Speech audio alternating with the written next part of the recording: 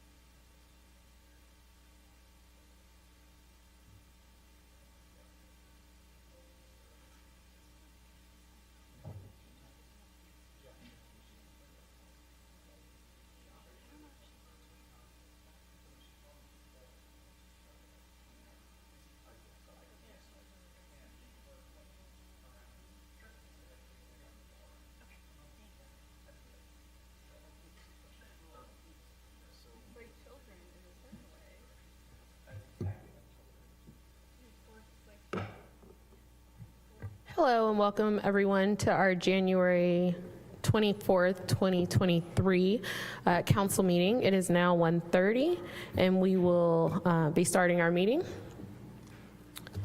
Seeing a quorum, Madam City Clerk, can you please call the roll?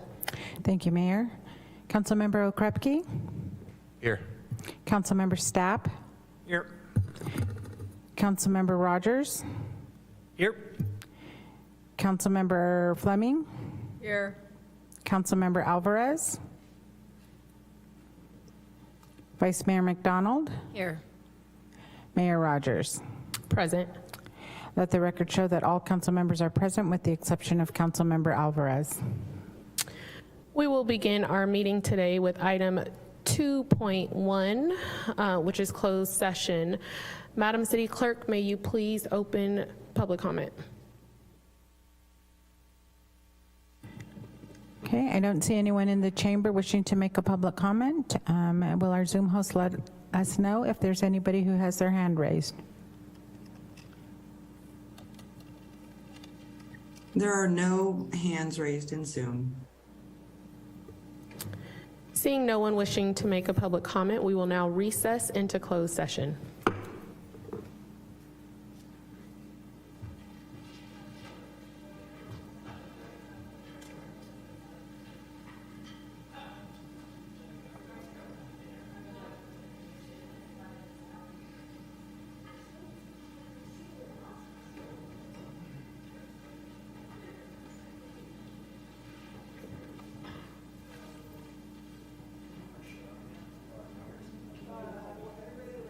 Okay.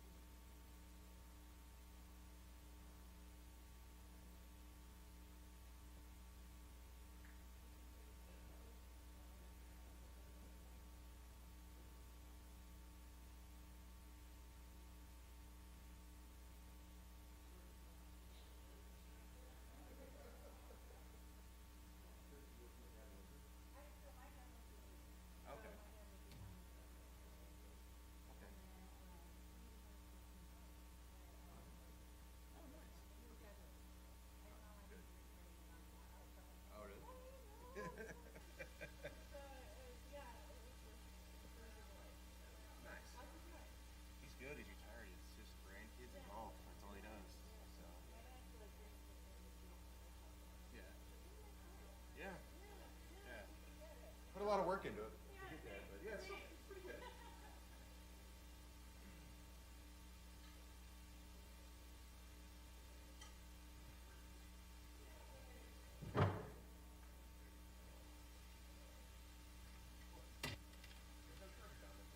Okay.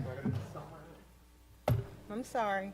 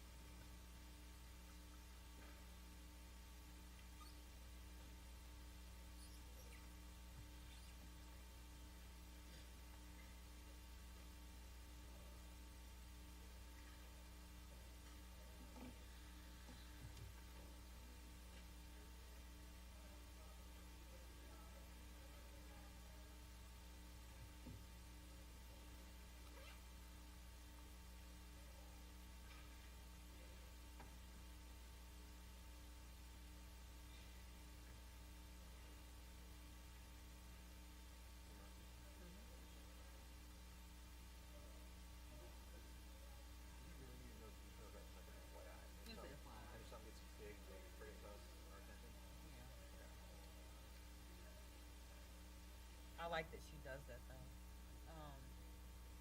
Because a lot of cities are not that transparent. And then when you pull your litigation costs, it's like, well, why didn't you know?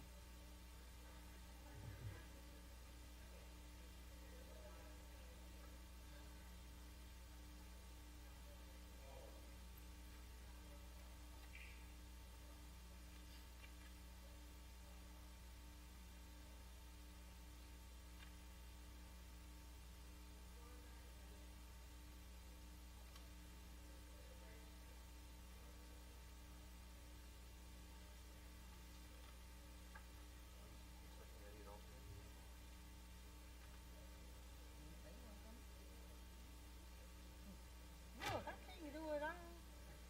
I like your name.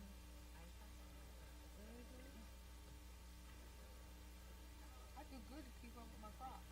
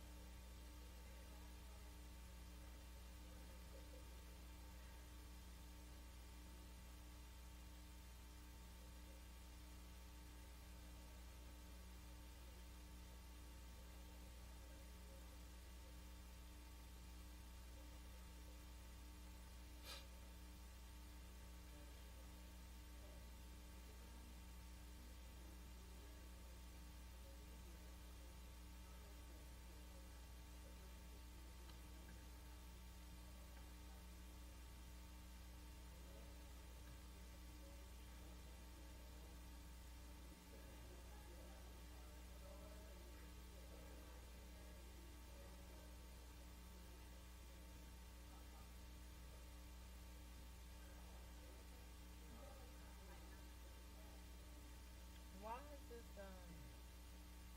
why am I not a panelist?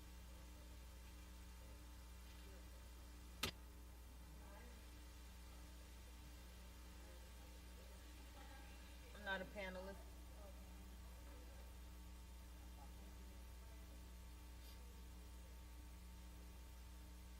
That's why I'm not a panelist. Did you join the Zoom meeting? Mm-hmm. Yep, I joined the one that was on my calendar.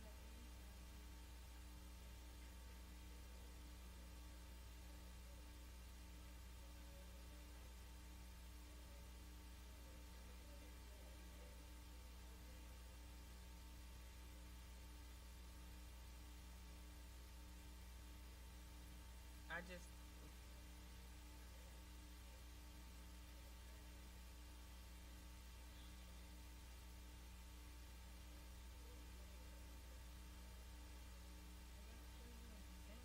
I just logged back and logged back in. 'Cause it keeps doing weird stuff.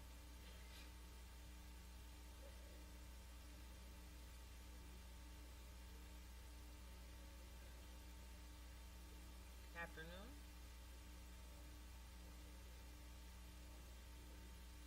Thank you.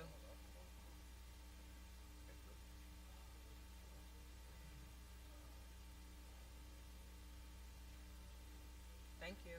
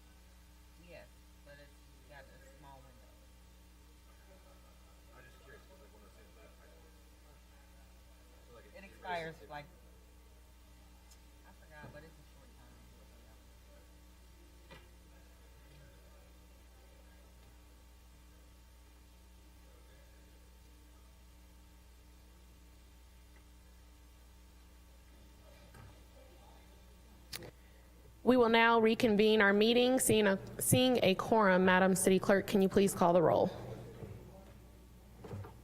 Thank you, Mayor. Councilmember Okrepke. Here. Councilmember Stapp. Here.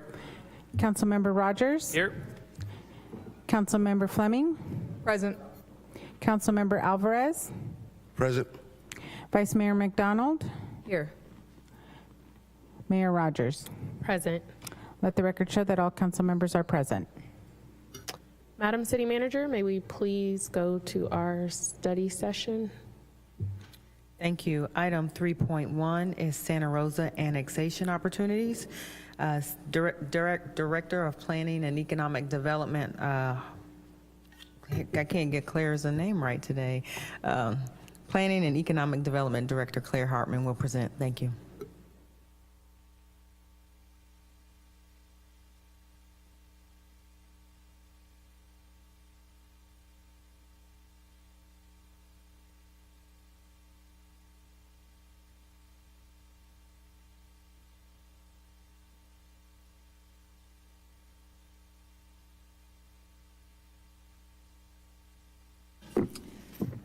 All right. Thank you, everyone. Yeah, my name's Claire Hartman. I'm the Director of Planning and Economic Development, and I'll be presenting for the study session tonight, or this afternoon. But there's quite a number of us here to support this item. We anticipate you will have questions, and we're all here to support that. It is an educational session. That's what a study session is all about. And we're here to learn about annexation opportunities for Santa Rosa. So just to keep in mind who's available to support this item, we have our City Manager's Office representative, Darielle Dunstan and Jason Nett. We have our Chief of Police, Chief Cregan, Chief Restwip, representing the Fire Department, Alan Alton representing Finance, Jennifer Burke representing Water, Jen Santos representing Parks, and Jessica Jones representing Planning. There's many more that were involved in the preparation of the study session. These representatives are here to help us field any questions that we might have. So what we're going to cover today, and I will click through a number of these slides. There is a lot to cover. I want to be able to get to public comments and to your questions and your own comments related to the subject matter. So we're going to go over what brought this item before you today. We're going to talk about annexation boundaries. We're going to talk about something that we learned about called disadvantaged unincorporated communities. We're going to talk about annexation principles and how important those are to set as you, if you were to venture into a city-initiated annexation process. We're going to talk about the timing and the cost estimates, and these are our best educated guesses at this point, ahead of any work plan and budget we might prepare, and then our staff recommendation.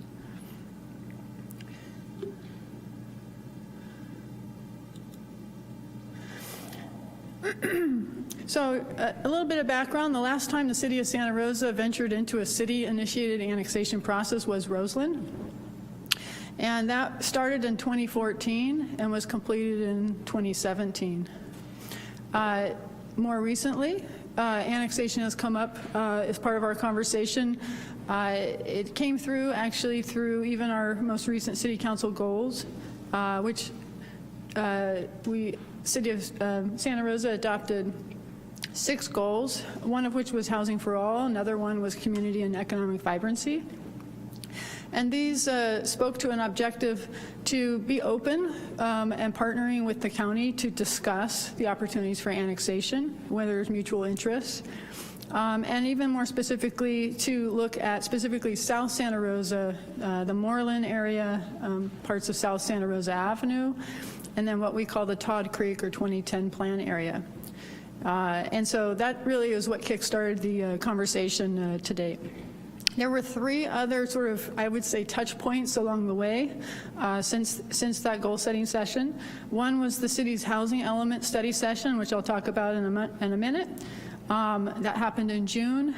And then shortly after that, another touch point was we had some interest from developing team that represented a number of acres in the Todd Creek 2010 plan area and an interest to annex and develop that area for primarily housing, but some other uses as well. And that was a pre-application, so not an application that was filed that we could process, but really a meet and greet and a high-level consultation process for that. And then in October, the council was interested in what it would take for the city to initiate and expedite the Todd Creek 2010 area. So that's actually roped into the study session. We were already gearing up for this study session, and that fit nicely within the context. So mostly to kickstart the conversation, there was a kickoff meeting held with the city and county leadership. So members of the city manager's office, myself attended, and also the county administrator's office, as well as Supervisor Chair Corsi and former Mayor, City Council Chris Rogers. At that meeting was important because we were really just at the early stage of, how would we approach this topic.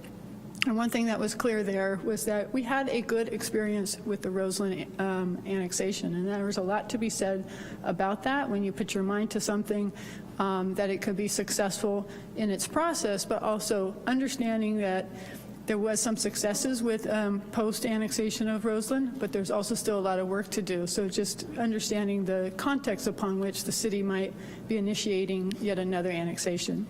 And we talked about the key principles that were a part of that, and that comes up a little later in my presentation. And since then, there's just been a number of meetings between some city and county staff in terms of process, setting expectations, but also the city team of what it would mean to incorporate. So today's session is really just to receive the report. This is a study session, so we're not here to adopt anything or allocate resources, but really understand what this opportunity is about. But if there was interest tonight to act, there would be questions that staff would have of council. We would need direction on boundaries and key principles, and really direction to spend time on an actual work plan and budget. Right now, you're getting the best educated guess. Okay, so one of the key pivot points that got us here today, even just talking about annexation, is housing. Housing is a regional issue, so it came up when we were looking at our draft housing element in June. So what this chart is a representation of the regional housing needs that need to be addressed by jurisdiction. These are allocations that are brought to us by the state. You can see Santa Rosa's housing needs, and this is for this next cycle, so from 2023 to 2031. And you can see highlighted in pink here is Santa Rosa's housing needs, and then the breakdown by income category. You can also see that where the other cities play into the role of fulfilling regional housing needs. Obviously, we have the most in the county. We're the urban seat, and that's appropriate. You can also see that the county of Sonoma has the next highest, and that's distributed throughout the county. But obviously, there's a place that we interplay with the county in terms of where those might be located adjacent to Santa Rosa. So at the study session, you were presented with a draft housing element and how the Santa Rosa would meet those needs. Now, we look within our city limits and our strategies and principles of urban planning and city-centered growth, walkable neighborhoods and whatnot. And so you can see here that we did find capacity in that early draft housing element. This has since been refined. But you can see that there is capacity to meet Santa Rosa's housing needs. There is a buffer here. There is a capacity surplus. And then back in June, that looks tempting to be able to absorb potentially other units. However, this is prior to really a real refinement, and this buffer has since been cut in half in terms of the ultimate buffer is much less, and you'll see that. But we are still staying to our principles. We're staying on schedule for our housing element adoption. It should be before the council for consideration on February 14th. We can meet our target without rezoning sites, which is phenomenal. That means we don't have to go into neighborhoods and talk about rezoning their sites. We were able to focus on downtown and priority development areas or transit-rich areas, staying within our principles. And of course, we were able to meet our targets without annexation. And we do need a buffer. It's actually required, and we have a reasonable buffer even after refinement, you'll see. About the same time, we received a request from the county to consider absorbing 1,800 of their units, and you can see you don't get to specify which income category. It's distributed according to the state's protocols. But at the time, it was a bit late in terms of getting that request. There was no funding associated, especially with the below moderate units, and we know we need to make sure that we plan for that, the support for those units in particular, and no analysis or engagement. So the council did consider it at length. We had a healthy discussion on it, but ultimately the move was to continue the city's housing element as drafted, because there is a timeline. You do want to meet the timeline so that you can stay in good standing with the state. We were able to do it, and so that was the direction. But you can continue to have a conversation with the county about opportunities for transfer of these allocations, but through annexation, and that can happen at any time. And so that was the direction that led us through this process. So I'll start now with the next part of the presentation, which will talk about potential boundaries and what options we thought would be good for the sake of study and discussion, and then principles and time and cost. So in terms of considerations, these are the key considerations in terms of staff trying to provide some options for you to take a look at. Community interest is really important.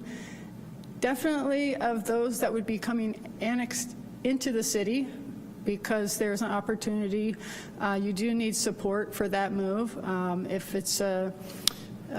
there's a protest hearing, you want to make sure you've done your due diligence to engage and educate, and that this is something that they would support. And you also have to consider your existing residents and what they might think. And so we don't have the benefit of a lot of engagement up front, but we know that's really important. Fiscal responsibility, is this mutually feasible for city and county to make a transfer? And then key considerations, staying within the urban growth boundary and being compliant with local and state policy and LAFCO policy as well. LAFCO is actually the final authority on annexation, so we can do a lot of the work up front, but ultimately LAFCO will make the decision, and LAFCO is our local agency formation commission. So we set a base map, so high level here. This is the city of Santa Rosa. What you see in the dark blue line is the urban growth boundary. The urban growth boundary is actually set by election. So ours was first adopted in 1996 and ran for 20 years, but it was re-upped in 2010 through what they call Measure O, and our urban growth boundary is good until 2035. And what that means is development shall not take place across its line for the city of Santa Rosa. Other elements of this base map, you'll see most of it is sort of a brown, and that's the city limits. So those are incorporated, that those residents are within our jurisdiction. And then, I don't know, can you see my mouse in his? Okay, great. And then here's an example of sort of a purple tone. That's what we call the sphere of influence. And so that is an area where it's physically predictable that there would be services available for future annexations and developments. You can see that there are some gaps here where the sphere of influence does not align with the urban growth boundary. In most cities it does, so this is some work that we'd have to do. LAFCO actually has the authority to process amendments to sphere of influence, so that'll come up in a little bit later.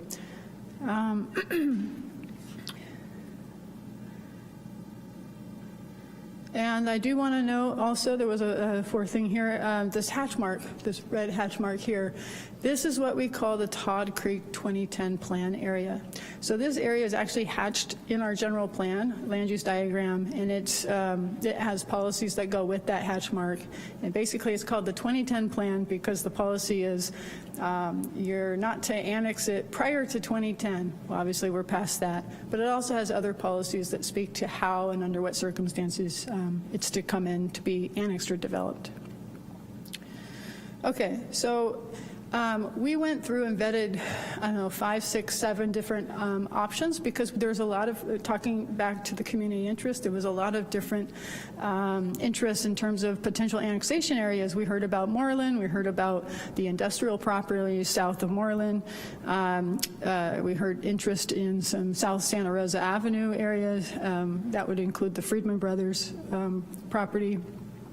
And then, of course, as I mentioned, developer interest in the Todd Creek 2010 area. And so one of the things we came up with was those were all contiguous. They are all on the same side of the city. There's a lot in common. So one of the options for the sake of discussion and analysis was what we call South Santa Rosa. So just to put this in perspective, and there's a close-up here, this entire area of unincorporated would go from our city limits down to the UGB, urban growth boundary. It's about 1,400 acres. I guess to put it in perspective, it's about the same size as the Roseland specific plan area. Roseland was 700 acres for the annexation piece, but the specific plan was about 1,400 acres, which is what this is.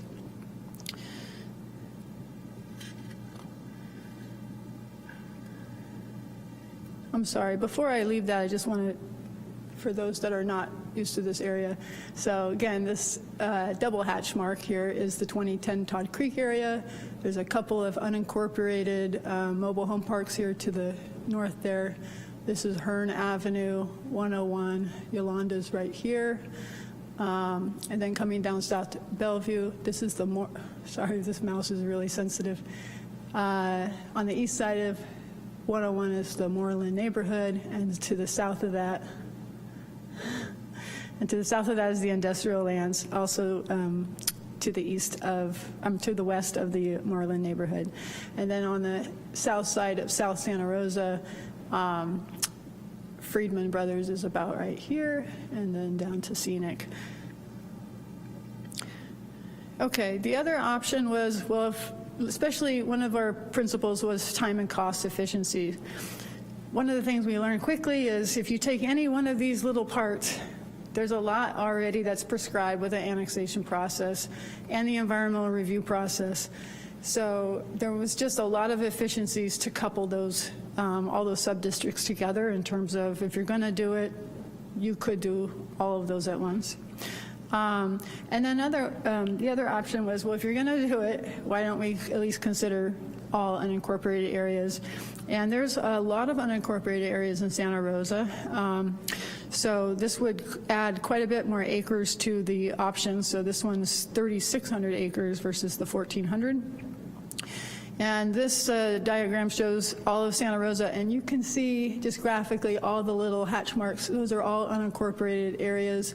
Most of them are islands. I think we have like 30 county islands, and then some of which are fringe, which means they're not completely surrounded by city limits, but they're maybe adjacent our urban growth boundary, and then surrounded by, on a couple of sides, city limits. And here's just a enlargement of part of that, so you can see how one of the things to note on this one is that they are scattered throughout, so social, economic, demographics are just a complete mix. So we're looking at lots of different populations that we would want to engage with the through the process, and then also topographically they're really different.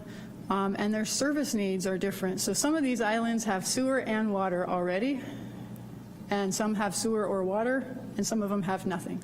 So lots of different conversations to have when the degree of impact is quite different.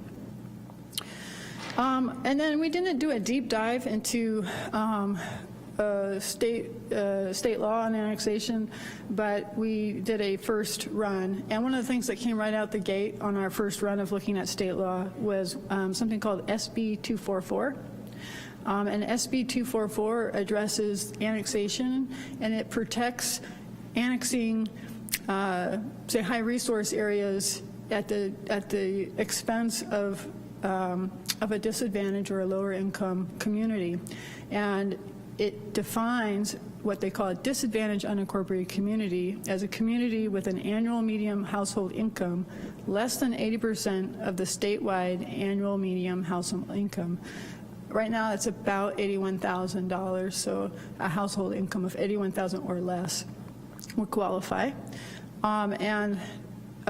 We ran the threshold for that with the city's GIS, and you can see here in purple, which covers quite a bit of the city, but you can see it covers almost the entirety of South Santa Rosa option. So that would be something to consider.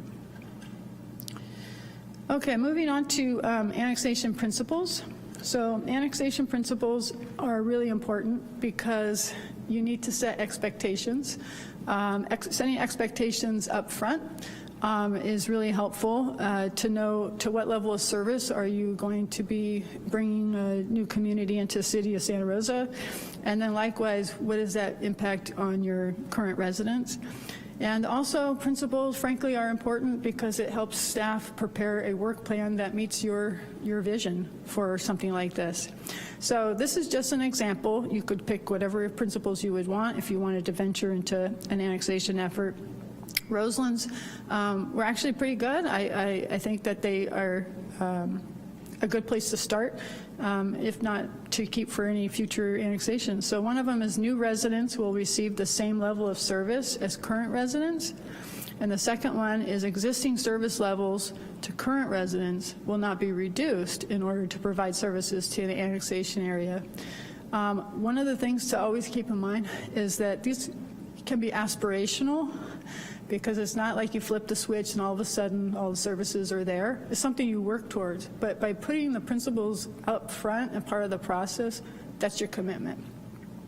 And so this is one thing that we will hear. If the city does venture into a new city-initiated effort, we will be sure to hear that Roseland's not done yet. Don't stop paying attention to it.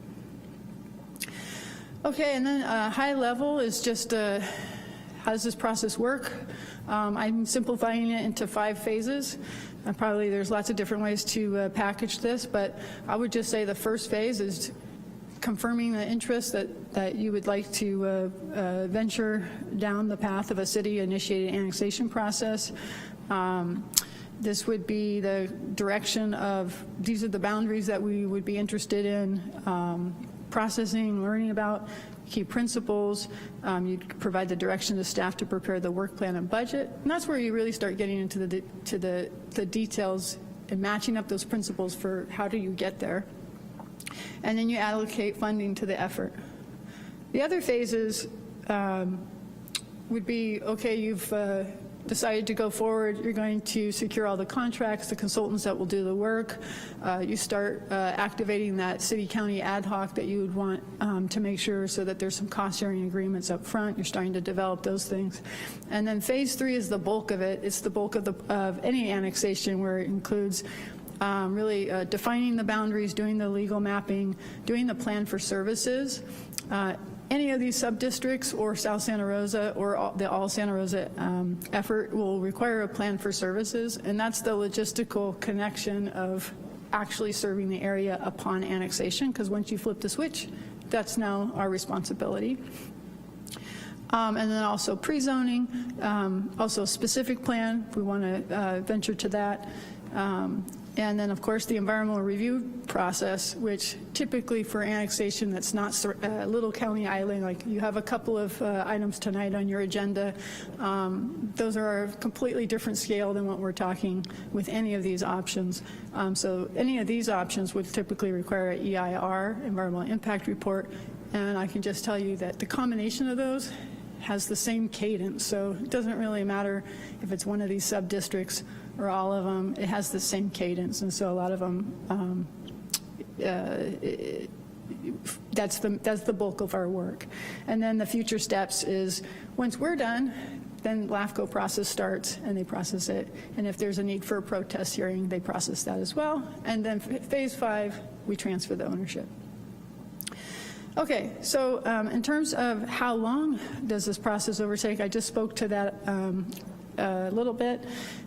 Roseland, as an example of, and we talked about it for 20 years, but when we decided to do it, it took 3.5 years, and that's actually quite remarkable, and it included extensive community engagement, it included a specific plan, it included an EIR, and it included the annexation and plan for services. And again, the annexation part was 700 acres, but the specific plan was 1,800 acres.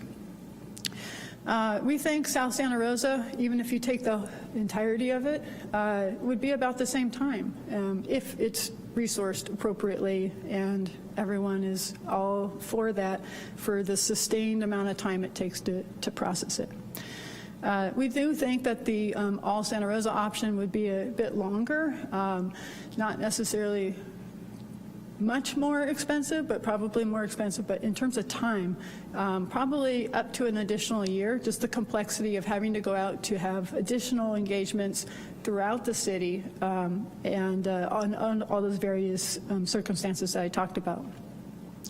Under all these scenarios, we would be still looking at the preparation of a specific plan for the Todd Creek 2010 area, or potentially even a wider boundary, and that does not take any additional time. It's actually a concurrent process that would fold into this 3.5 years. Roseland annexation was prioritized. So one of the elements that the council had brought up to be added to this this item was the idea of expedition. Like, if you want to do it, how do we get it done as quick as possible? So I would say Roseland's a great example for that. It was an all hands on deck, and I mean all staff and all council and good relationship with the county. That's what it takes. But we do think that if you did one of these, that we have the means to pull this off again. In terms of the length of time, this is going to impact city council goals and our work plan for the city because it affects all the departments. It's just something to think about, putting it in context with all the other competing interests that you might have, not just this year, but for the next 3 years. Okay, let's talk about cost. So again, we did not produce a work plan for you tonight. This is a study session. That would be some future item if that's where you want to go. But again, looking at Roseland in terms of annexation, there's a lot of similarities, and then we'll talk about the differences. So in all, we expended about $2 million towards the Roseland annexation process. 1.4 was from the general fund, and 650,000 was from MTC ABAG grant that supports the planning of priority development areas such as Roseland. We do think that South Santa Rosa is a bit more complex in many ways than Roseland, so we do think that like annexation of South Santa Rosa would be more expensive than what we experienced with Roseland. Again, it's not, Roseland was surrounded by the city limits in the heart of our city, right? So there's a lot of already embedded mutual understanding and information that we had. With South Santa Rosa, we have not been engaged, so we would have to engage and do that analysis, and not just the technical analysis, but engage with the population that lives there. And so and then also, this is back from 2014.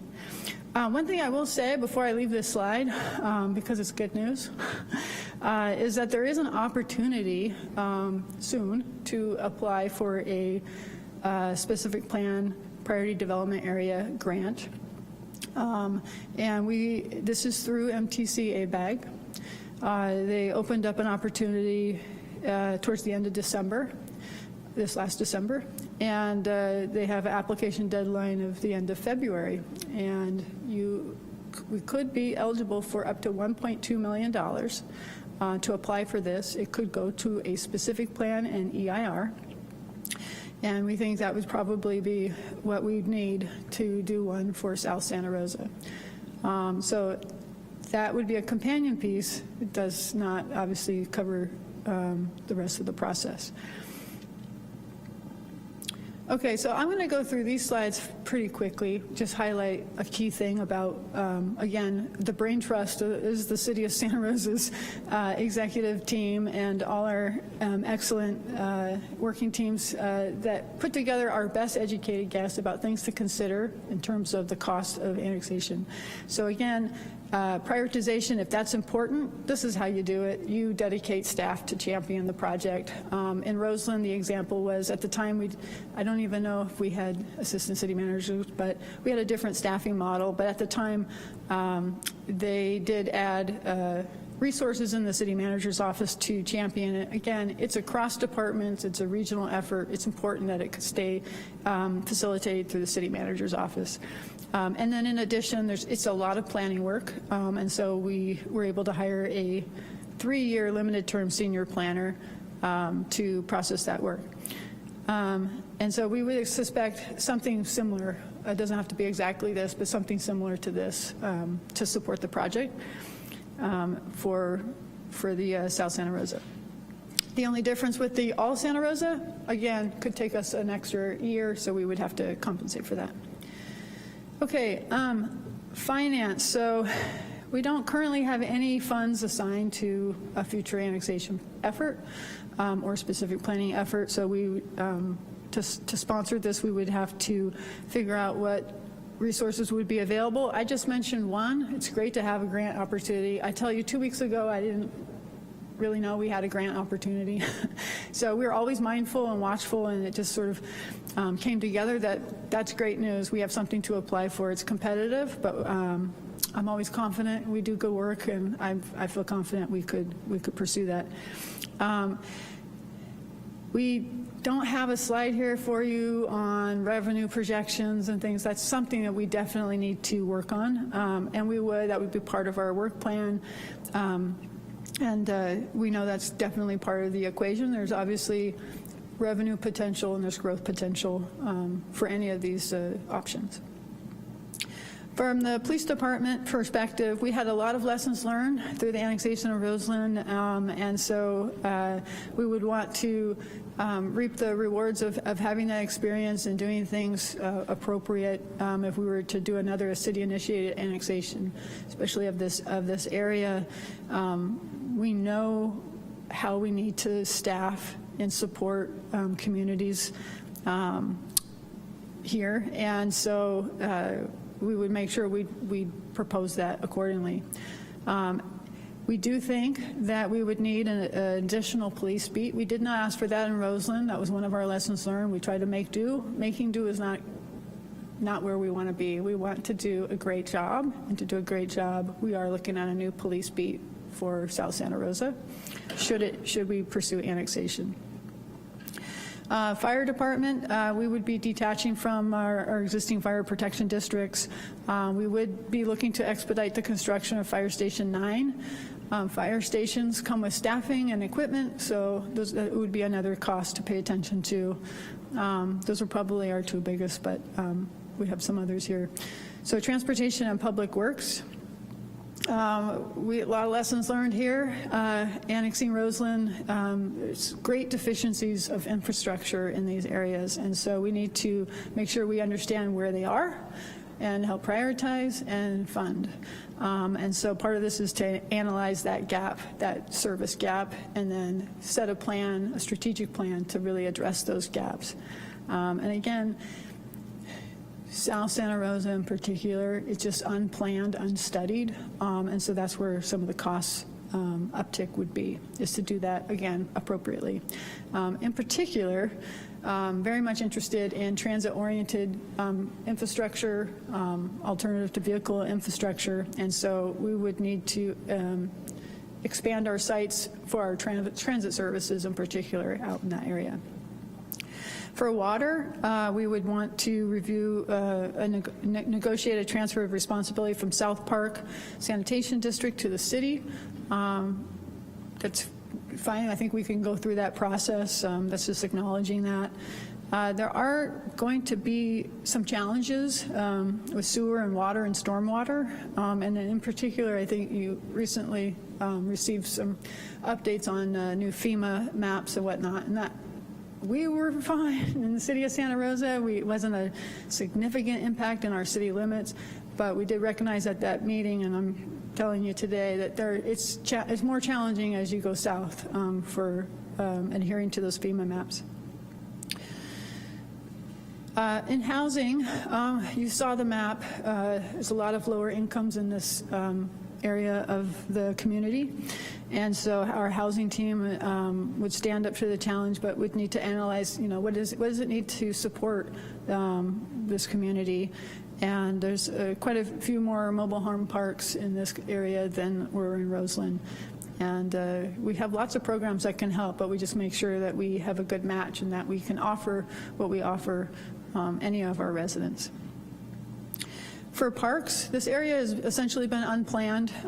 There are, again, unlike Roseland, where it was in the middle of our city and we actually maintain some of those parks that were in the county. We don't maintain any parks in South Santa Rosa, so we'd study the responsibility for that. There would be a transfer of that, and then also, obviously, we need to address the need for new parks and where and how and what. So there's an engagement process that needs to happen with that. Okay, last but not least, planning and economic development.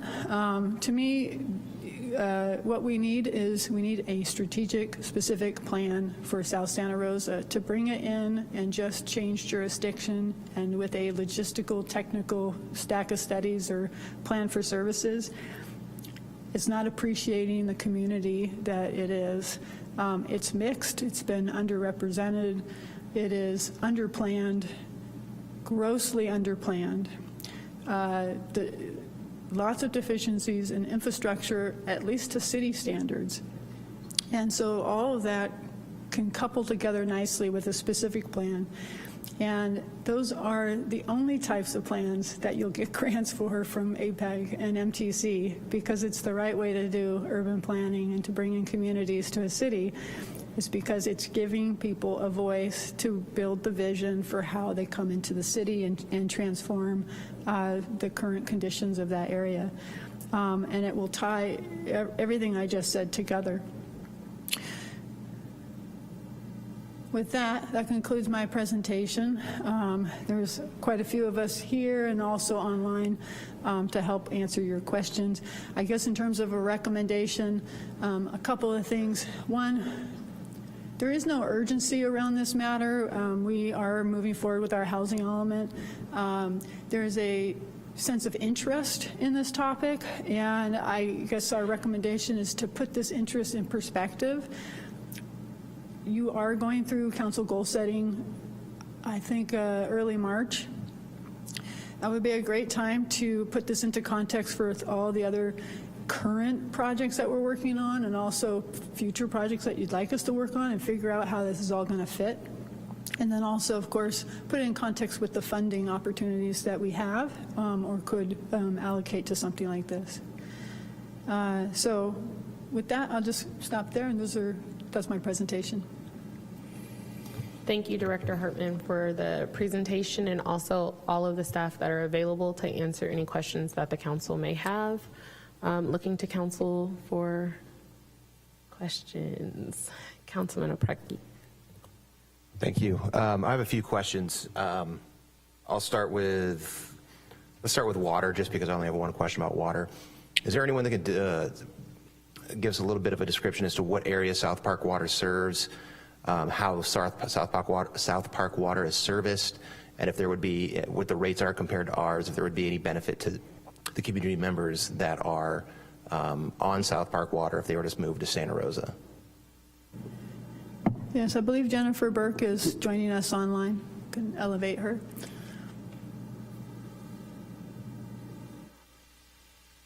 Thank you, Councilmember Okrepke, and I apologize. Can you please repeat the question? As I was being promoted, I got disconnected from the audio. No problem. So I just was hoping you could discuss a little bit about South Park Water, South Park Sanitation, and the area it serves.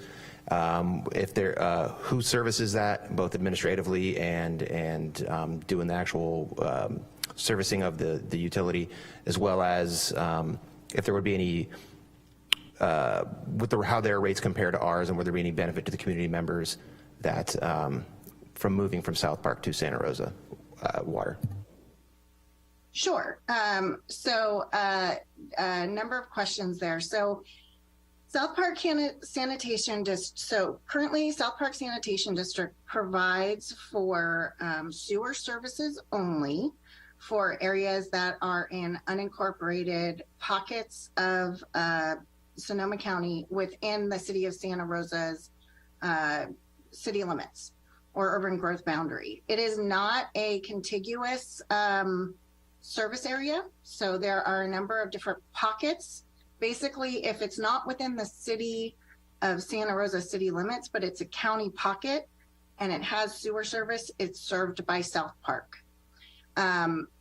With one exception, in that when we did the annexation of Roseland, we were unable to dissolve the South Park County Sanitation District. So any area that was in the Roseland annexation is now currently in the city limits, but is still served by South Park County Sanitation District. So it's a map of areas in the south and western parts of Santa Rosa that South Park serves. Currently, the district is a county district. They have an agreement with Sonoma Water to provide administration of the district. And then Sonoma Water has an agreement with Santa Rosa Water to provide for the operation and maintenance of the sewer system itself. So we provide for all of the O&M and report that information back to Sonoma Water. And then Sonoma Water is the legally responsible organization in terms of permitting requirements for operating the sewer system.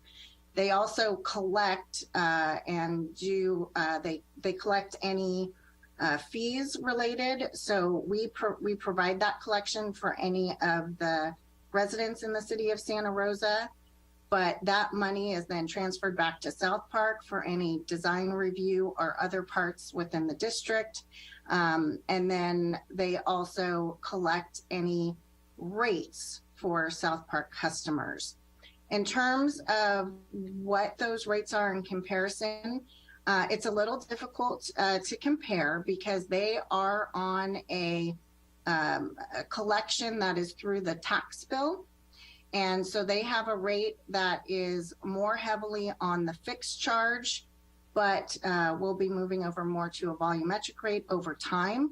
As part of the most recent agreement with South Park that we did as part of the Roseland annexation, we are working with Sonoma Water so that they can transition their rates over time to be more closely aligned with Santa Rosa's rates, so more heavily of a volumetric rate and a fixed rate portion, and then eventually move over to monthly billing.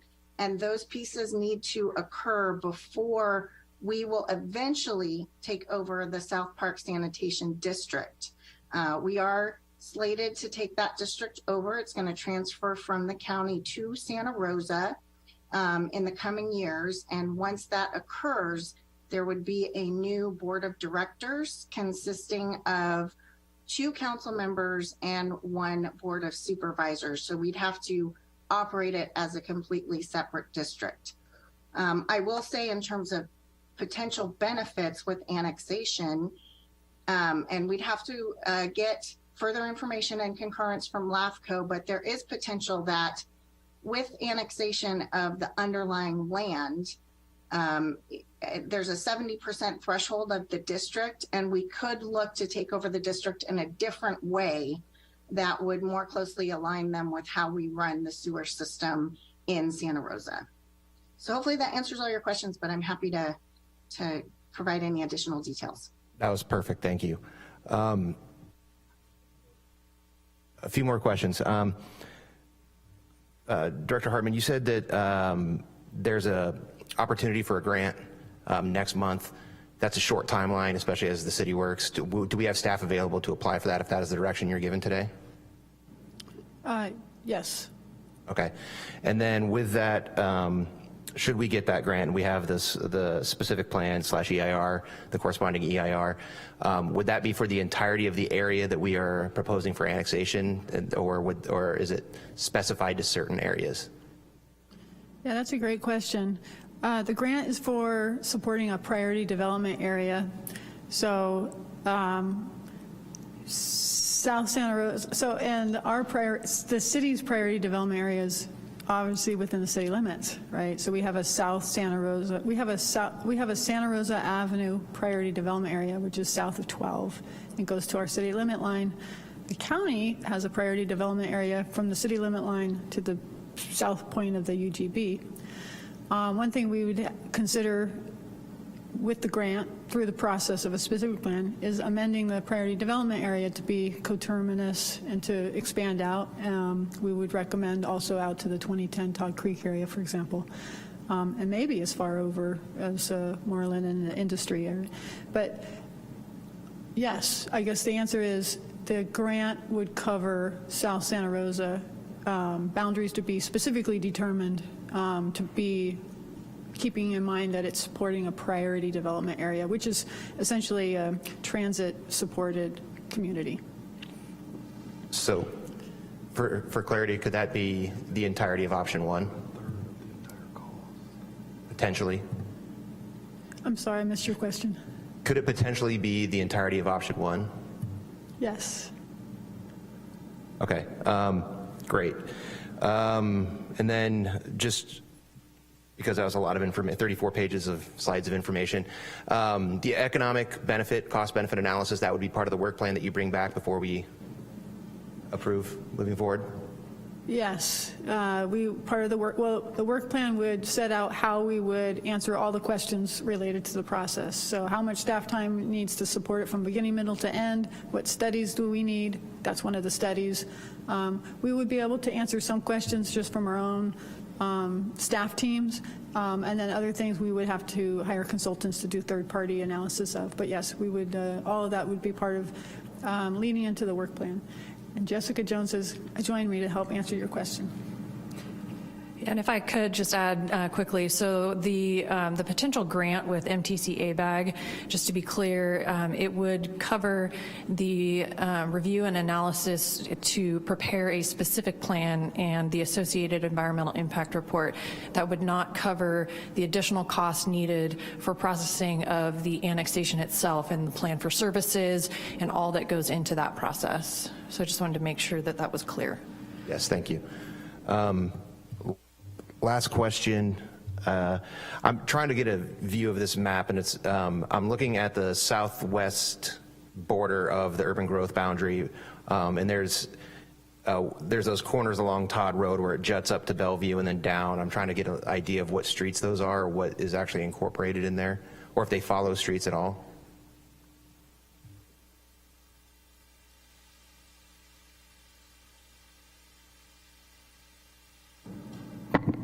You want some identification of the South Santa Rosa map and identifying some street names to get context? Is that, That'd be great, yeah. Okay.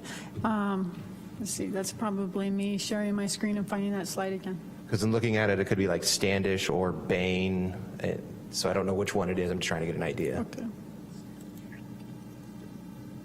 Claire, that's slide 13. Thank you. Okay. Yeah, actually I have some notes on this because I agree. I wish there was a few more landmarks here. Okay. Let's see if my cursor works. So I'm going to start here at the top. I believe this is Yolanda. Oh, this cursor is not really, okay. At the top of the hatched marks is going to be Yolanda.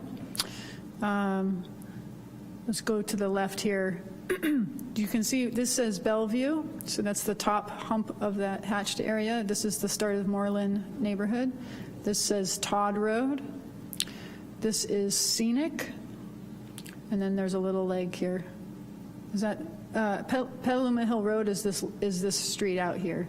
Right, I'm asking specifically between Todd and Bellevue.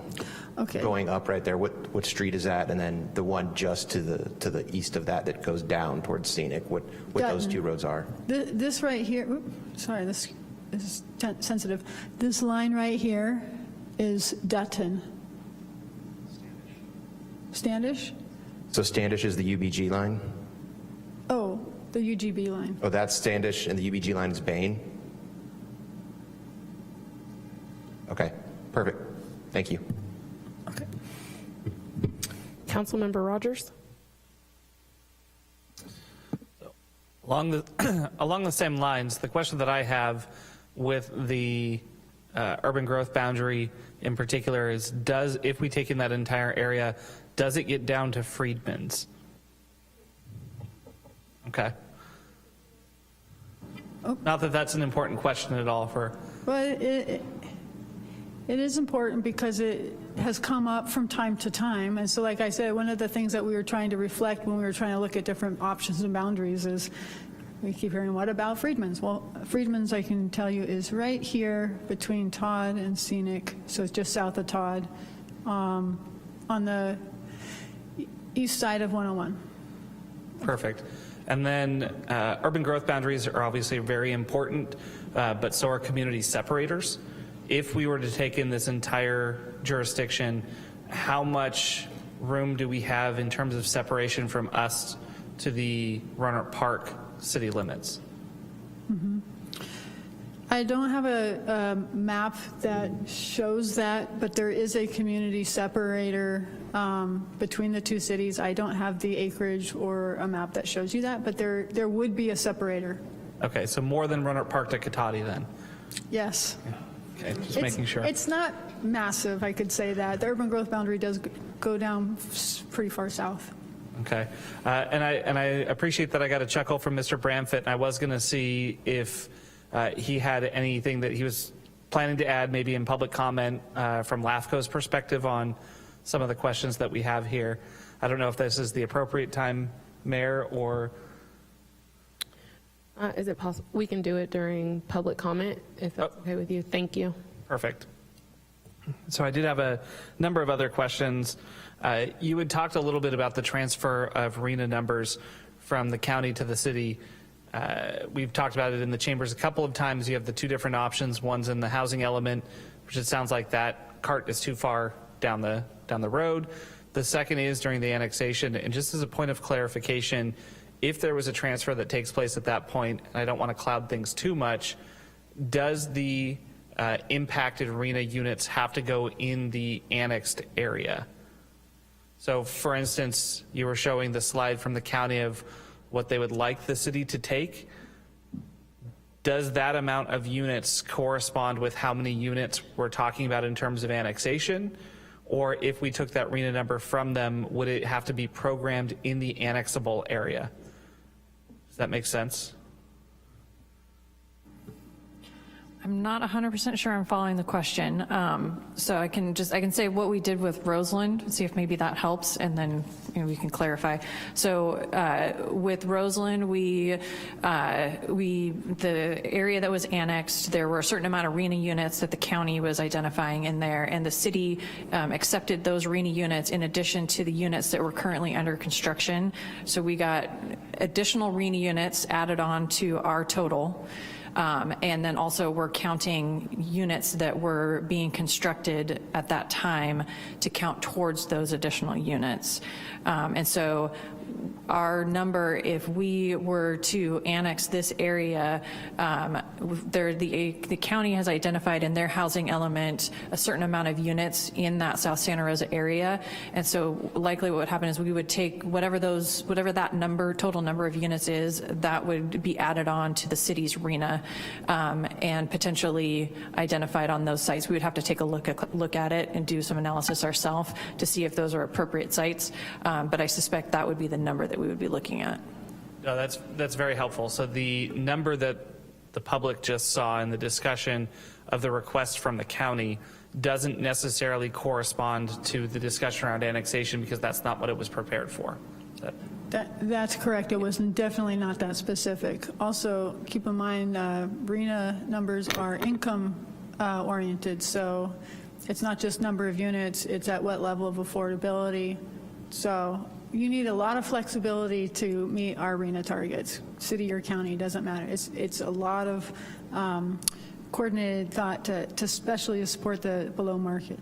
To Deputy Director Jones's point, the county is undergoing their draft housing element. They're just a few months behind us, really, but they are looking at, they have disclosed their draft element, and I can say there's 17 sites within the South Santa Rosa area, so within our urban growth boundary, but unincorporated, and they have 17 sites identified in their housing element, 10 of which are proposed for rezoning to upzone, not to City of Santa Rosa standards, but a lot for the county. And so, yeah, that would be another pressure point in terms of our interest in annexing, is to be more strategic about how those units land. And also the RENA numbers are all about new housing units, not existing residents. So it's all about constructing new units.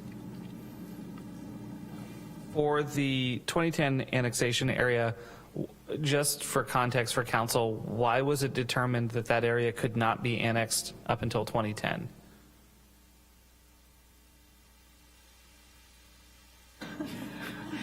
Yeah, I'm not sure that we know the specific answer to that question. I think it had to do with it was a stipulation in the expansion of the urban growth boundary is the way I understood it, but we'd have to look in to get specific answers to the question. So it wasn't that we were looking for specific conditions to have already been met that we assumed would happen by 2010? That's an excellent question. Yeah, I'm afraid we're not going to have a perfect answer for that. I think it was hand in hand an expectation that it shouldn't just come in. It should come in with some thought and integration, and not prematurely. I guess that's what I feel safe to say. Otherwise, I don't have the information about the exact reason why it was worded the way it was worded. Where's John Sawyer when we need him?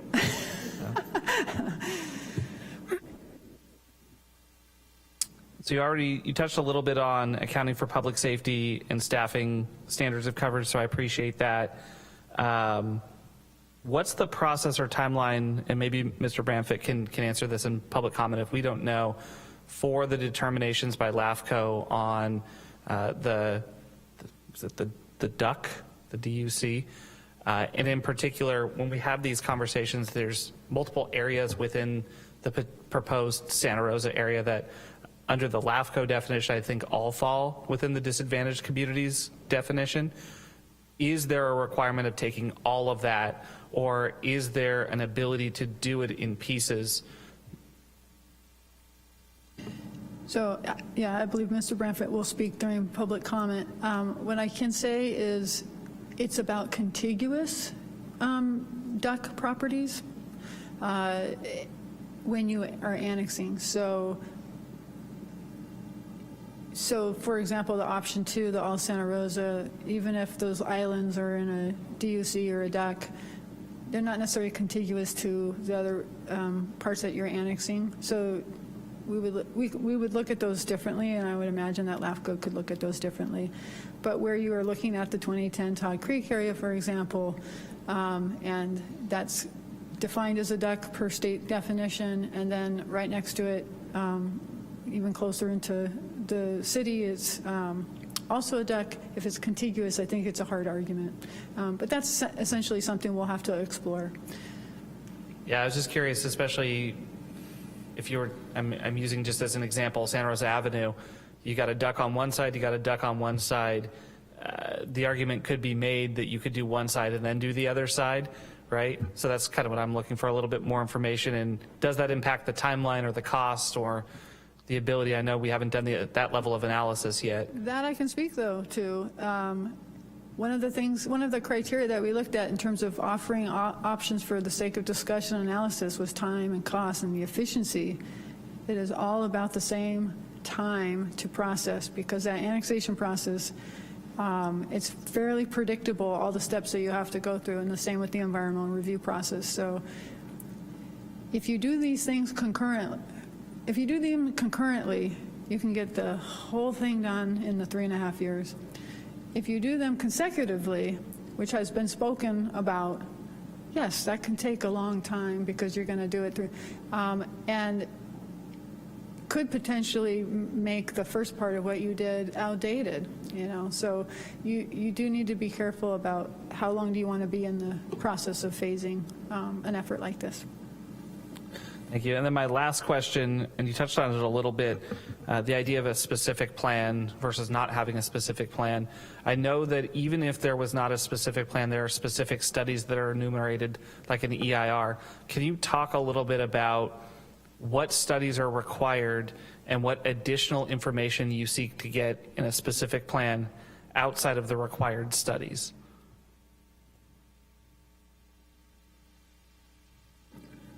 I'll start, and Jessica can supplement. So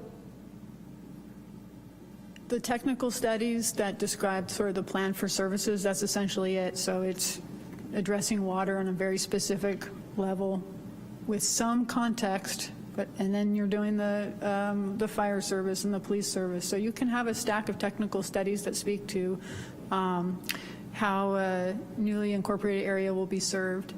The specific plan is a much bigger envelope. It's putting it all together. And instead of how are we going to serve it upon annexation, it's how are we going to serve it in the future? Like, what's the vision? How does it all play out? So there are really two different scales entirely in terms of serving a development or serving a newly annexed area versus what's the vision for bringing this community in, and how's it all going to interrelate? So different scales and different length of projection of what you're studying for. And the other thing that I would add to that is that with a specific plan, you're getting into looking at the necessary infrastructure to meet whatever the vision is for the next, 20 to 30 years that the specific plan is going out. You're looking at, how is this area going to develop and how are we going to serve it, both, with infrastructure like sewer and water and roads, and then also, the services.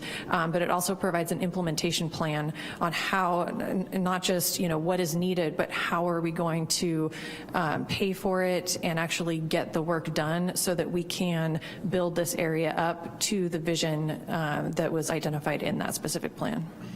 And one more important point about what you get at the end of an EIR for just annexation or an EIR for just a project versus a specific plan is you get something that Santa Rosa has been incredibly successful with is when you get a specific plan, you streamline development, you streamline infrastructure improvements. Everybody gets to use the specific plan for streamlining because it's predictable. You've come up with your vision, you've agreed on your land use, you've agreed on your improvements, you've agreed on the growth areas. So when you are implementing it, all that hard work has been done comprehensively up front. And so the state has been great about streamlining tools. If you have a specific plan, you can get to the other side, and it is useful for government infrastructure as well as development. And then the community that is the most impacted, because they are living in this area of change potentially, they know what is what and why, and they have an opportunity to voice their opinion about it. So. And really fast, just remind me, how much additional time does it take to kind of pause, do the specific plan before you move forward?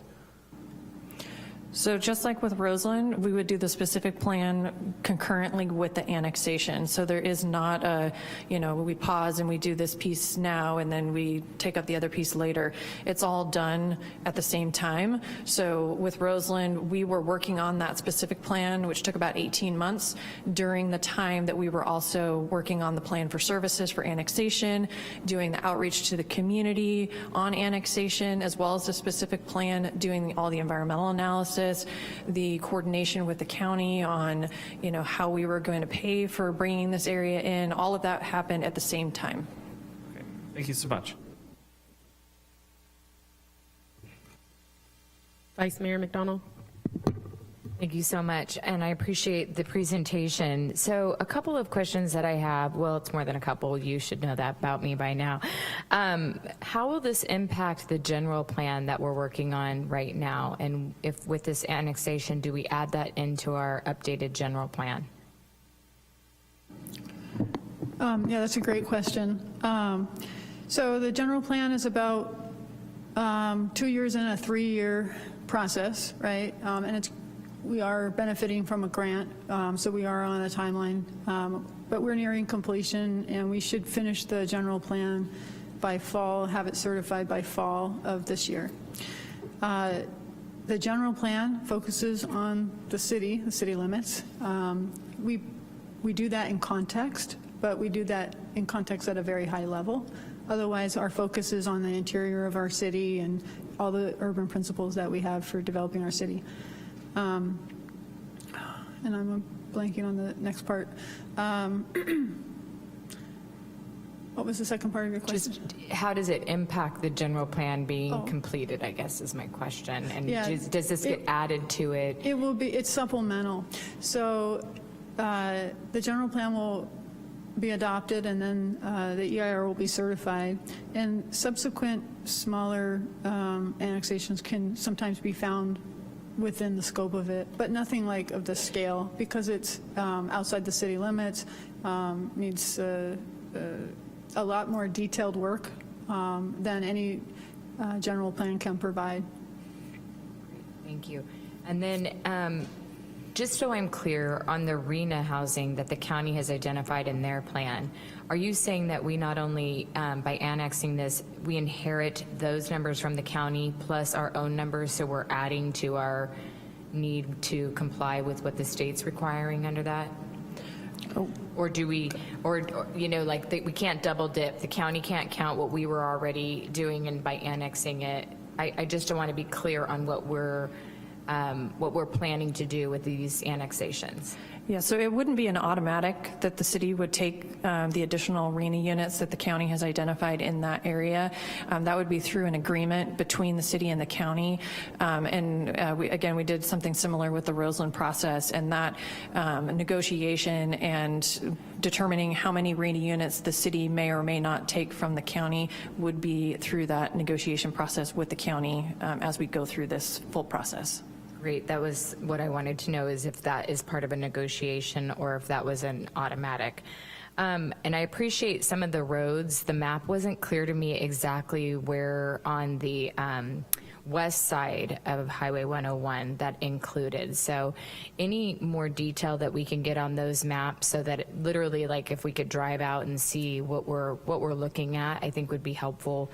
From my perspective, I really do appreciate in the presentation all of the additions to police and fire and the need for a fire station. I think that is necessary. Can you bring us back a bit more around what we'll need to do for streets and parks and all of the other buckets that go along with adding in something to the city? So, but I'm glad at a high level we are, identifying these things. I just want to make sure that when we're incorporating anything, that it's everything that we are going to be responsible for in the city of Santa Rosa, and adding staff appropriately to be able to serve that, so that, and I believe it was one of the bullets said that another area doesn't have to then be, not have as much service because of that annexation. The grant, just to go back on that, how do we comply with the timeline of the grant? What action would we have to take tonight, or because it's a study session, how do we comply with that timeline? That is a great question. Yes, and that deadline is going to come up quick. Well, I think we could still move forward with the grant application process. You can actually do a specific plan without annexation. the complication there is that we would be doing a specific plan for property that's not in our jurisdiction, so obviously the county would be a lead partner. If you do it concurrent with annexation, we're the lead agency, it's our project, our effort, and we coordinate with the county. I do think that you still have an opportunity to discuss this commitment, particularly the annexation aspect of it, through council goal setting and through the budget. Again, we don't have any budget allocated towards the rest of it, so that would have to take place. But I'm sorry, I'm a bit rambling on this, but I guess we would want to hear some direction. If you're interested in activating concurrently with annexation and specific plan, we probably want to hear that tonight, but I'm deferring to the city attorney. Thank you, Director Hartman, I appreciate it. As it's a study session, we're looking for feedback and direction from you all in terms of where you would like to head on this matter. The city does have a grants policy that does allow us then at the staff level to move forward with applying for grant funding and then, you know, kind of moving forward with subsequent approvals that are necessary at the council level to be able to meet those deadlines. That's helpful. This question is something perhaps to bring back at us the next time, but you said that the last time we did annexation, it was all hands on deck, and that everybody had to sort of shift work to ensure that this was getting done. My question is more around what will we be doing with the rest of the work plan if everybody is working on this now, and how we'll address that for staffing if there's no budget to set this aside. So just something to kind of keep in mind. I don't think you can answer that today because we haven't given you direction on it, but it's something that I would like to see brought back to us so we have a better understanding of the work plan. And then a couple more. Will any of these areas that's annexation be used for only residential zoning, or will we be doing mixed use and some commercial as well in some of these areas? South Santa Rosa has all kinds of land uses currently and has potential to have all kinds of land uses in the future. There are some industrial properties. There's high density, there's low density. And then if you do look at the placeholder designations that are identified in our general plan, it's very, there's a lot of retail business service, obviously that would have to be rethought. That just kind of shows you how outdated the land use diagram is for this area. But there's lots of opportunities for a really, truly innovative, integrated land use pattern, circulation pattern, that if you look at the general plan map for the rest of the city, you see that all that's been articulated carefully, and then you see the placeholder designations that South Santa Rosa's been living with. And then just my last question is, I know we just went through redistricting for council. If adding this into the city of Santa Rosa changes our numbers of residents that we'll be representing, what is our timeline that we would have to bring that whole study back to us for redistricting council again, and will we be on some sort of timeline for that as well? I'm going to go ahead and jump in on that one. We do have a set cycle that we typically use for the redistricting process. So I'd like to just look into it in a little bit more detail and come back at the next discussion on the item to be able to give you a specific answer. If anything with annexation would change that particular cycle, but my sense is we kind of stay on that. But if it is significant enough, we might need to come back sooner. So thank you for that. Councilwoman Fleming. Thank you, Mayor, and thank you, staff. My questions may be appropriate for planning, or they may be more in the city manager's purview, so no pressure if they don't fall directly within the planning scope of this. But the first one is, if we were to go forward at this time with annexation or looking to annex some portion or all portion of this region at this point in time, would this divert resources away from long-standing council goals of densification, urban renewal, and transit-oriented development? I think to the first part of that question, if we were to pursue something like this, it is a heavy lift, but it does fit into a work plan. So there would be room for other ventures that the city can pursue, but we're limited, right? We're limited to funds and we're limited to staffing.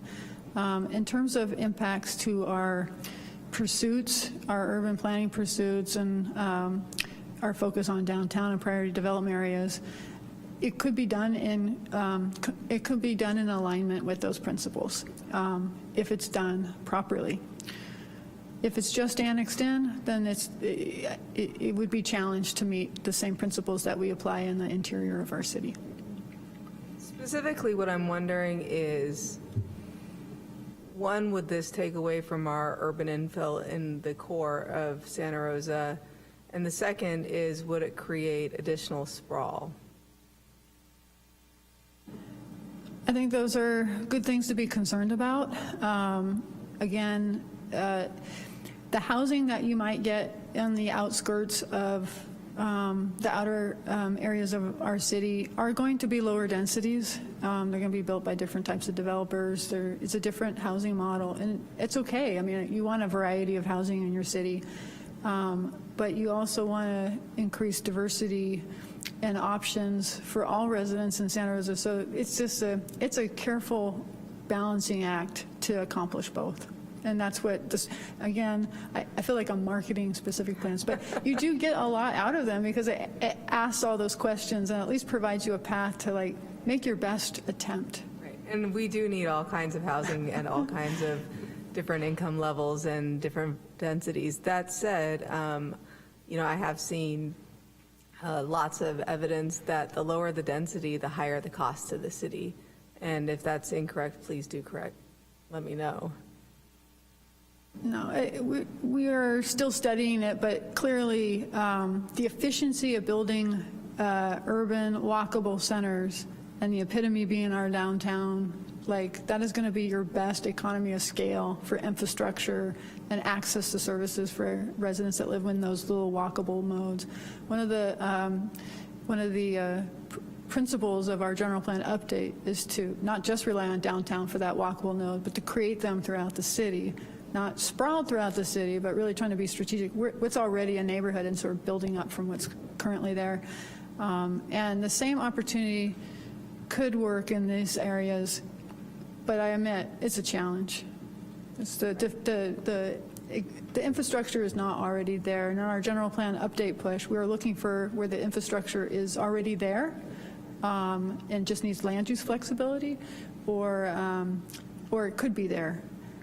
South Santa Rosa is a farther gap, so we need to get it on par if we wanted to pursue it. So what I hear you saying is that while it is possible to develop this area with the principles that this council has historically had, it will take a lot of thought, planning, and financing. Pivoting over to a question maybe for the city manager, this presentation referenced historical challenges in working with the county's planning department. I do see a representative for one supervisor in the audience here.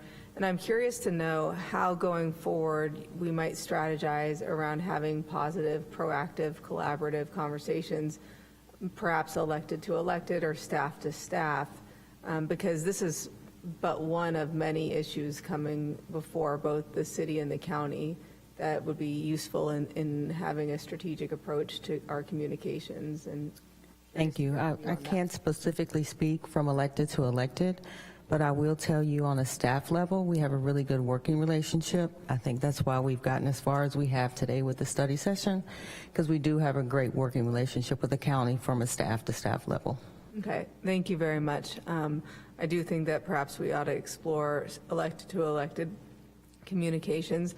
I can leave it here because most of my council members have asked the nuts and bolts questions about this annexation process, and hopefully one day we will have access to more Santa Rosa sponsored nuts and bolts as a result of this. So thank you everybody for a great presentation. Thank you, Mayor Rogers. I just wanted to chime in on one of the questions that Councilmember McDonald had, and as we look at the grants to start this process and that, or a situation where we have all hands on deck, I would say that staffing is going to be difficult with this, and challenging quite challenging from to be able to pay for all the services that are going to come from this. So as I'm listening to this go on, what I'm seeing is not just on the front end to be able to move the annexation further on the front end, but you also have the back end site. We're looking at, we've done some preliminary estimates with our revenue consultants on the sales tax that may be available from that. But just from a staffing standpoint alone, we've pretty much eaten that up. So there's other revenues that are going to be there, and as Claire mentioned before, we do have to do a full cost benefit of this, but I don't think we had the appropriate wet blanket thrown on this, and I think that's my job to do. So I just kind of giving a perspective of you're looking at long-term costs that the city, quite frankly, to keep a balanced budget going forward, I don't know how we would do that. Obviously, there would be negotiation with the county, but at this point, I'm definitely worried about our ability to keep a balanced budget going through and taking this level of work on to do that. So just for that. Just as a follow-up on that, Alan, are you saying that you've done a fiscal analysis on a cost benefit so that we would understand the revenue on the taxes that we might be able to receive? And if it's mixed use, meaning we potentially can have commercial and residential, could you figure that out in a quick study, or maybe not so quick, but actually figure out how much could be driven from revenue from that as well? Right, it wouldn't be quick. What we were able to do is we used our sales tax consultant. We gave the GIS coordinates of what the options would be. They ran an analysis at a high level, and we haven't even vetted those yet, but it gave us some preliminary numbers from sales tax, which I believe would be the largest source of revenue that we're going to have. There's a whole bunch of different revenues that would be affected, but that's our largest. And so I figured we start there and start looking. We're still trying to develop all of the staff costs will go there. So there's a lot of work that needs to go forward on that cost benefit analysis.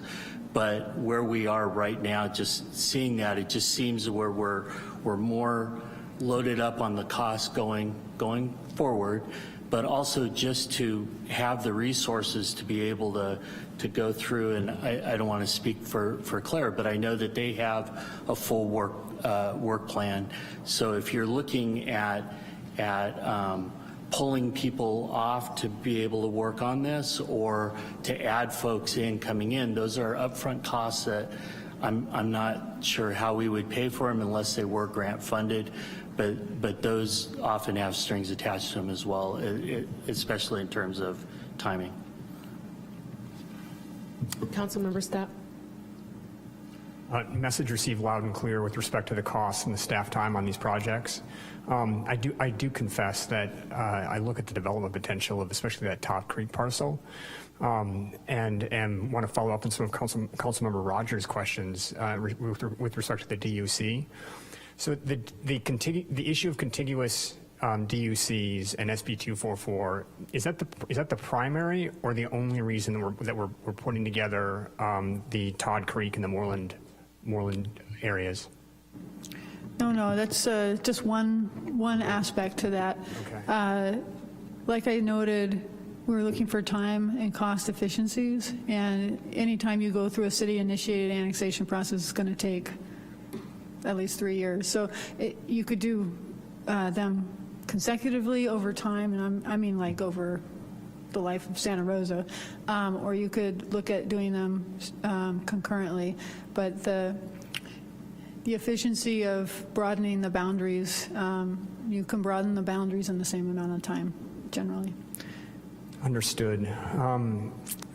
But yes, the DUC, that contiguous factor through that state law, that's something we'll have to look at. So it may be that we don't even have a choice. Right. It's not an efficiency thing, it's illegal. It sounds like there might be more information coming on that soon. I'm curious about that. Actually, sticking with that for a moment, when we annexed Roseland, did we annex all contiguous DOCs at the same time? So Roseland was an island completely surrounded by the city, and actually composed of, it was 4 islands, I think, 4 or 5. Anyway, it was the main Roseland Island, which was the largest, and then we had a couple, several small islands on the fringe of that. But we took the entirety of those islands. So there was no unincorporated areas that were not annexed, that were adjacent to it. Got it. Thank you for that. And final question from me, and this gets back to this gets back to the cost and staff time, because that's obviously an enormous consideration. In theory, are developers able to help with costs and with consulting time, with paying for EIRs, that kind of thing?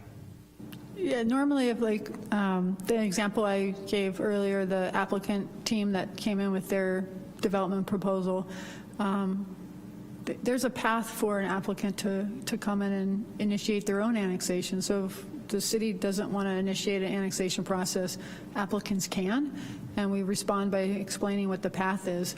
Ultimately, they'll have to address that DUC issue in the analysis and in the processing of even an applicant-driven annexation for this area. But that's how you get to the analysis, is either it's city initiated and we're allocating staffing and funding resources for us to do that analysis because we want to annex, or an applicant is doing that and they're paying for their process and based on the scope of what they're proposing. Perfect. Thank you. Madam Mayor? Yes. If I could, just real quick, I wanted to come back to the question that Vice Mayor McDonald had about the grant. I just wanted to be clear. So we do have a deadline for this current grant process of the end of February, but I want to be clear that this is not the only opportunity for a grant through MTC ABAG for these PDAs and a specific plan. That same grant process is how we did the update to the downtown specific plan, how we did the Roseland specific plan, the North Santa Rosa stationary specific plan, and even our original downtown plan. So there is regular opportunities for these plan development specific plan grants through ABAG MTC. I will say that when we talked to staff at MTC ABAG, they did mention that this round will be less competitive than perhaps the next round, but I just wanted to make that clear. I really appreciate that. Thank you. Councilmember Okrepke. Yeah, just to follow up, can you go over the process of what it would take to designate an area, a planned development area, as relates to expanding our planned development area that exists currently on South Santa Rosa Avenue to try to incorporate everything? Can you discuss that process? Yeah, the process is primarily through MTC ABAG. So the city would put together a proposal identifying a boundary for the planned development area. So in this instance, we would look at expanding our existing South Santa Rosa Avenue PDA, and ABAG MTC has certain criteria for those PDAs and how closely you have to be to transit and walkability to services, those types of things. So we would need to look at their requirements for PDAs and the boundaries, and then we would propose a boundary that would then go to MTC ABAG for their approval. Okay, any other questions from council? Okay, I have just a few questions. The first would be applying for the grant, whether it's this cycle or a different cycle, what would be the commitment from the city if we were to receive that grant? The financial commitment or time commitment? What would be, like, if we apply for a grant, what are we telling them that we're going to do? Like, what is the commitment from the city? we would have a deadline in which we have to complete the grant. So we would have certain deliverables that would have to be provided in a certain amount of time, and that would all be spelled out in the grant application and our scoping process. You know, the city has traditionally, with other similar grants that we have done, exceeded or done it faster than what is required by the grant. I believe that the grant requirement is to complete the specific plan within 36 months. And in the past, it's taken us on average, about 18 months to complete these types of plans.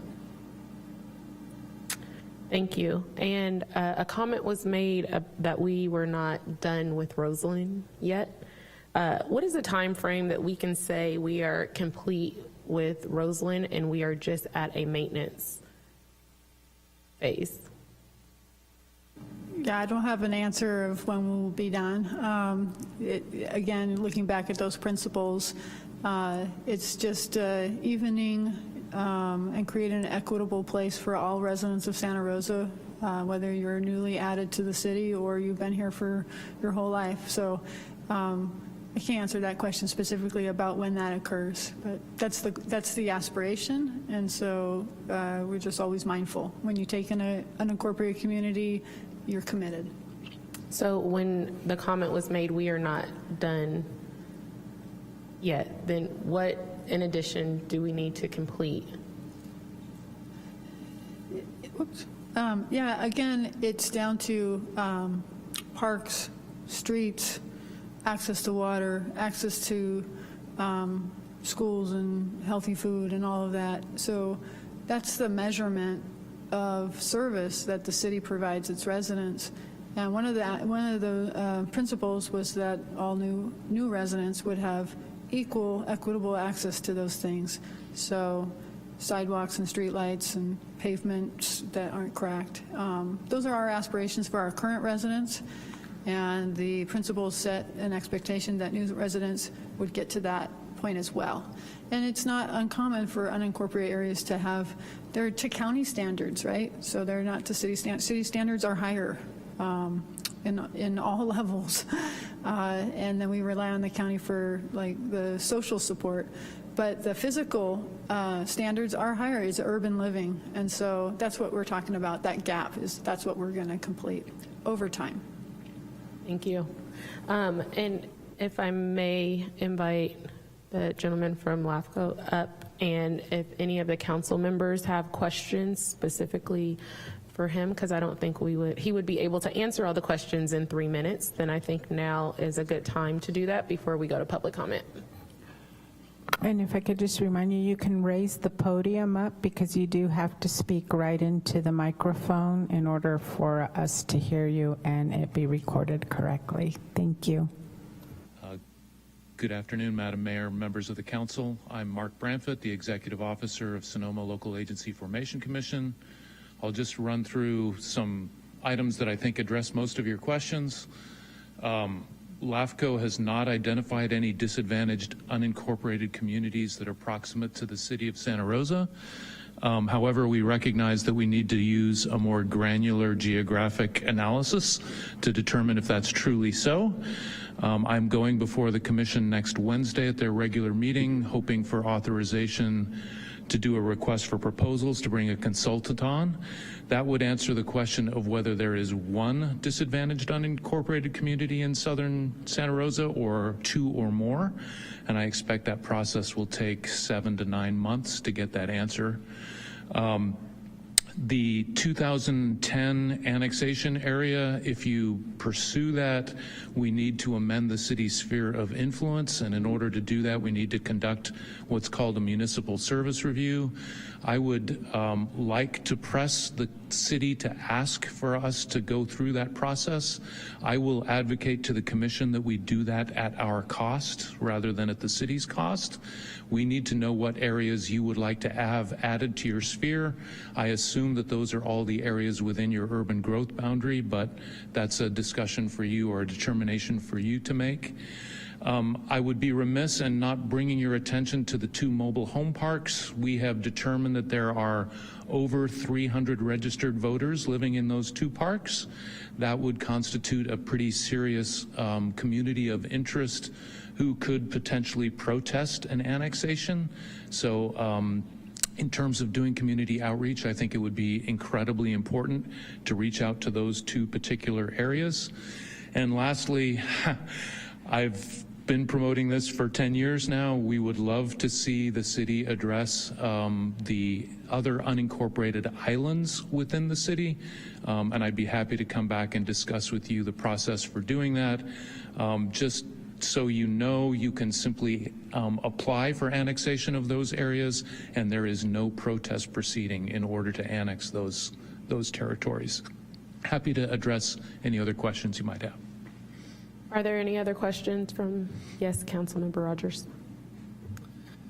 Thank you so much, and Mr. Banfitt, thank you so much for being here. On your last point, I assume that the unincorporated urban pockets, the reason there's no protest vote is because they're fully surrounded?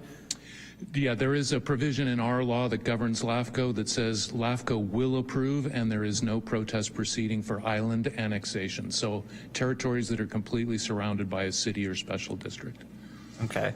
And then for the analysis that you're asking LAFCO for on Wednesday, has there been any coordination between LAFCO, the city, the county on that request? No, there has not. And I will admit to when that law was passed, we looked at census tract data at LAFCO, identified 7 disadvantaged unincorporated communities in the county, none of which were proximate to cities. We recognize that using the census tract is too gross a measure for determining those areas, and that is why we're going, asking the commission to authorize a study to look at that in a more granular fashion. Okay. You cited probably about 7 months to go through that process, so I'll kick it back to the director. If that is initiated, does that change our calculus at all in terms of timing or resource allocation that the city might be looking at for this process? And granted, it might be way different depending on what that analysis finds. Mm-hmm. Yeah, I mean, it is a question mark how they will interplay together. Obviously, if you look at the boundaries, that includes all of South Santa Rosa, then you have less area of impact of a different determination from LAFCO about what's a duck or how it applies. If it's more narrowly focused, like, for example, the developer's property, we will find out together, because we are in new territory with this, applying the state law based on more current information. So we will probably be going through it concurrently should they apply tomorrow. All right, I appreciate that. So it sounds like we'll find out if it looks like a duck, if it is a duck.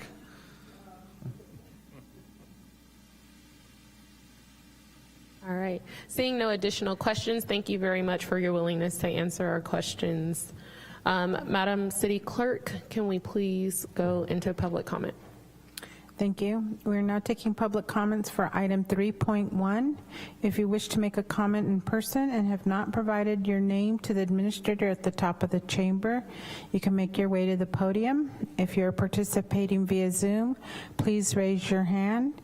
If you're dialing in via telephone, please dial *9 to raise your hand, and you will have 3 minutes for your comment and a countdown timer alert at the conclusion of that period.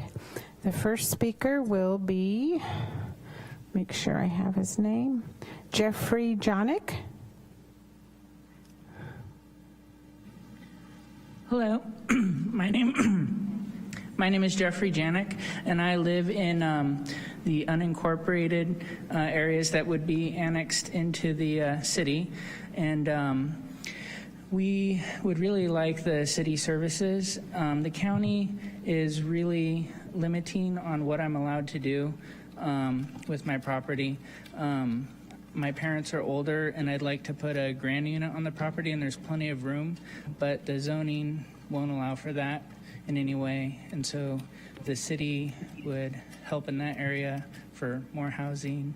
And I've also had a couple issues with trespassers, and the sheriff's department, they helped, but I see more city cops in the area, but they're not allowed to come on our property because it's county, and so it doesn't seem dealt with as good as it would be done if it was the Santa Rosa Police Department, I believe. And also we have a septic system, and the city sewer is in the neighborhood, but they said because we're on the county, they are not allowed to hook us up. So I really think it would help the neighborhood become a nicer place, and it would be very beneficial to annex it into the city. And I think that's all I have to say. Thank you. Okay, the next speaker is Brandon Roy, followed by Dwayne DeWitt. Good afternoon, I'm Brandon Roy. I own the property at 404 and 406 Bellevue Avenue at the corner of Bellevue and Juniper. I'd like to ask the quick question, just to look at that map again, as to what street is on the map, because I think you said it was Dutton at the line, but I believe it's really Juniper that you're focusing to annex on, right? So most of you might know that property at 404 Bellevue as the big burn house. That's our property now. We've torn it all down. It's roughly 7 acres. And we bought the property with the intention of making it a multi-unit property, and we want to put 20 or 30 units on the property, but being in county, we can't do that. So I know we're not currently in, I think you said phase 1 and phase 2 to be annexed, but could we add that property to phase 1 or phase 2 to get it done sooner, to make it city property, and then we can put multi-units on the property? We'd like to help City of Santa Rosa and, add to additional housing to the area, and I think we could really be, it would really be beneficial to Santa Rosa to do that. Okay? Thank you. Okay, the next speaker is Dwayne DeWitt, followed by Ken McNabb. Hello, my name is Dwayne DeWitt. I'm from Roseland. I believe you should go for option 2.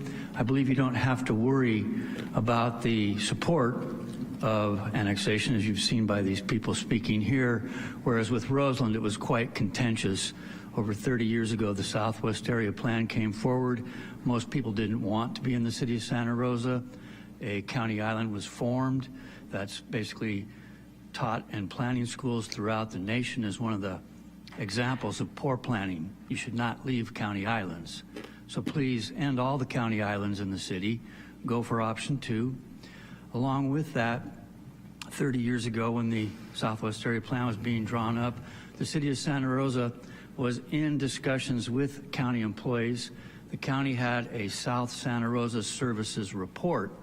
You have to remember the dynamics of staff back at that time. The city manager didn't get along with the county supervisor. There was adversity, whereas now you have everybody getting on the same page. I believe you'll be able to go for these grants with MTC. You should go after them right now. Start now. Don't wait. Get as many as you can.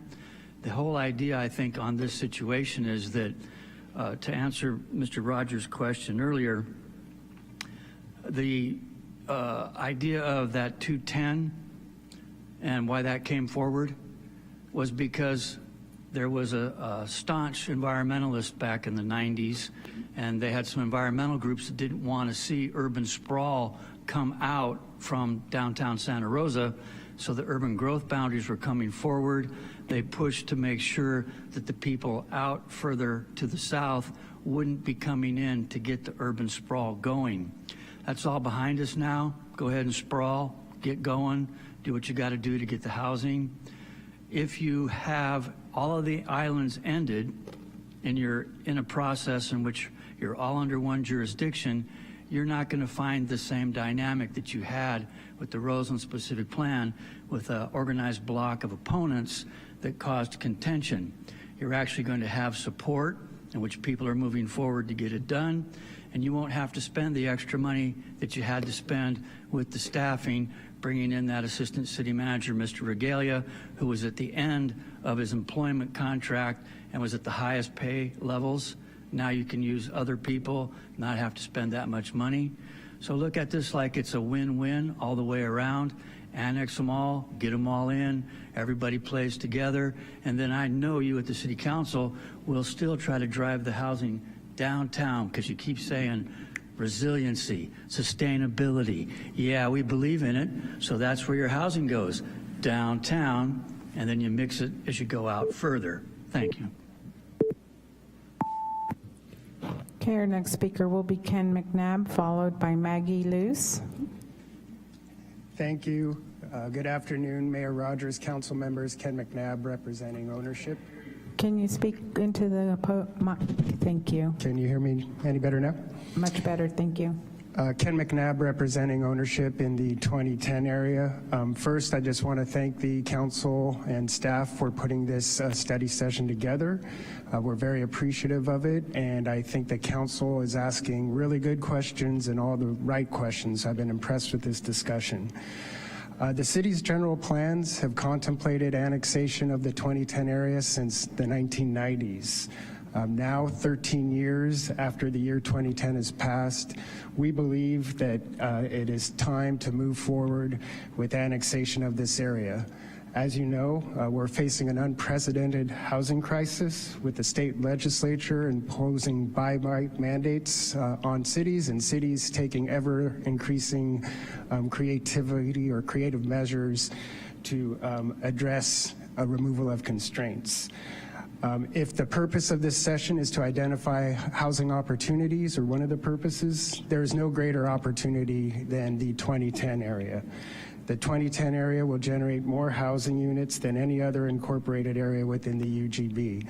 And these are housing units not needed necessarily for your 6 housing element cycle. By the time we get through this annexation process and entitlements, these are housing units that are really going to be contributing towards your 7th and 8th cycle housing elements. The 2010 area is not as complex as some of the developed areas being considered. The majority of acreage in the 2010 area is in larger properties owned by relatively few property owners. You do not have the same challenges that you do with some other areas. There are no needed infrastructure repairs or gaps within the 2010 area that will require substantial investment by the city. And in fact, infrastructure needed to serve new development within the 2010 area is going to be largely paid for by the developer. There was been some discussions of potential revenues. Our back of the napkin calculations, we estimate that new development in the 2010 area will generate over $100 million. Yes, $100 million in development impact fees. That is revenue that can be used by the city to improve areas in need outside of the 2010 area. New development in the 2010 area will also increase property tax revenue and create opportunities to leverage that revenue through various financing tools. In summary, I see I'm running out of time here. 2010 area, more housing, less cost, greater revenue, less complexity in moving forward. For these reasons, we request that the council prioritize and proceed with annexation of the 2010 area. Thank you. Next speaker is Maggie Luce. Good afternoon, council members. I'm Maggie Luce.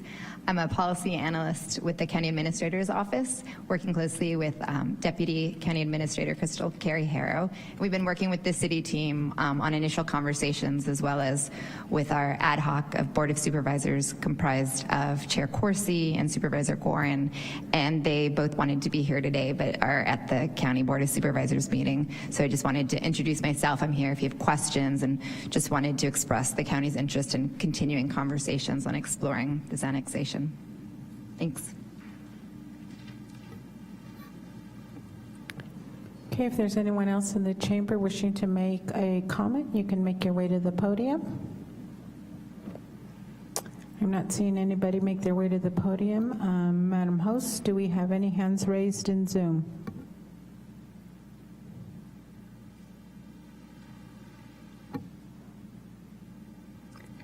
We do not have any hands raised in Zoom, nor do we have any recorded voicemails. Thank you. Director Hartman, can we please get the slide up for the direction that you're seeking, and if there's anything else you would like to tell us before we start to give that direction?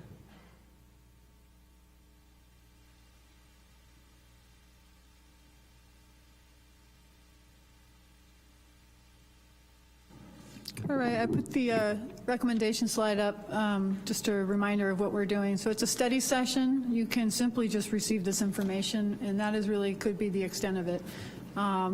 But if you want to proceed with work forward, then that will involve our resources ourselves to put things together and respond to what you heard today and directions you want to go. Then we would need that direction tonight so that we know what we're working on. But again, the recommendation from staff is to let this information, it's a lot of information, let it sit and put it in context with your council goals. Thank you. Councilmember Stapp.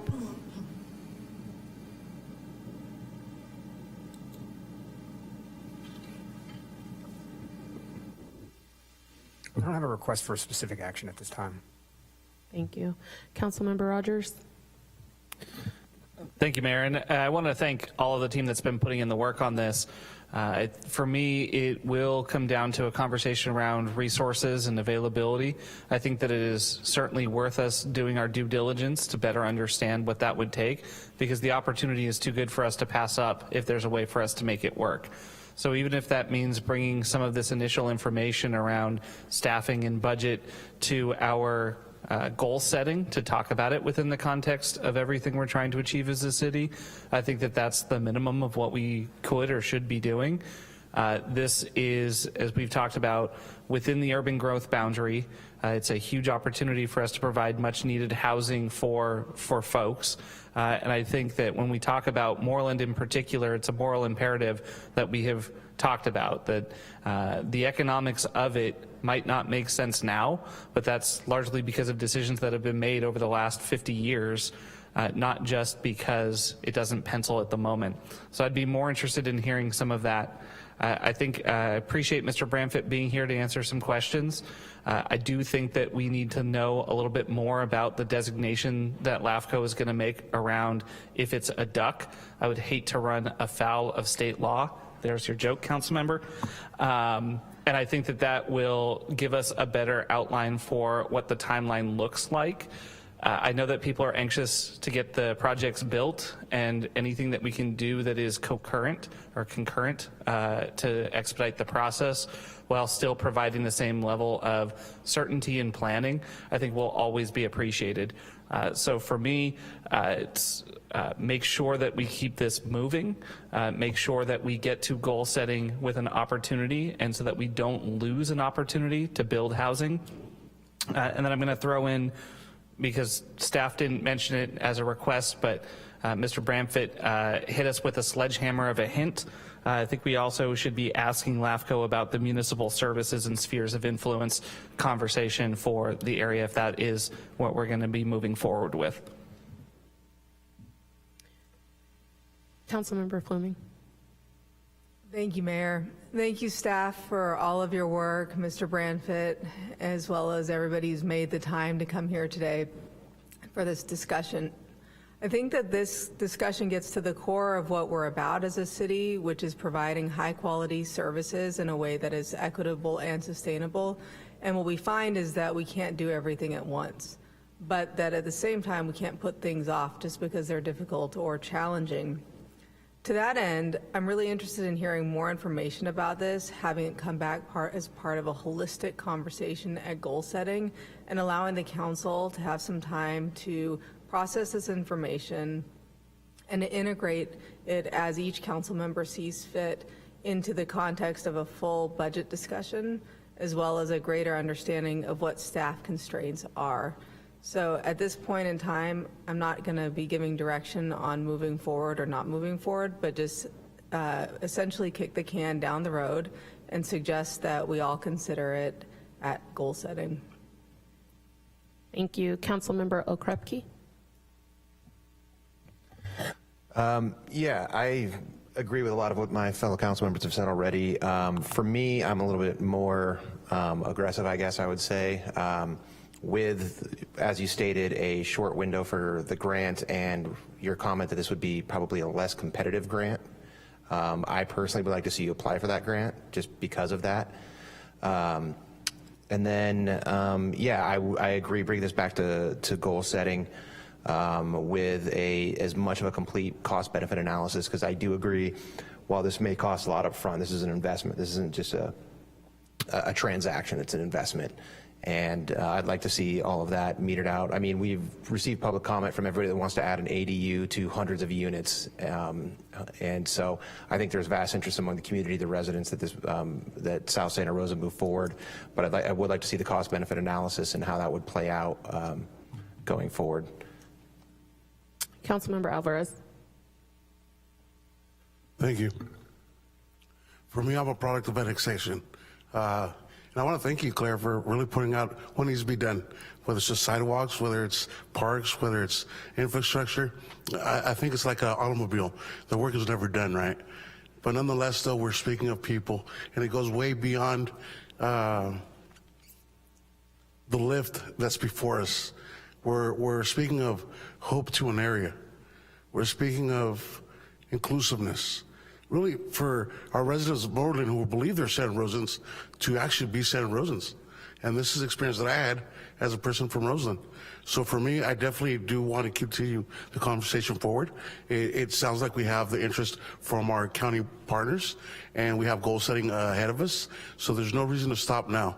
I would like to see cost estimates as well as potential revenue. And I'll probably remind you of the experience of many of staff during the annexation of Roseland when the tasks seemed unsurmountable, and yet here we are. And I'm hoping that this is history being repeated, but with the knowledge of what worked and what didn't for Roseland moving forward with Moreland. Thank you.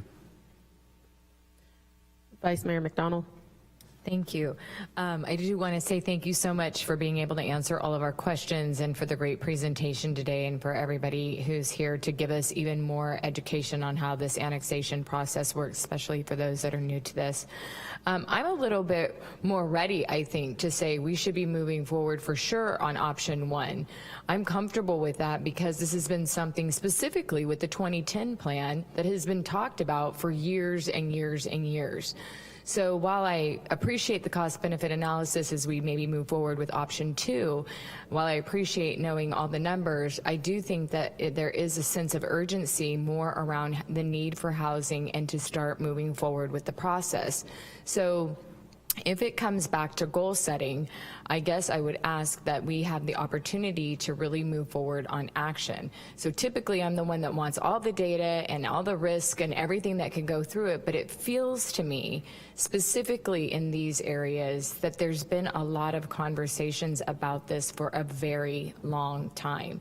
But because we tend to be new and haven't overturned, you're constantly having to tell all of us what we've done 20 years ago.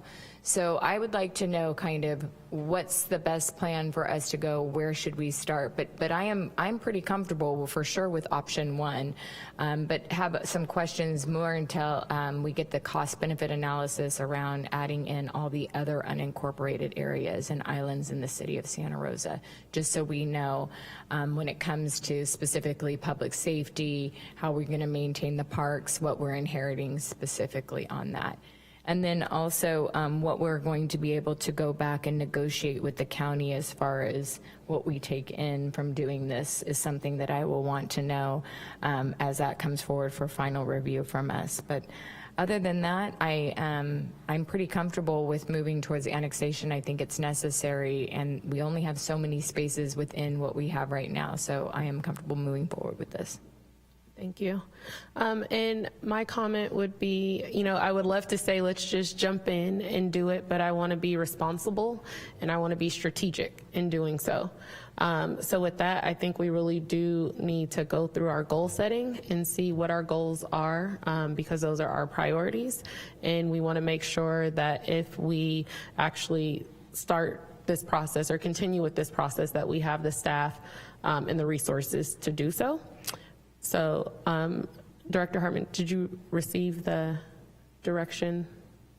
Yes, thank you very much. All right. Thank you, staff, very much for this presentation and your time. It is 3:59, so we will take a minute stretch break and we will get back to our regular meeting.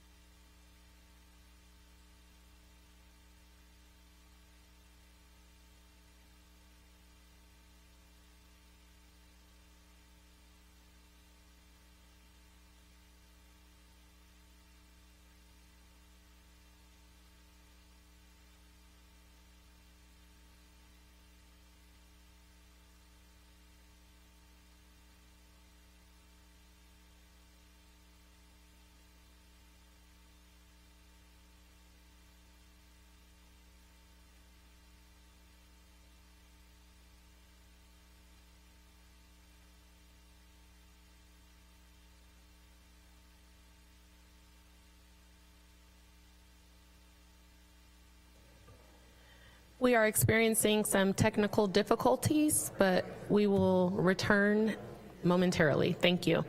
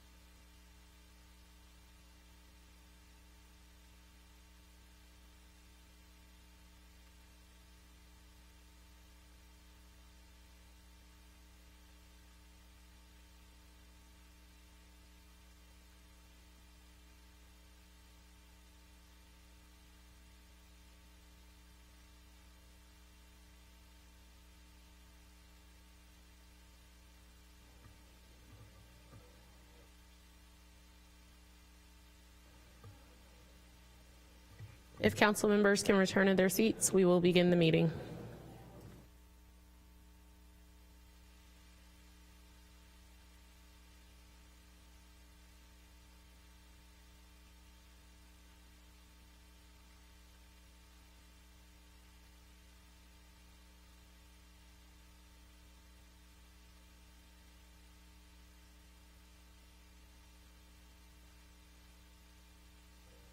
Seeing that we have a quorum, Madam City Clerk, can you please take the roll?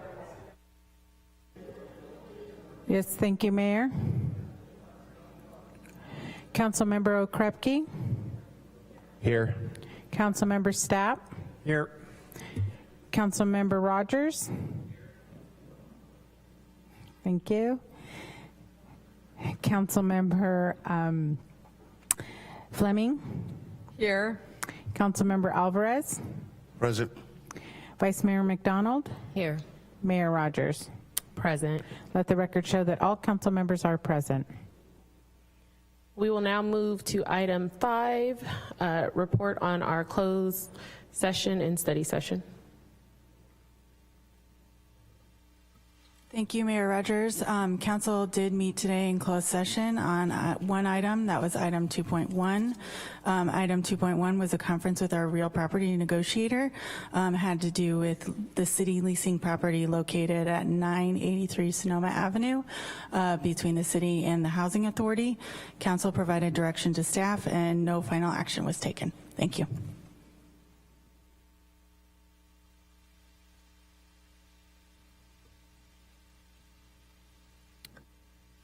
We have no proclamations today, no staff briefings. City Manager and City Attorney, would you like to give any reports? Yes, thank you. So our in-response mental health support team has officially been in operation for 1 year. In that time, in-response was dispatched to 2,893 calls, successfully diverting 1,762 law enforcement and 677 EMS calls. So I look forward to continue expanding that operation in 2023. And the City of Santa Rosa Public Art Program is pleased to announce the installation of Unum by Blessing Hancock in Old Courthouse Square. The public is invited to attend a dedication ceremony on Thursday, January the 26th from 5 to 6. The music will include some music and some light refreshments. More information is available about the project at srcity.org/arts.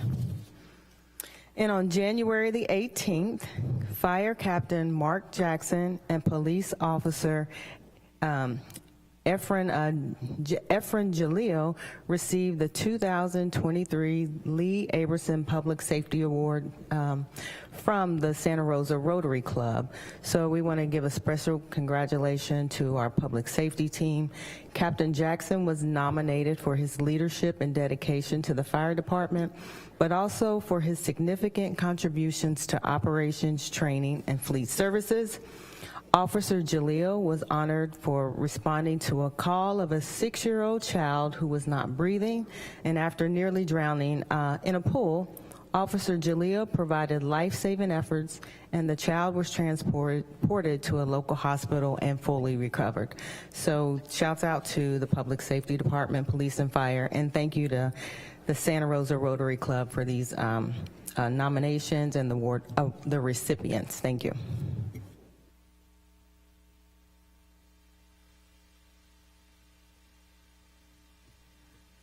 Thank you, Mayor Rogers. In terms of a city attorney's report, nothing in general to report. I would just like to briefly direct the council's attention to this month's reports of settlements and active litigation. There's no settlements over $50,000 to report at this time since our prior report.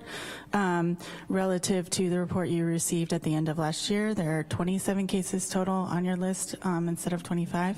That includes 2 new in the personal injury dangerous condition category, 1 new in general litigation, and then there was a duplicate that we eliminated from the prior report. But otherwise, statuses have not changed in a dramatic way, but just wanted to give you that brief update. Thank you. Thank you. Madam City Clerk, can you please facilitate public comment? Yes, we are now taking public comment on item 8, City Manager, City Attorney's Report. If you are in the council chamber and wish to make a public comment, please make your way to the podium. I'm not seeing anyone make their way to the podium. Zoom host, do we have any hands raised for item 8?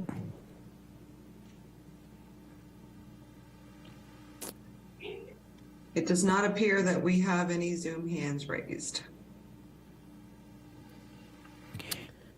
And we have no recorded comments for this item either. Thank you. Moving on to item 9, do we have any statements of abstention from council members? Yes, Councilmember Krepke. Yes, I'll be abstaining from 15.1 and 15.2 as I already voted on those as a member of the Planning Commission. Thank you. Item 10, Mayor and council members' reports. Are there any council members that would like to provide report today? Councilmember Stout.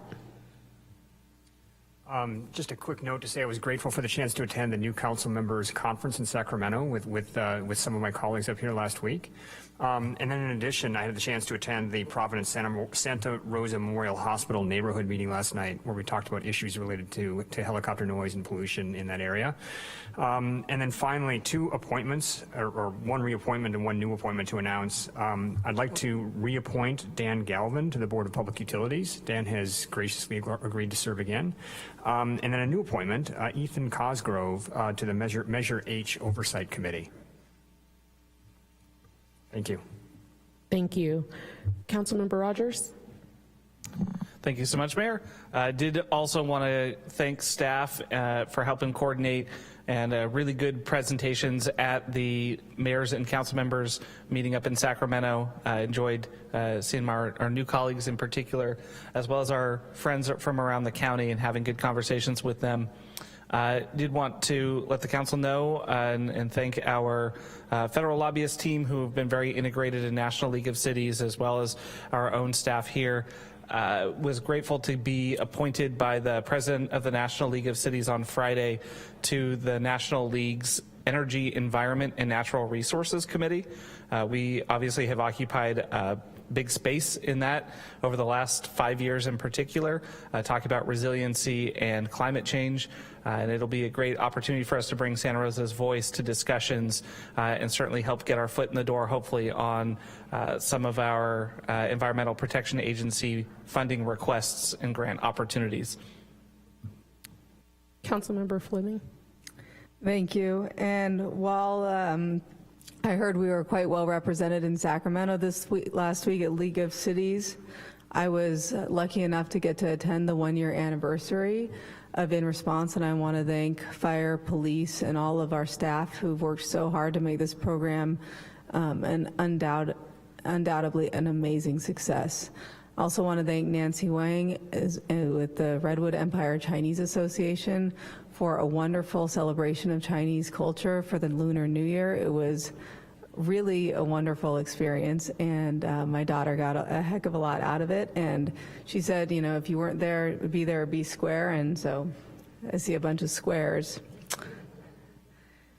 With that, I'd like to make some additional appointments. I'll be temporarily appointing Melanie Jones-Carter to Art in Public Places. She's worked tirelessly on the Unum installation, and while she is interested and will be serving on Design Review Board, we cannot have somebody appointed to 2 boards at one time, so we will have a short-term vacancy from District 4 on Design Review Board, but she'll be more needed for this next couple of weeks on Art in Public Places. So staff can expect to see her there for the next couple of weeks and then on to Design Review Board. And then I'll make an Art in Public Places appointment in a couple of weeks. For Community Advisory Board at large, I'll be appointing Jeremy Newton, a new member of the junior college community. And then for Cultural Heritage Board, I'll be appointing Patrick Carney. Thank you very much. Councilman Alvarez. Thank you, Mayor. First of all, I want to appoint Mr. Adam Sharon to the Design Review Board. Also want to let folks know that we had a great meeting in South Park. Want to thank Annette Arnold for putting that together. She's really spearheaded what it means to be community engaged for the Southwest area, something that we didn't have much of as we just became part of the city of Santa Rosa. So I really want to applaud her efforts to organizing her community and our community for the better of the whole. Also, great time at the League of California Cities, getting to know each and every one of my colleagues, and it was really great to connect at a personal level and understand that we are here to serve our city of Santa Rosa, and we are the united front. On that note, if you ever do get the chance, though, please ask my fellow councilman Okrepke about Lulu. I assure you, it's a great time. Thank you. Thank you. Vice Mayor McDonald. Thank you so much for that, Mayor. I apologize. I was looking for a couple other names that I forgot at home. So my first appointment, just to reappoint Kristen Kiefer for the Arts in the Public Place. She'll be staying in that role as my appointee. And then I have a few others that I'd like to do tonight. And I'd like to take this opportunity to give you a little background on each of the people that I'll be appointing. But I have Michael Cook, who I'll be appointing to the Design Review Board. He's an experienced landscape architect, and Michael's provided his design experience in a wide range of clients that includes private and public sector in the downtown area. So he has a deep breadth and background around architect and design review. So I'll be appointing him. I have Robin Bartholow, who will be appointed to the Board of Public Utilities. She grew up in Sonoma County and graduated from Santa Rosa High School. Before joining the Sonoma County Farm Bureau in 2022, Robin worked at North Coast Builders Exchange for 13 years and has worked in the county on the workforce development and the director as the North Bay Construction Corps. At the Farm Bureau, Robin manages several regulatory compliance programs, specifically around water quality and supply. So I think she'll be an excellent addition to the BPU. I will be appointing David Chen to the Community Advisory Board as my appointment. He is currently a owner and the president of a small business and works with W Real Estate. He is a member of the Santa Rosa Chinese Christian Church and is in the Skyhawk community and has been actively involved in the Skyhawk community as well. Him and his wife have 2 adult children, and he has 1 grandchild. And my last appointment is Heidi Klein. She will be appointed to the Cultural Heritage Board. and she's a second-generation Oakmonter. Her parents live there as well, and one of the things she enjoys doing when she tours people through Oakmont is to tell them about the history of Sonoma County and pointing out historical facts about where we live. She's highly committed to ensuring that our historical buildings and our landscape, our historical landmarks are kept in pristine condition. So with those appointments tonight, I have a few more that I'll be making next week or 2 weeks. Thanks. Thank you. All right, and for my report, I will be assigning subcommittees to our council members. First being the Board of Public Utilities liaison, that will be Councilman Alvarez, Stapp, and Rogers. And I have a copy of this for each of you if you can't jot it all down. Also, Economic Development Subcommittee will be chaired by Councilmember Rogers, but both Alvarez and Okrepke will also serve on that subcommittee. Violence Prevention Partnership, both steering and policy, will be chaired by Vice Mayor McDonald and supported by Councilmember Stapp. Long-Term Financial Policy and Audit Subcommittee will be chaired by myself and supported by Councilmember Stapp and Vice Mayor McDonald. Open Government and Community Engagement will be chaired by Councilmember Alvarez and supported by Councilmembers Okrepke and Fleming. Climate Action Subcommittee will be chaired by Councilmember Rogers and supported by myself and Councilmember Fleming. And lastly, Public Safety Subcommittee will be chaired by Councilmember Alvarez and supported by Councilmembers Okrepke and Fleming. And I would like to say that we will be looking at our subcommittees and our goal setting to make sure that they align and that we're strategic about how we implement our goals. So they may change in the future or they may stay the same, but I just wanted to let everyone know that this is what they are for now. All right, and Madam City Clerk, can you please facilitate public comment? Yes, if you wish to make public comment on item 10, Mayor and City Council members report, please make your way to the podium.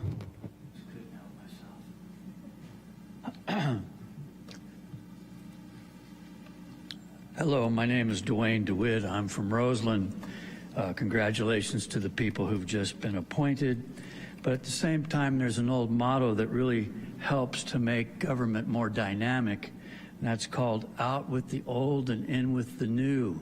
We've done that with an election and have some new members here.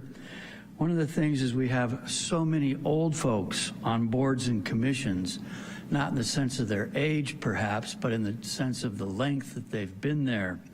I've known some people who've been there the entire time I've been coming to council meetings, 30 years. I think it's really important to get new folks in, and I hope that as you folks make your continued picks for people to volunteer to serve on these boards and commissions, you'll get people who are young and people of color. You'll get females, you'll get people who basically won't follow the same old story day in, day out that we've been facing here in Santa Rosa most of my life. Let's get something new going, and then we might get that resiliency, that sustainability you speak of, and that downtown urban density, that infill housing that we're all supposed to be striving for, but we never seem to get many decades into this. Thank you.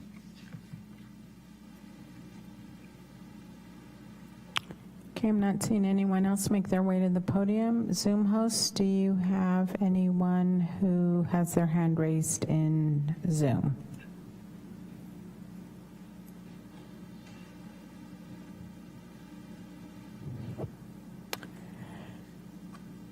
I I see one hand raised, but his hand's been raised for a while, so I'm not sure it's on this item, but I will call Michael Lippelt.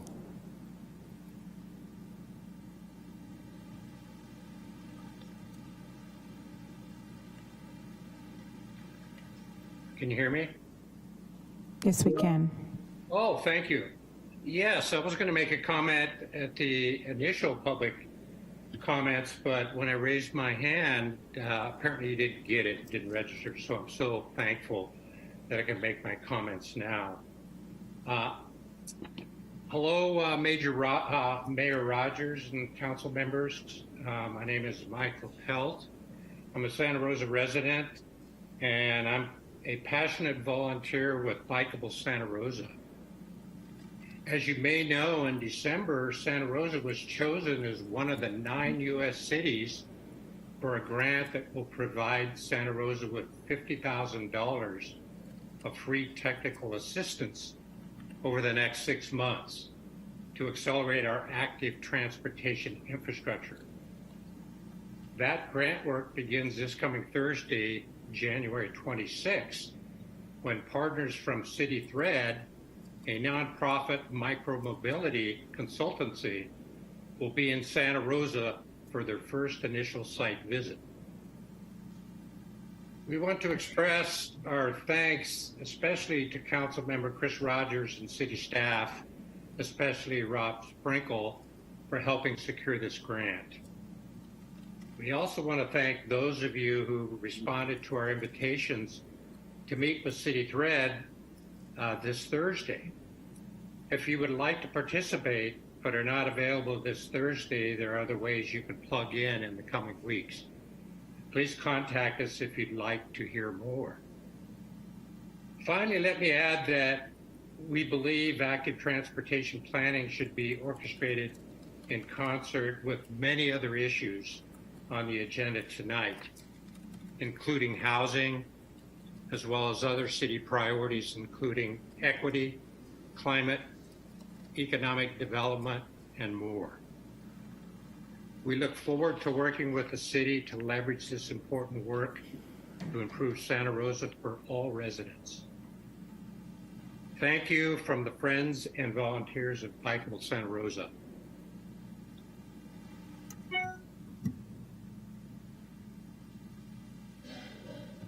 There are no more hands raised on Zoom, and we do not have any recorded public comment for this item.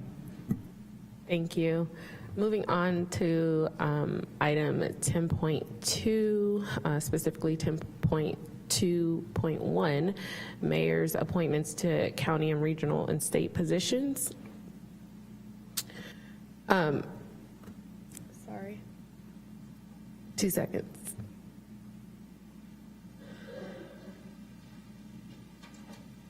All right, that works. I will be recommending appointments for 2-year or more board and commission appointments. These appointments are recommended by the mayor, and the council has to approve the appointments. So I will read all of the appointments initially. We will have public comment, and then council will be able to approve the appointments. In addition to, so that would be the JPA appointments. In addition to the regional appointments, I will also make recommendations and council will approve. So now we will look to our city clerk to take public comment on this item. Okay, we're now taking public comment on item 10.2, council liaison regional appointments. If you would like to make a comment, please make your way to the podium.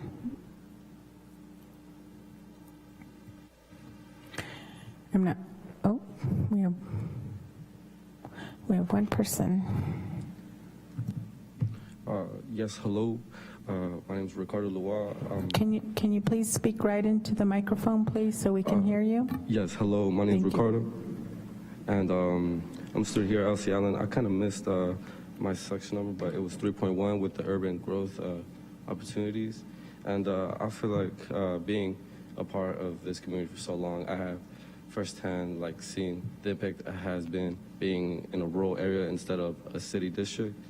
And that would include just really bad roads, and it also included just like how recently just more shootings, and it's been like I feel like it's been through the cause of just lack of police patrol, and I feel like with lack of representation and just unappealing economic impact that this community has been faced with, like from being part of Moreland and seeing all that, it's just really appealing to even settle there for like new generations that can lead with examples and really help the community thrive, you know, economically at the school, and give LC Allen just like a better reputation, and just give it just a more appealing name for people of all around to come, and just give everyone more confidence in the area and the school system. Because right now it's really lacking like programs such as Pioneer and Montgomery that are really not that far but have such reputation just for having like medical programs. We somehow just lack that, you know, and it's strange. And we used to have many programs that would be like culinary and for wood shop, but it's the teachers just left. They didn't see there would be a bright future in the school, and they left. And I truly believe that's because it's in a rural area and not in an appealing place where there is funding and just sidewalks for kids to be on and be comfortable with, you know. They would have like regular maintenance. And sorry, it's my first time here, but I really like to have this kind of really have our little islands annexed, because it just makes sense to. We're basically a part of the city. We've been a part of it. Most of the houses in Moreland look suburban, but they've just been just swept under the rug and left to just settle in with all the other like negative factors in the area. And I believe we can change that with annexing Moreland and the cities that still hasn't. I remember going around, and there's roads that still haven't been paved, which is still very strange to me, being that there's so much money going around, so much relief, and there still hasn't been nothing really done. And and I appreciate your time.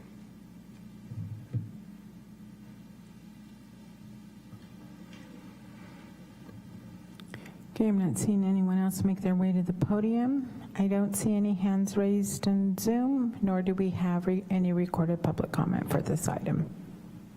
Thank you. So we will start with our council liaison regional positions. Again, these appointments are recommended by the mayor with the council's approval. So I will read all of them and look for a second from council. So the first is ABAG General Assembly. That will be myself, and the alternate will be Councilmember Alvarez. Health Action 2.0, that will be Councilmember Okrepke, with an alternate of Councilmember Fleming.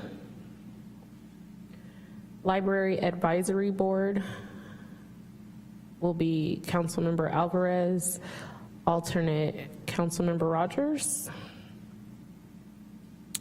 LOCC North Bay will be Councilmember Okrepke and Vice Mayor McDonald. MNC Legislative Liaison to LOCC will be myself, and with an alternate of Councilmember Alvarez. Russian River Watershed Association will be Councilmember Stapp, with an alternate of Councilmember Fleming. The WAC, Water Advisory Committee, will be myself, with an alternate of Councilmember Stapp. Continuum of Care, COC, will be myself with an alternate of staff.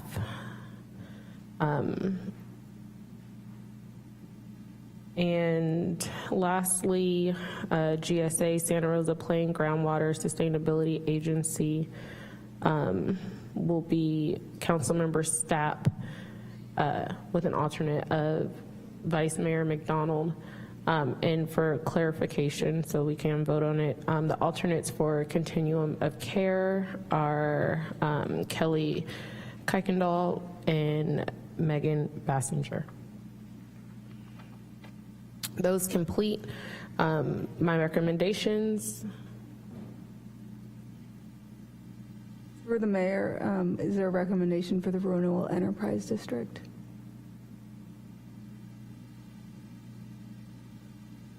No. These are just the liaison regional positions. So the JPAs, I have to go through a single. They each have to have a motion. So these I can do all at once, though. Yes, Just for clarification, there was something that I was serving on with Councilmember Okrepke. Could you repeat what that is? League of California Cities, North Bay. League of California Cities, North Bay. I apologize, I couldn't hear you. With that, I'll second your motion for these appointments. Is there any discussion by council? And I will provide council members with a copy.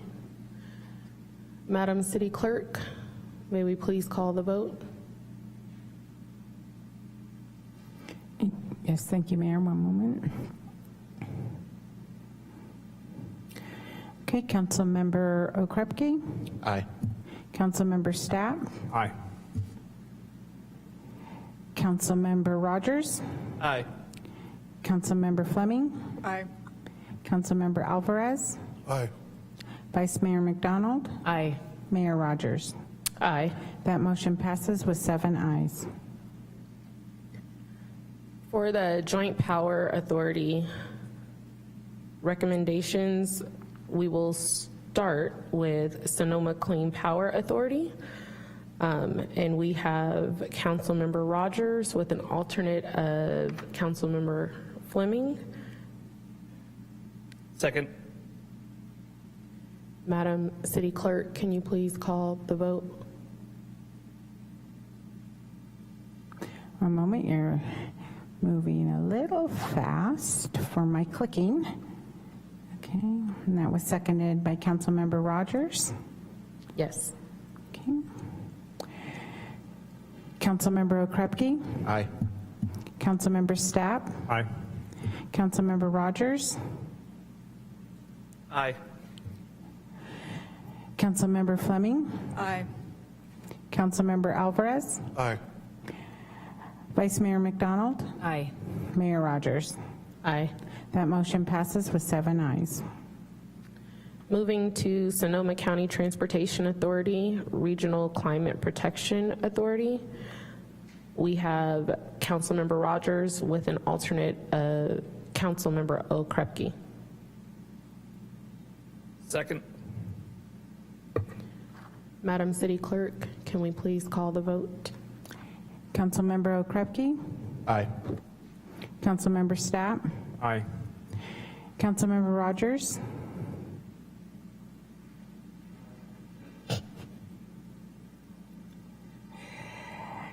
Councilmember Fleming. Aye. Councilmember Alvarez. Aye. Vice Mayor McDonald. Aye. Mayor Rogers. Aye. That motion passes with 7 ayes. Next, we have our Zero Waste Sonoma, formerly known as Sonoma County Waste Management. We have Vice Mayor McDonald with an alternate with staff of Joey Henwitz.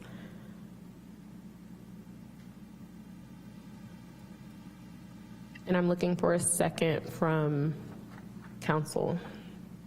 Second. Madam City Clerk, may you please call the vote? Councilmember Okrepke. Aye. Councilmember Stapp. Aye. Councilmember Rogers. Aye. Councilmember Fleming. Aye. Councilmember Alvarez. Aye. Vice Mayor McDonald. Aye. Mayor Rogers. Aye. That motion passes with 7 ayes. Lastly, we have our Red Renewal Enterprise District, and we have Council members Alvarez and Fleming with an alternate of Council member McDonald. Second. Was that second by Council Vice Mayor McDonald? Yes. Yes. Thank you. May we please call the vote? Councilmember Okrepke, Aye. Councilmember Stapp, Aye. Councilmember Rogers, Aye. Councilmember Fleming, Aye. Councilmember Alvarez, Aye. Vice Mayor McDonald, Aye. Mayor Rogers. Aye. That motion passes with 7 ayes. We will now move to item 10.3, Sonoma County Mayors and Council Members Association City Selection Committee. This item requires a two-step process for us to add it onto the agenda. So I am going to ask Madam Assistant City Attorney to walk us through that process. Thank you, Mayor Rogers. You're correct. This item did not appear on the city's preliminary agenda.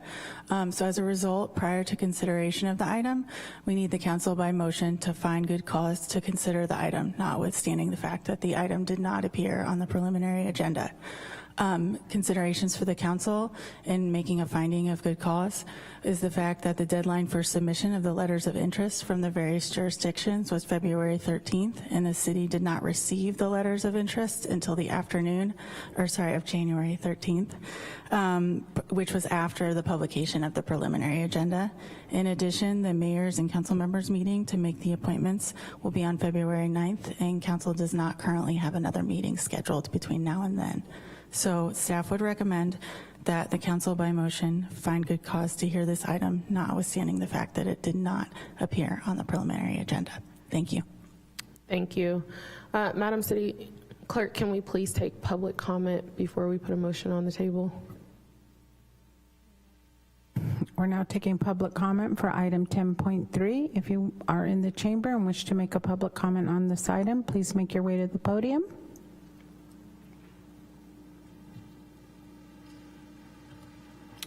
I'm not seeing anyone make their way to the podium.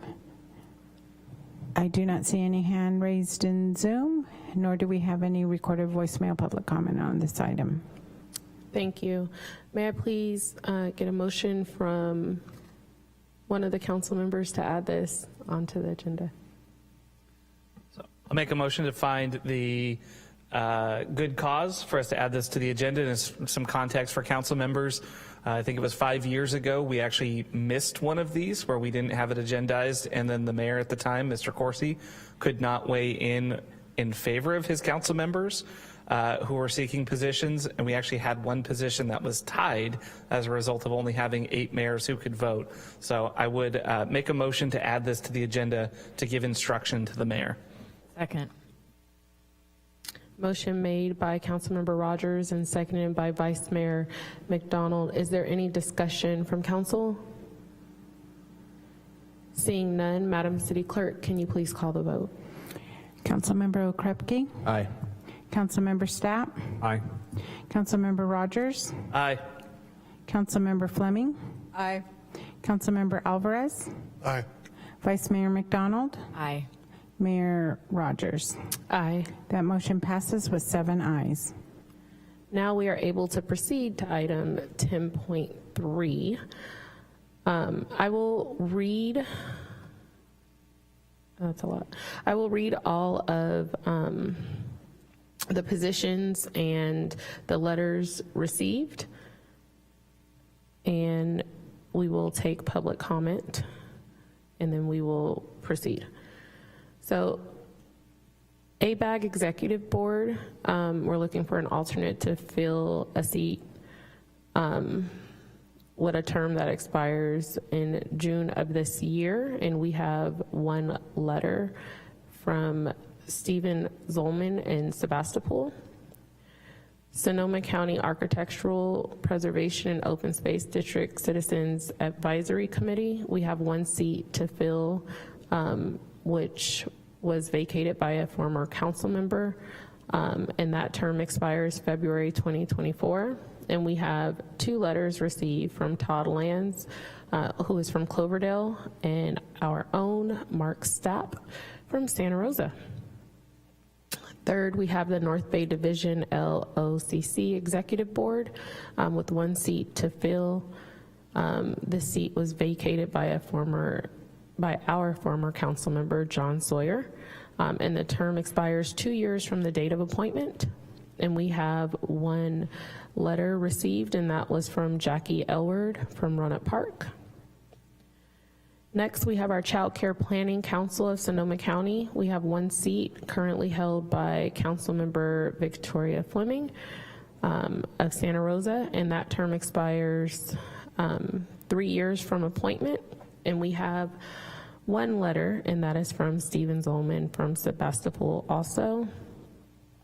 Next is Sonoma Marin Area Rail Transit Commission. We have 2 seats currently held by a council member from Cloverdale and our own council member Rogers, and that term expires February 2023.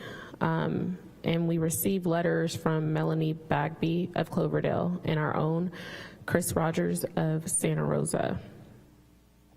Next is Local Agency Formation Commission. We have 2 seats and plus an alternate to fill the seats that have been vacated. And we received 4 letters of interest from Sandra Lowe of Sonoma, Susan Harvey of Cotati, Jeff O'Krepke from Santa Rosa, and Stephen Zolman from Sebastopol. We have Sonoma County Oversight Board Committee, and we're looking for an alternate to fill that vacated seat. And we have no letters received to date. We have Remote Access Network, RAN Board. 1 position must be filled by a mayor, and we have no letters received to date. Lastly, we have the Bay Area Quality Management District Board. We have 1 seat to fill, and we have 1 letter received from Brian Barnacle from Petaluma. It is also recommended that if late nominations are received, or if the City Council Committee or Mayor and Council Members Board recommends an alternate, that the City Council authorize myself or their designated representative the authority to vote on these late nominations or recommendations at the City Selection Committee meeting or Mayor and Council Members Association Board meeting. Madam City Clerk, can you please facilitate public comment on item 10.3? We are now taking public comment on item 10.3.1, appointments to the Mayors and Council Members Association, various boards. If you wish to make a public comment on these items, please make your way to the podium. I'm not seeing anyone make their way to the podium. Okay, let me see if we have anybody on Zoom. I don't see, oh, let me see. I don't see any hands raised in Zoom, nor do we have any recorded voicemail public comment. Thank you. So we will start with our ABAG Executive Board. I'm looking for a motion from council.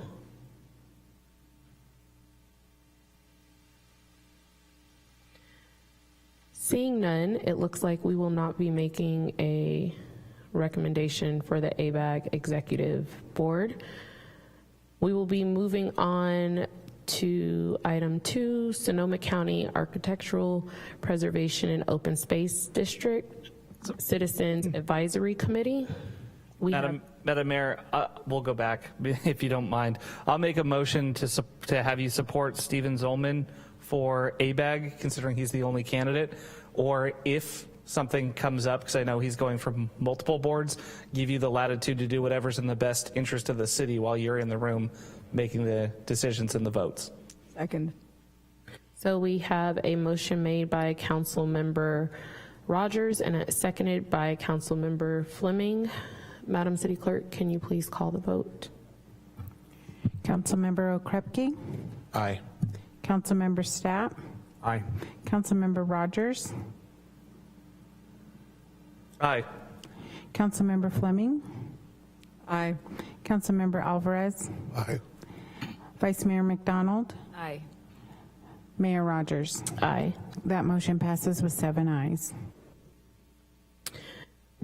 We will be moving on to our next item, which is Sonoma County Architectural Preservation and Open Space District Citizens Advisory Committee, and we received 2 letters of interest. I'll make a motion to support Mark Stapp from Santa Rosa for the seat. Second. We have a motion from Councilmember Rogers and a second from, I believe, Councilmember Okrepke. Any discussion? Madam City Clerk, can you please call the vote? Councilmember Okrepke. Aye. Councilmember Stapp. Abstain. Sorry. Councilmember Rogers. Aye. Councilmember Fleming. Aye. Councilmember Alvarez. Aye. Vice Mayor McDonald. Aye. Mayor Rogers. Aye. That motion passes with 6 ayes, with Councilmember Stapp abstaining. Moving to our next one, North Bay Division LOCC Executive Board. We have 1 seat and 1 letter of interest.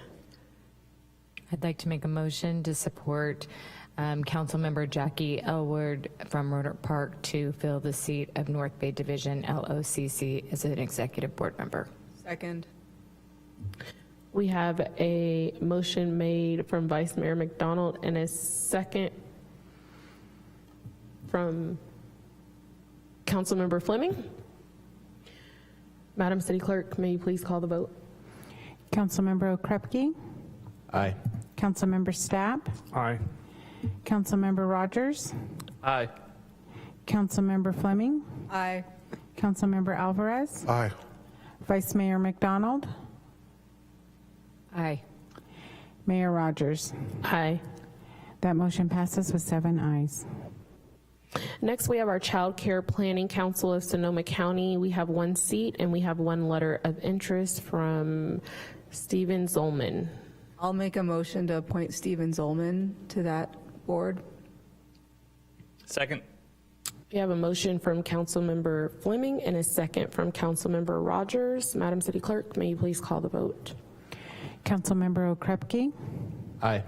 Councilmember Stapp. Aye. Councilmember Rogers. Aye. Councilmember Fleming. Aye. Councilmember Alvarez. Aye. Vice Mayor McDonald. Aye. Mayor Rogers. Aye. That motion passes with 7 ayes. Next, we have our Sonoma Marin Area Rail Transit Commission. We have 2 seats available, and it looks like we received 2 letters. I'll make a motion to appoint Councilmember Rogers and Councilmember Bagby to those positions. Second. I have a motion from Councilmember Fleming and a second from Councilmember Okrepke. Madam City Clerk, may you please call the vote? Councilmember Okrepke. Aye. Councilmember Stapp. Aye. Councilmember Rogers. Aye. Councilmember Fleming. Aye. Councilmember Alvarez. Aye. Vice Mayor McDonald. Aye. Mayor Rogers. Aye. That motion passes with 7 ayes. Moving on to our City Selection Committee, we have the Local Agency Formation Commission, 2 seats available and an alternate seat, and we have 4 letters of interest. Sandra Lowe of Sonoma County, of Sonoma, Susan Harvey of Cotati, Jeff Okrepke of Santa Rosa, and Stephen Zolman of Sebastopol. Would anyone like to make a motion? So I'll make a motion if you don't mind, Madam Mayor. I think with a number of qualified candidates, it's going to take multiple votes at the meeting. So my motion would be for you to support first and foremost Jeff Okrepke, and then give you the latitude for your second vote to do what's ever in the best interest of Santa Rosa. I second. Madam Mayor, I'd like to put a second motion on the table, please, of supporting Jeff Okrepke and Sandra Lowe. And then if it goes to complications, giving you the latitude to do what's in the best interest of the city. I'll second that. We'll vote on the second motion first. All right, so we have a motion from Councilmember Fleming and a second from Vice Mayor McDonald. Madam City Clerk, may we please take a vote? May I ask a point of clarification? Do we need to name an alternate, or are we giving the mayor the latitude to name the alternate based on how the voting goes at the meeting? With my motion, I'm fine to give the mayor full latitude to make. On the alternate vote? Thank you. Councilmember Okrepke, Abstain. Councilmember Stapp, Aye. Councilmember Rogers, No. Councilmember Fleming, Aye. Councilmember Alvarez, Nay. Vice Mayor McDonald, Aye. Mayor Rogers. Aye. That motion passes with 4 ayes. Council members Roger and Alvarez voting no, and Councilmember Okrepke abstaining. Moving to our Sonoma County Oversight Board Committee, we have no letters, and we have a vacancy for an alternate. So, Madam Mayor, I'll make a motion actually for this one and the RAND board if we can. Since there are no letters, if a motion is made from the floor at the meeting, that you have latitude to make a decision in the best interest of Santa Rosa. Second. I have a motion from Councilmember Rogers and a second from Vice Mayor McDonald. Can we please call the vote? Councilmember Okrepke, Aye. Councilmember Stapp, Aye. Councilmember Rogers, Aye. Councilmember Fleming, Aye. Councilmember Alvarez, Aye. Vice Mayor McDonald, Aye. Mayor Rogers. Aye. That motion passes with 7 ayes. Lastly, we have our Bay Area Quality Management District Board. We have 1 seat with 1 letter of interest. Would anyone like to make a motion? I'll move support for Brian Barnacle. Second. We have a motion from Councilmember Rogers and a second from Councilmember Fleming. Madam City Clerk, may you please call the vote? Councilmember Okrepke, Aye. Councilmember Stapp, Aye. Councilmember Rogers, Aye. Councilmember Fleming, Aye. Councilmember Alvarez, Aye. Vice Mayor McDonald, Aye. Mayor Rogers. Aye. That motion passes with 7 ayes. It is also recommended that if late nominations are received or if the city selection committee or mayors and council members board recommends alternates, that the city council authorize the mayor or the designated representative the authority to vote on these late nominations or recommendations at the city selection committee meeting or mayor and council members association board. And I know we did it for the 2 items, but I just So moved. thank you. We have a motion from Council Member Rogers and a second from Council Member Fleming. May we please call the vote? Councilmember Okrepke, Aye. Councilmember Stapp, Aye. Councilmember Rogers, Aye. Councilmember Fleming, Aye. Councilmember Alvarez, Aye. Vice Mayor McDonald, Aye. Mayor Rogers. Aye. That motion passes with 7 ayes. We have no minutes to approve tonight, so we'll go on to our consent items. Madam City Clerk, can you please read the consent calendar? Thank you, Mayor. Item 12.1 is a resolution, pro-housing designation program. Item 12.2 is a resolution, Fifth Amendment to Professional Services Agreement number F001275 with NWC Partners, Inc. for grant management support. Item 12.3 is a resolution, Sixth Amendment to Memorandum of Understanding number F001324 with the County of Sonoma.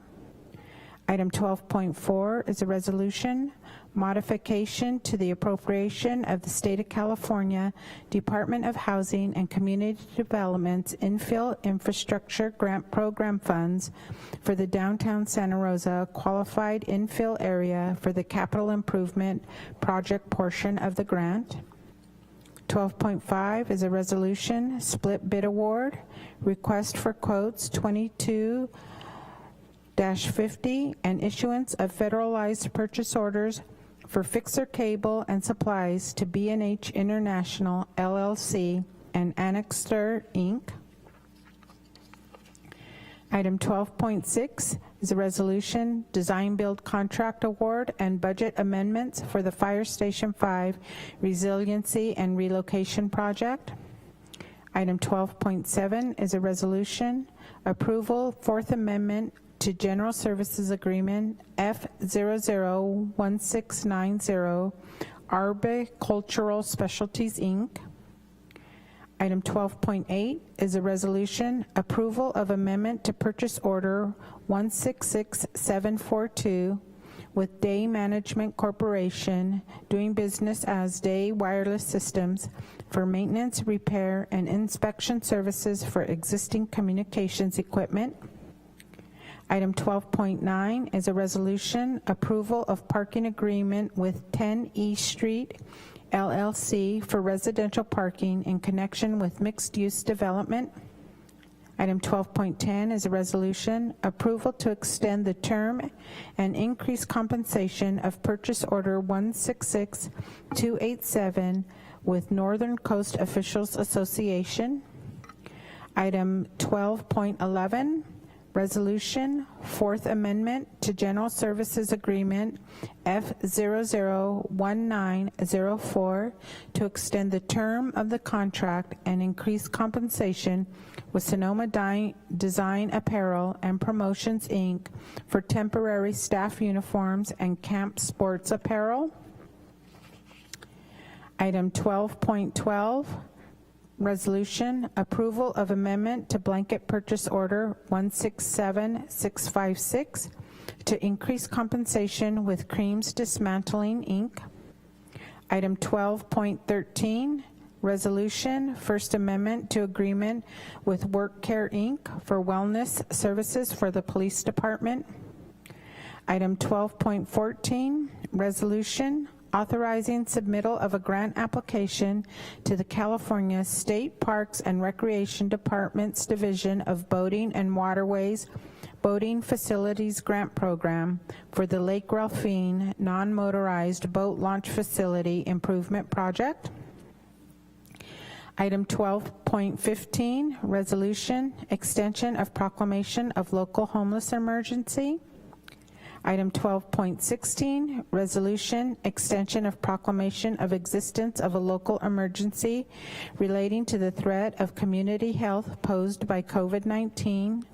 And item 12.17, resolution, making required monthly findings and authorizing the continued use of teleconferencing for public meetings of the City Council and all the city's boards, commissions, and committees pursuant to Assembly Bill 361. Thank you, Madam City Clerk. Bringing it back to council, are there any questions? Vice Mayor McDonald? I have a question on item 12.2, and then I'd like to pull item 12.7. Under 12.2, my question is just simply, do they actually write grants on our behalf, or are they managing the grant to make sure that we are completing the application process properly, as well as meeting all of our deadlines on reporting periods. I'm just curious what this particular contract's for.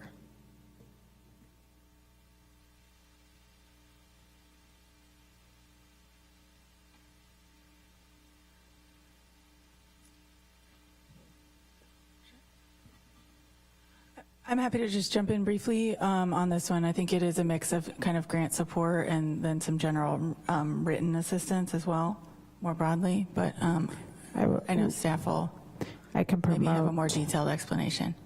Yes, we can promote Yuri Coslin, please.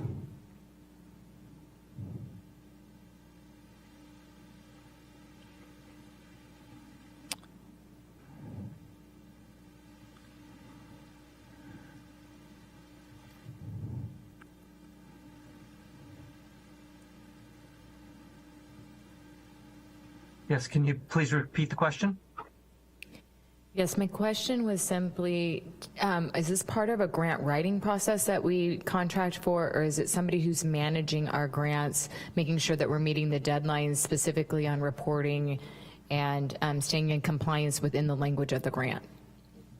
What does this group do for us is what I'm curious. NWC has a wide variety of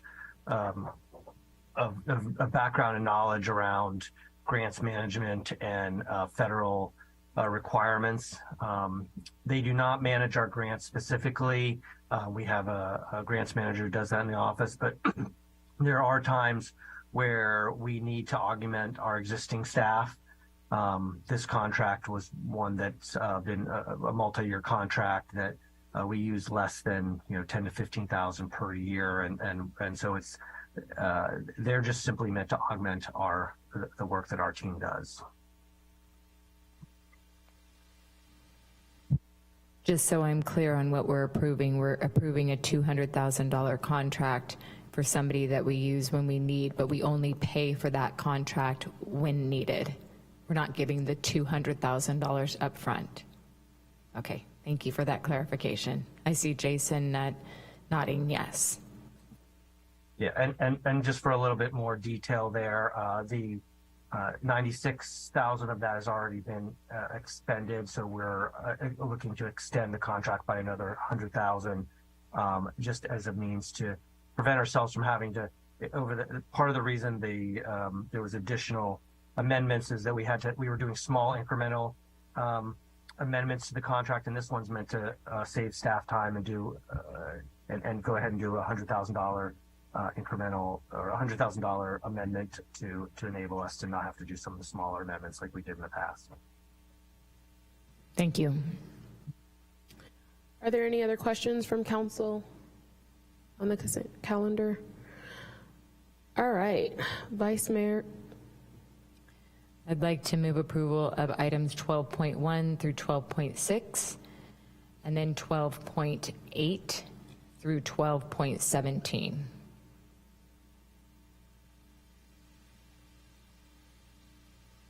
Second. We have a motion from Vice Mayor McDonald and a second from Councilmember Rogers. But we are not going to call the vote yet because we are going to go to public comment. So, Madam City Clerk, may you please facilitate public comment? Yes, our first speaker will be Dwayne DeWitt. My name is Dwayne DeWitt. I'm from Roseland. I want to start at the end of this long list, 17 items. I believe that it's important to try to keep the teleconferencing, the hybrid meetings alive in the future as the governor is going to lift the lockout and allow meetings to be all in person. It's proven to be quite helpful to have these hybrid meetings and involve people from home. Back to the beginning, 12.1, support this effort. I'm hoping that it'll be something to make sure we get the housing downtown that you've talked about for decades. Support 12.4 also, because that states that there's a chance to get infrastructure improvements downtown, and I'm making sure that that includes Sebastopol Road out to Dutton Avenue, which is now included in the the downtown specific plan. On the 12.6, this, I can't support this. This is so expensive. This is a hyperinflated construction project that doesn't need to be this big boondoggle. This should be cut in half in terms of how much is being spent for this. You can get fire stations down here on Steel Lane like you proved at the old car wash in for just a couple of $1 million. So this thing is really milking the public trough. The 12.7, I want to speak on that when it comes up. Then as we go deeper into this idea of these long consent item situations of saying you've got all these items to speak on. In the past, it was pointed out with the Brown Act and the Keene Act that it's important to have as much public input as you can get on these different items, and yet you're loading the agenda so much with items that people can't speak on each of these because you say, no, you only get 3 minutes. And that just cheats the public out of the opportunity to really participate in these decision-making processes. The extension of the proclamation of local homeless emergency is very important. You've got people out on the Joe Rodota Trail who are getting moved out today under force, and that's something that needs to be spoken about more often as to what's going to go on to try to help to end that type of a problem.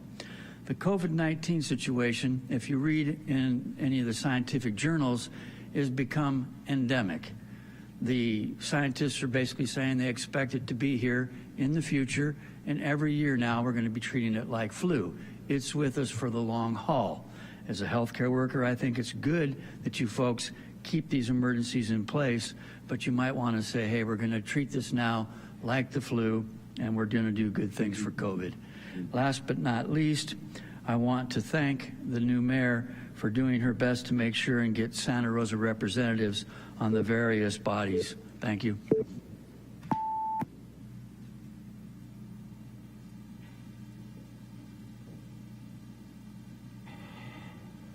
I am not seeing anyone else make their way to the podium in the chamber.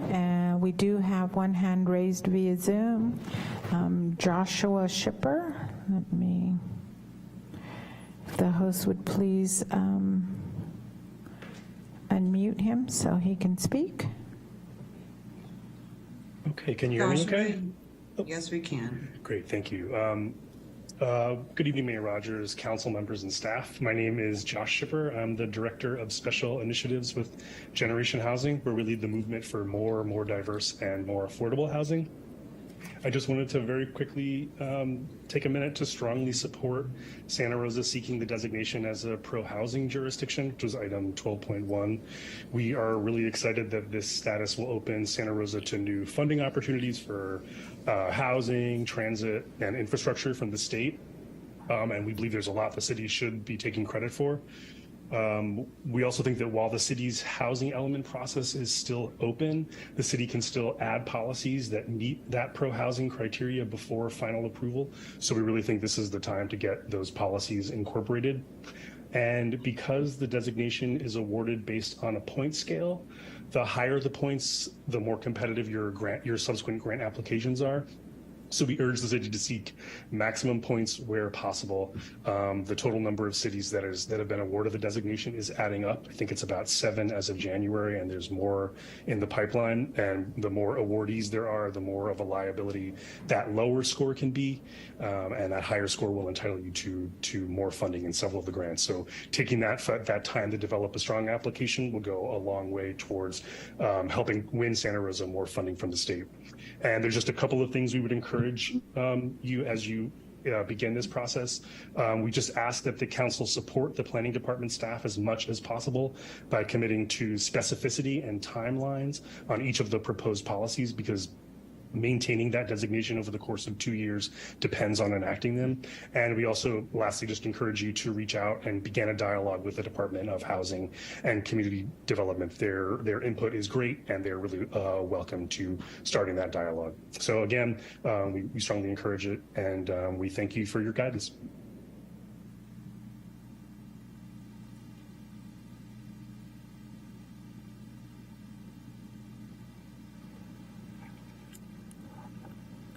Host, do we have any more hands raised via Zoom? There are no more Zoom hands raised, and we have no pre-recorded comments. Thank you. We have a motion on the table from Vice Mayor McDonald pulling item 12.7 and a second from Councilmember Rogers. If there is no further discussion, Madam City Clerk, may you please call the vote?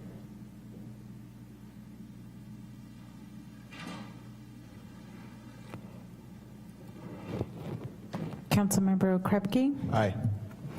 Councilmember Stapp? Aye. Councilmember Rogers? Aye. Councilmember Fleming? Aye. Councilmember Alvarez? Aye. Vice Mayor McDonald? Aye. Mayor Rogers? Aye. The motion passes with 7 ayes. Vice Mayor McDonald, would you like to put a motion on the table so that we can proceed with discussion? So we could discuss it? Yes, thank you. I'll move item 12.7.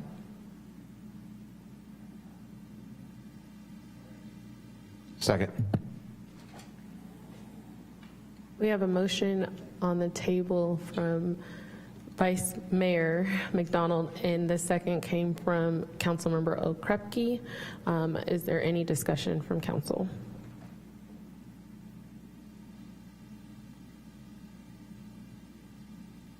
Vice Mayor McDonald. Thank you, Mayor. So this particular contract reminds me of a contract that came to us last month about contracting out for services that used to be potentially in-house. So my question to you is, this contract, as I read it, looks like it's for emergency surgeries, emergency services. And does it include any type of preventative maintenance? Meaning, do they come in and maintain our trees, or do we have any type of preventative maintenance as part of this $1 million contract?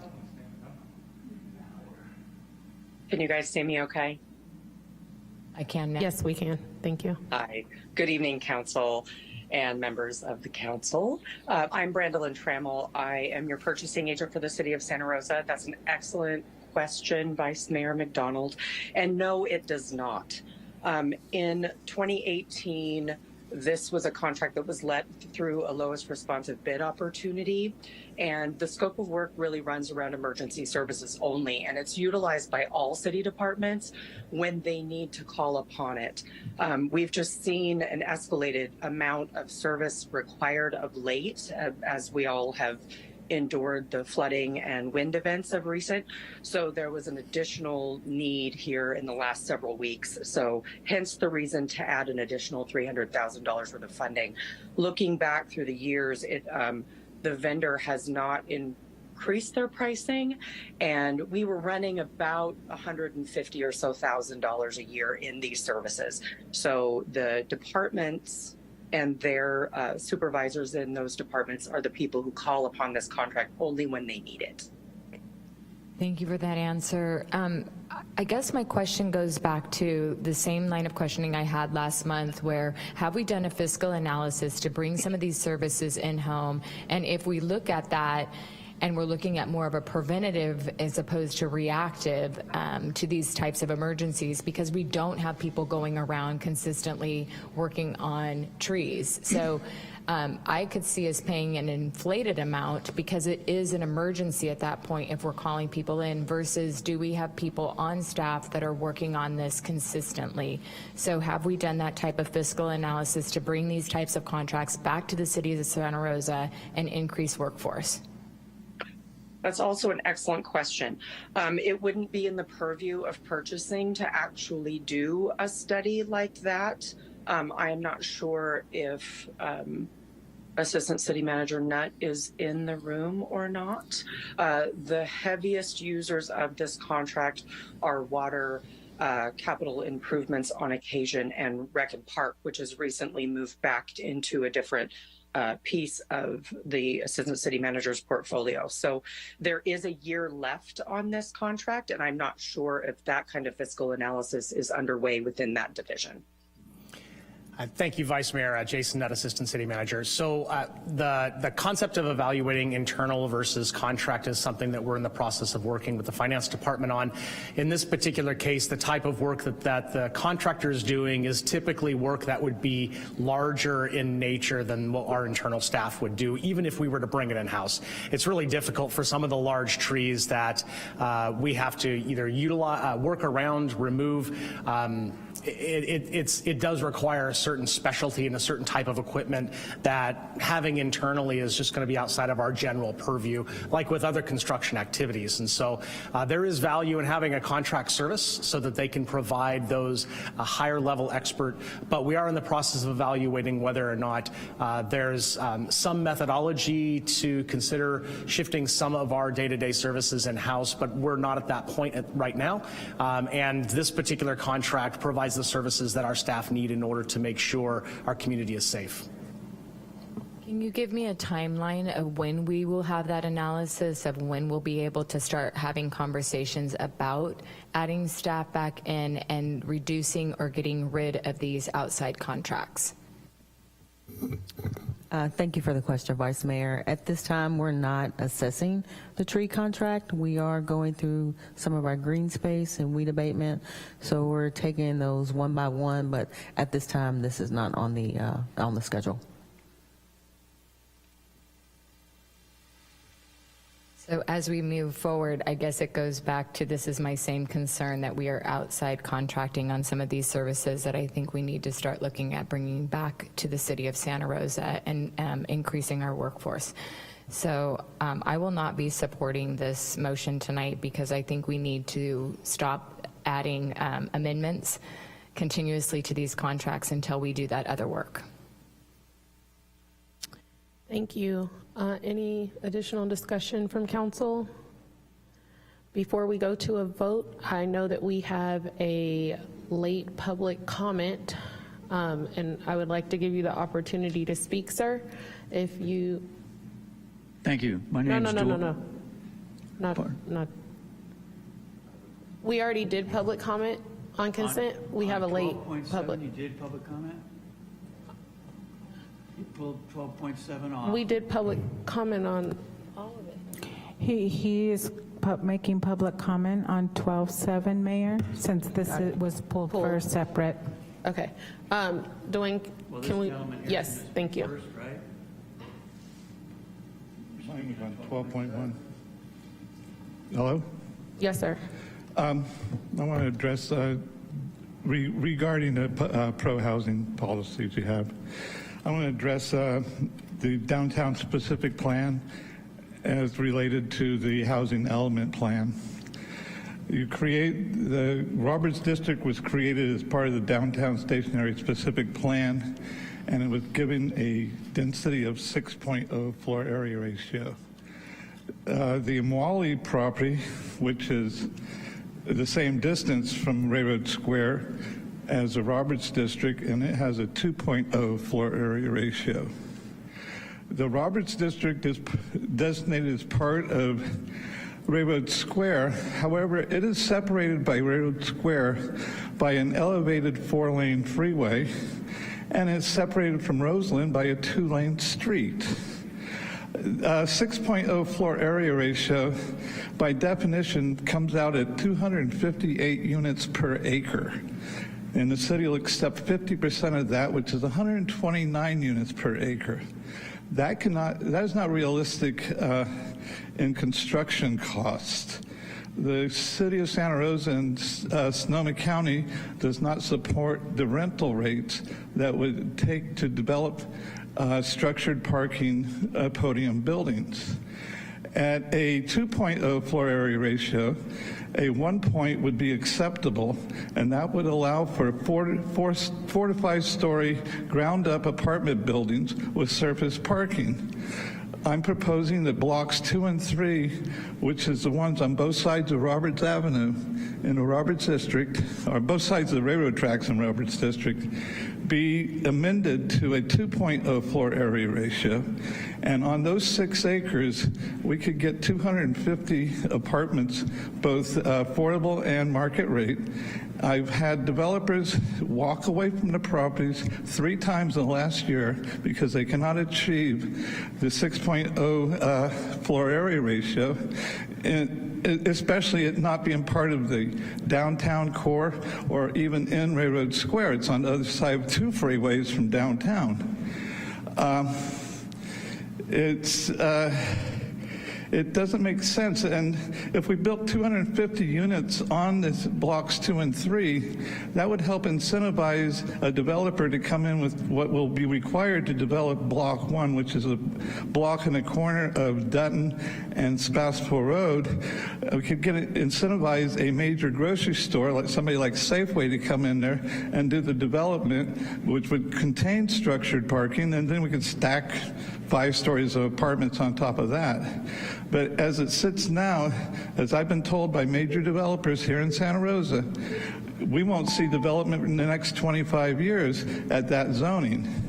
If we want housing built, I'm proposing I can get 250 units built in the next 2 years if we could correct the zoning. I know the zoning was done to satisfy the state elements read the numbers. I need you to wrap up. Your 3 minutes is up. Oh, the clock up there. Okay. Yeah, thank you. That was my spiel at this point in time. Thank you.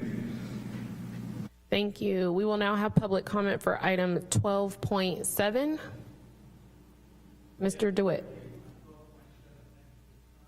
Vice Mayor, I think it's very important that we bring back our own arboricultural team. We used to have a lot of good people working to do tree care here in Santa Rosa, and due to budget constraints in the past, we basically cut that department totally out, and that's not a good thing. Obviously, there's always going to be a concern about costs. My concern today, though, is that this money goes out of the area. These people from Berkeley may be good at what they do, but we also have good arborists and arboricultural people here in Santa Rosa specifically. They should be the ones that are taking care of our trees, and especially on the parks. The parks team's got a good young team. They're doing their best to try to keep up with what's going on. We should make sure and get as many young interns this summer, people coming in through the teens, especially the North Coast Conservation Corps and the AmeriCorps people, get them working with us, get a lot of this done for a lot less expense, and you got that for under a minute. Thank you. Thank you. Any more public comment in the chamber? Seeing none and seeing none on Zoom, Madam City Clerk, may you please call the vote? Yes, thank you, Mayor. Councilmember Okrepke? Aye. Councilmember Stapp? Aye. Councilmember Rogers? Aye. Councilmember Fleming? Aye. Councilmember Alvarez? Aye. Vice Mayor McDonald? No. Mayor Rogers? Aye. That motion passes with 6 ayes and Vice Mayor McDonald voting no. Thank you. We will have our first public comment on non-agenda matters, and then we'll move on to item 15, our public hearings.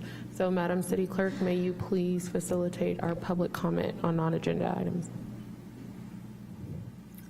Yes, if you wish to make a public comment on non-agenda items, agenda item 13, please make your way to the podium. Hello, my name is Dwayne DeWitt. I'm from Roseland. The recent rain showed that stormwater retention is needed. Roseland Creek is an excellent spot in which you could be trying to get grants and funding at both state and federal levels to do stormwater retention in that creek basin. Sonoma Water actually owns a property at McMinn Avenue on the bridge over Roseland Creek. This is a spot where you could start to get county involvement to bring county funds forward to help with water retention and the cleanup of the storm water. Remember, this storm water goes out to the Laguna de Santa Rosa. Often it's polluted by pollutants that come from cars. That's difficult to clear unless you have some sort of slowdown of the water. What's really important is that the toxic remediation that goes on with these types of situations has been a holdup in the past to getting things done. Here in Roseland, we have a project up on Sebastopol Road after the 2007 Sebastopol Road Urban Vision Plan. That project came forward known as Roseland Village Redevelopment. Toxic remediation has been the holdup. They have not been able to clear their situation with the Regional Water Quality Control Board to get total clearance on the properties there. Think of how it would be in other properties if they don't get cleared up. It's been almost 30 years since a group was put together by city and county, local government officials, also the state at the Regional Water Board, called the Citizens Cleanup Coalition. They came forward at that time to help work on these issues because of the junkyards in our area, Acme Auto Wreckers, Westcott's Auto Wreckers, and others, that stormwater pollution was bringing automotive toxics out into our water and contaminated the underground aquifer, contaminated wells, created numerous problems, which led to a red zone designation for a large group of Roseland residents and their properties, essentially redlined them and kept them in a serious dilemma. So now we're here at this point where you folks could take the lead and say, you know what, we're going to reach out to the county, Sonoma Water, and say, give us some money to look at that small little spot that you already own. The water agency owns it, in a sense. It's their easement, to work with you to try to limit that stormwater pollution and also go forward with stormwater retention approaches, clear out cement from creeks, do positive things to slow down the water flow out to the Laguna de Santa Rosa. Thank you very much.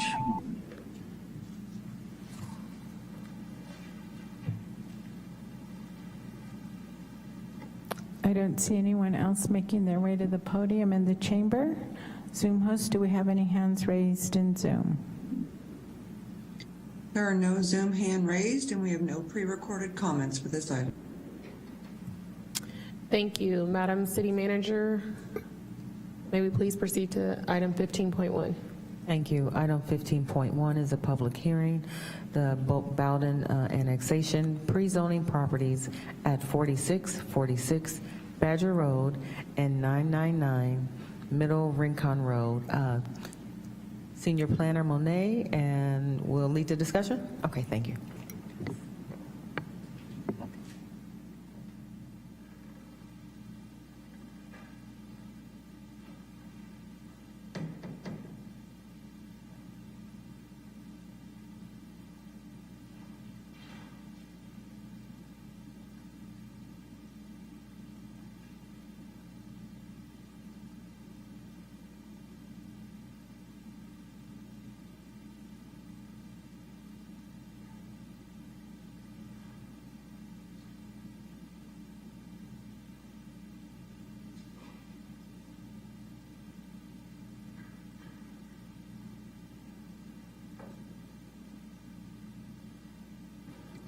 Okay. Good evening, Mayor Rogers and members of the council. The item before you today is a pre-zoning for two properties. Monet, can you put the microphone a little closer to your mouth? Thank Okay, you. is it better now? Yes, thank you. So the project before you today is a pre-zone for two properties into R16 zoning district. These two properties are located at 4646 Badger Road and 999 Middle Rincon Road. Both parcels are currently, both properties are currently developed with a single-family dwelling units and accessory structures. There are no new developments proposed at this time, and the approval of this pre-zoning would allow these two properties to annex into the city. So these properties are located in northeastern corner of the city within a county island. Here is a closer look at these two parcels with existing single families and accessory structures. And here is the pre-zoning annexation boundary map that shows two properties that are proposed for pre-zoning. About the project history, so in 2019, the property located at 4646 Badger Road had a septic tank failure that needed to be replaced in order to make the residence habitable. However, Sonoma County would not issue a septic tank permit due to the location of the septic tank being too close to the creek. As a result, the property owner had to apply for a utility certificate to be able to connect to the city sewer system. In November 2020, the utility certificate application was approved, and Sonoma County Local Agency Formation Commission, also known as LAFCO, approved an outside service area agreement with the condition that the owner needs to apply to the annexation.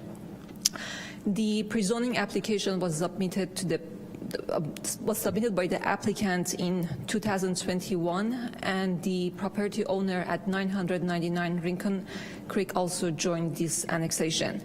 And last year, in October 2022, the project was presented to the Planning Commission, which recommended approval to City Council.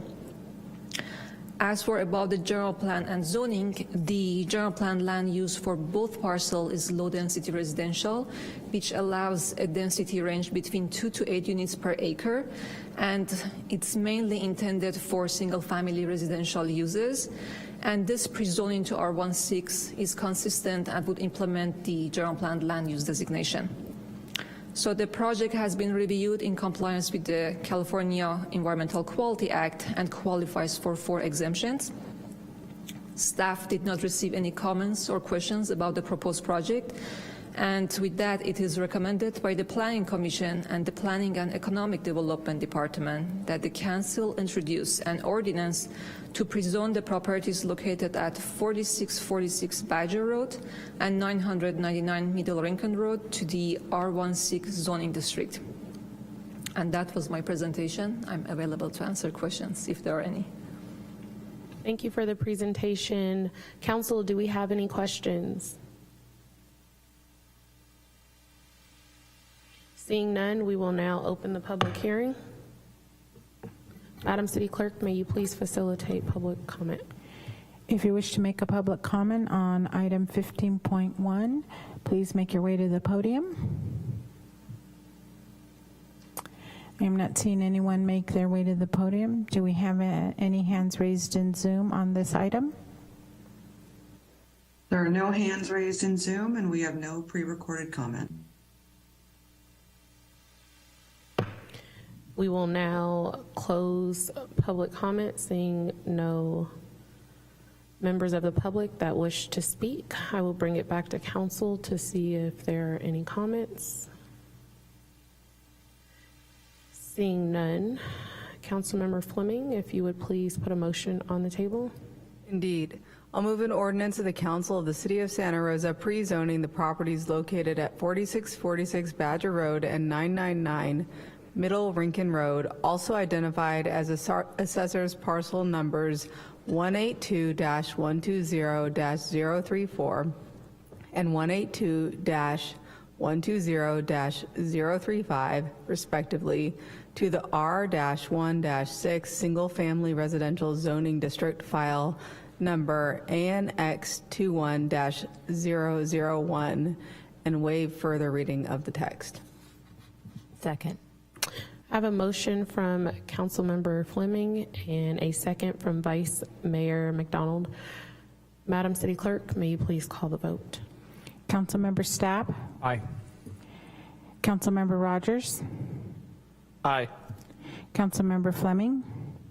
Aye. Councilmember Alvarez? Aye. Vice Mayor McDonald? Aye. Mayor Rogers? Aye. That motion passes with 6 ayes, with Councilmember Okrepke abstaining. Thank you for the presentation. We'll be moving on to item 15.2. Madam City Manager. Item 15.2, Winkler annexation, pre-zoning of property located at 1600 Manzanita Avenue.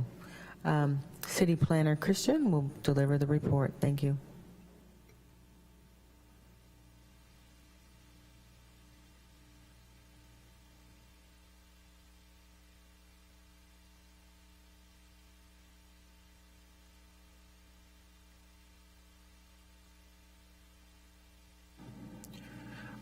Good evening, Mayor Rogers, Vice Mayor McDonald, and council members. I'm here to present the Winkler annexation, pre-zoning annexation project file number ANX 21-002 at 1600 Manzanita Avenue. This is to pre-zone one property for annexation into Santa Rosa at 1600 Manzanita Avenue into the RR40 SR Rural Residential Scenic Road Combining District, and the action is by ordinance recommended by approval at the Planning Commission. For the project history, on October 14, 2021, the application for utility certificate was submitted due to a failed septic tank and seepage pit, and they were unable to locate another proper location on the property for a new one. They then submitted a pre-zoning application in December of 2021, and it was then approved with a condition from LAFCO to annex the parcel to Santa Rosa.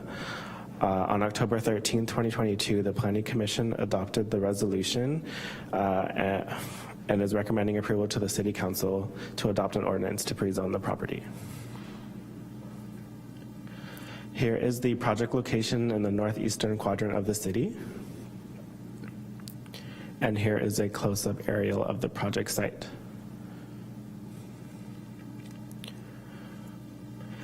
Here is the current general plan and zoning for the site.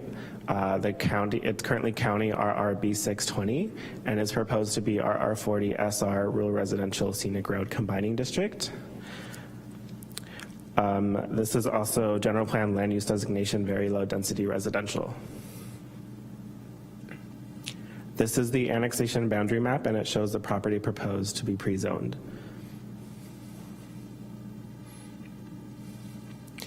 This is the street view of the project site.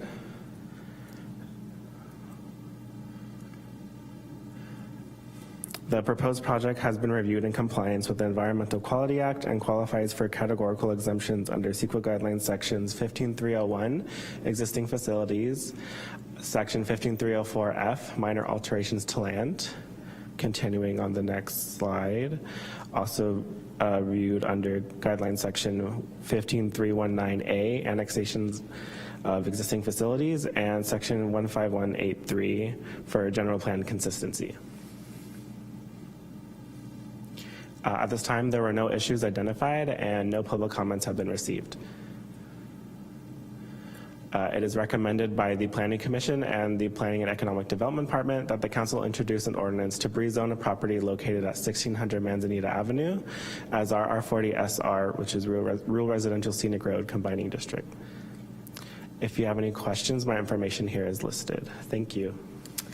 Thank you for the presentation. Do we have any questions of staff on this item? Seeing none, we will now open our public hearing. Madam City Clerk. If you wish to make a public comment on item 15.2, please make your way to the podium. I'm not seeing anyone make their way to the podium, and it looks like we have one hand raised. Pablo Rodas, the interpreter. I think we may have someone coming on. Host, can you please enable Pablo's ability to speak?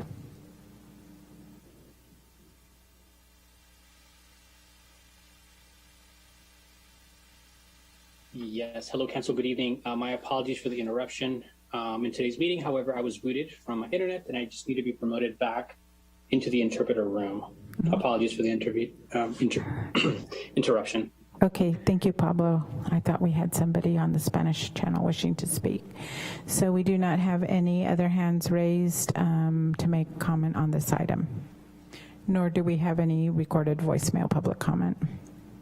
With no additional or no members of the public wishing to speak, we will now close the public hearing, and I'll bring it back to council to see if there are any comments.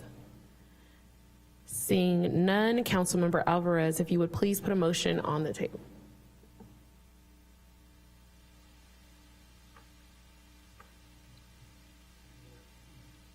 Thank you, Mayor. Ordinance of the Council of the City of Santa Rosa, pre-zoning the property located at 1600 Manzanita Avenue, also identified as accessories parcel number 181-030-005, to the R Residential Rural 40 SR, Rural Residential Scenic Road, Combining District, Zoning District, file number ANX 21-002, and waive further reading of the text. Second. We have a motion made by Councilmember Alvarez and a second by Vice Mayor McDonald. Madam City Clerk, may you please call the vote? Thank you, Mayor. Councilmember Stapp? Aye. Councilmember Rogers? Aye. Councilmember Fleming? Aye. Councilmember Alvarez? Aye. Vice Mayor McDonald? Aye. Mayor Rogers? Aye. That motion passes with 6 ayes, with Councilmember Okrepke abstaining. We will now recess for council to take a short dinner break, and we will resume at 6:15. Thank you.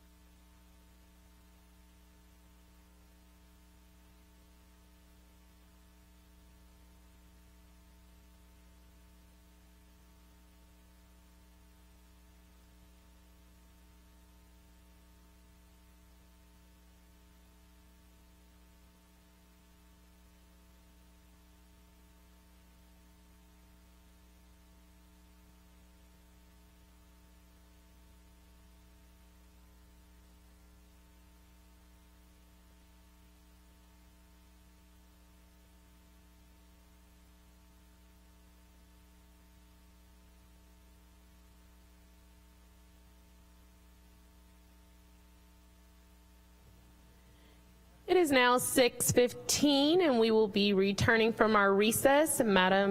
Seeing a quorum, Madam City Clerk, may you please call roll. Councilmember Okrepke.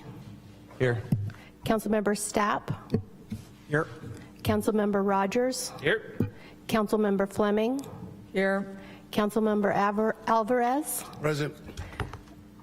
Vice Mayor McDonald. Here. Mayor Rogers. Present. Now we will move on to item 14.1. Madam City Manager. Item 14.1, City Council Legislative Advocacy Policy.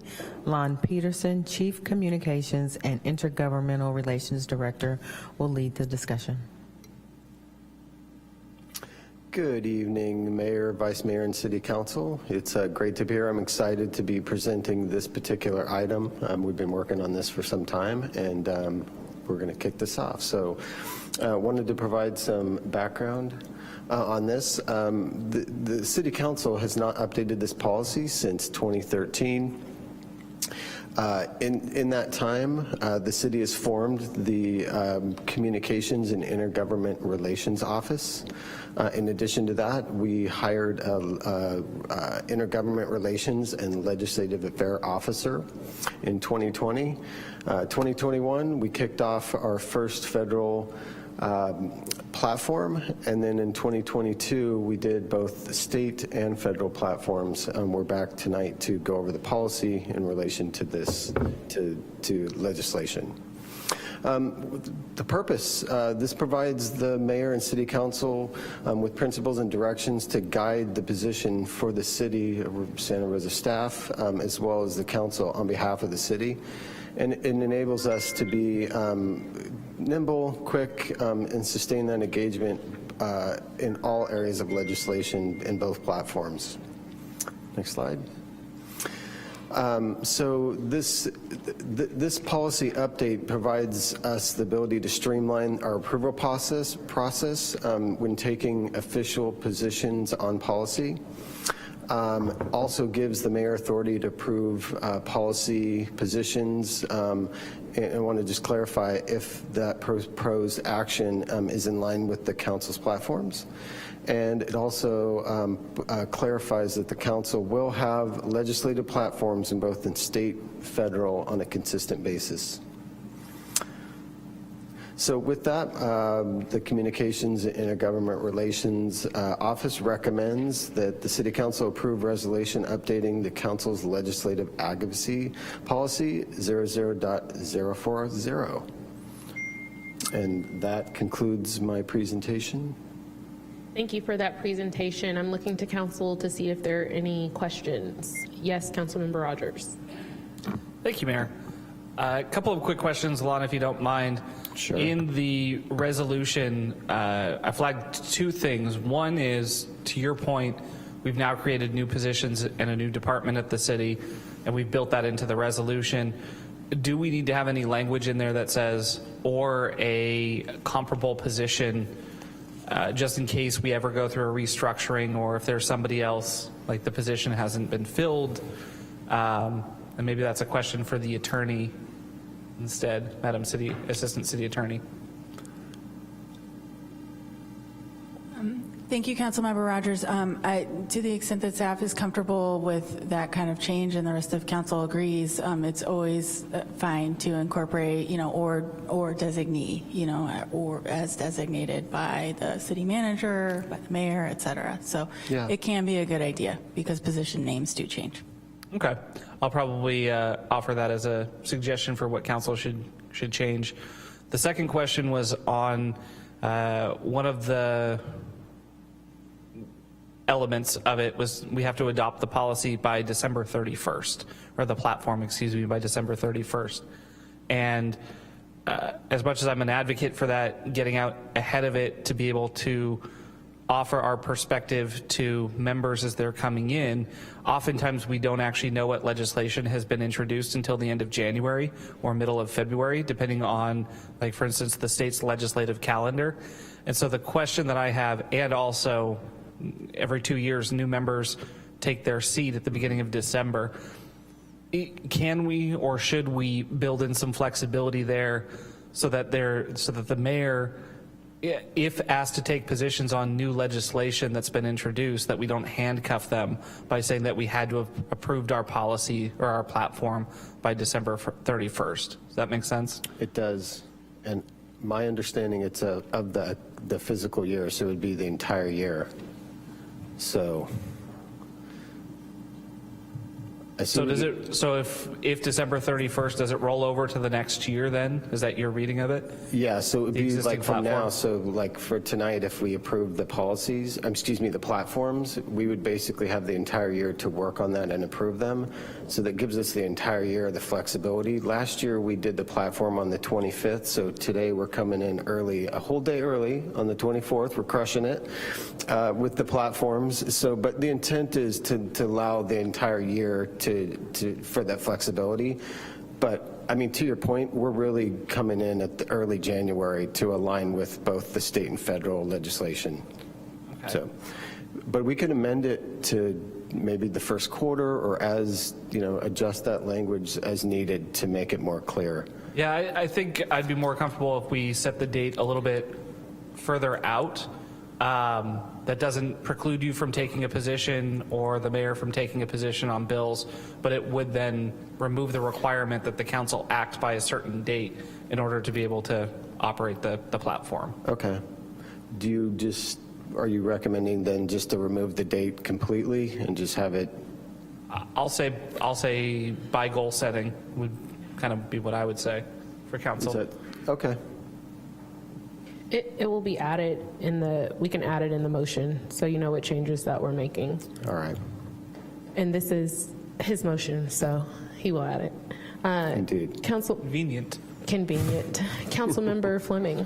Yeah, so since we're talking about tweaks and adjustments here in this portion, so that perhaps we can prevent a series of friendly amendments and second motions, I was just curious to know if there was any practical reason why the council couldn't be notified of, my notes are up here, be notified of these letters as soon as they go out, rather than in the council agenda packet, if that would create any Brown Act issues?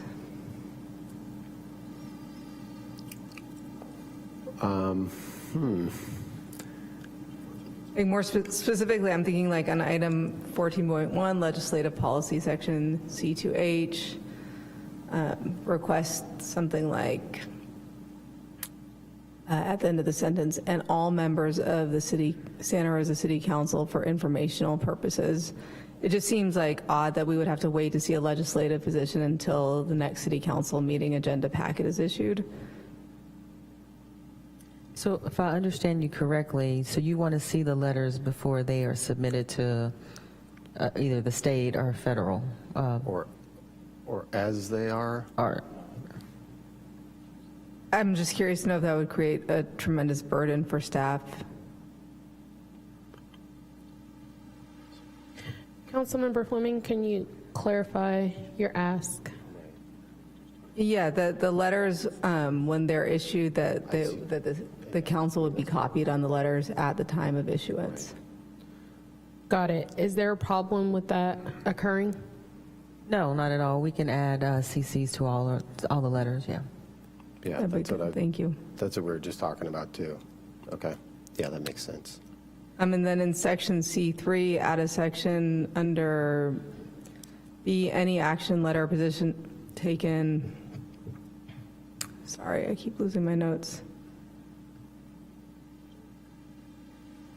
Thank you for your patience.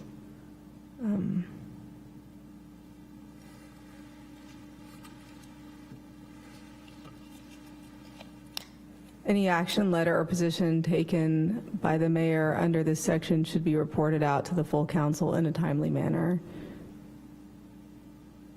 The purpose of this is just so the council knows what's happening when it's happening.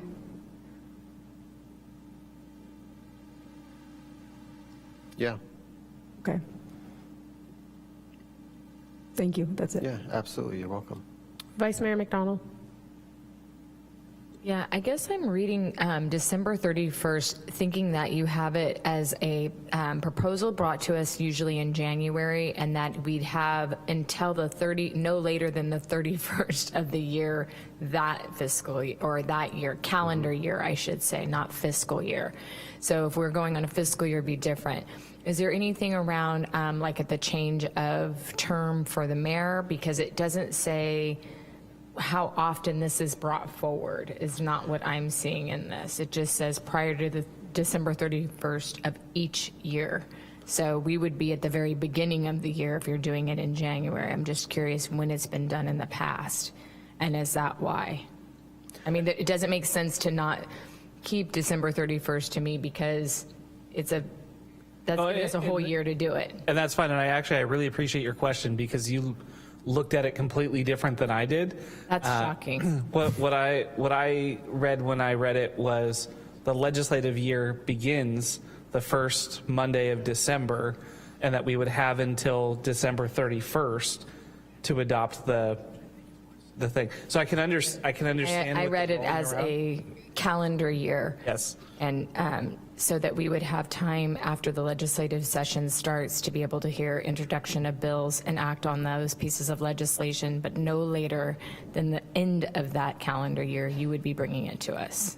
Correct. That's how it's supposed to be. Yes, and I think it's meant to be annual, and that it's timely without having to put an exact day that it has to be something. Our intent is to come at the beginning of the calendar year when the legislative session starts and be active. So we did it last year on the 25th. It's this year on the 24th, and so we'll be looking annually to come back before council at the beginning of the year after we do our outreach to departments and to council with the platform and the updates. Yeah, I'm fine with not adding the amendment then.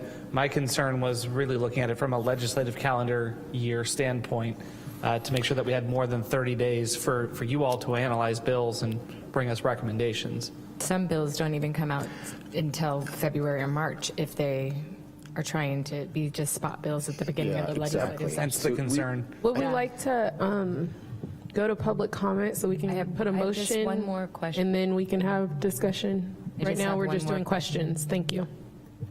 On the letters that are going out, would those not be public comment already? They're already to the public by then if you're sending them over to the legislature, so there would be no violation of Brown Act, correct? Correct. They're already public record. Yes. Okay, thank you. It's getting pushed out. Exactly. You're welcome. All right, are there any additional questions from council? Seeing none, Madam City Clerk, may you please facilitate public comment?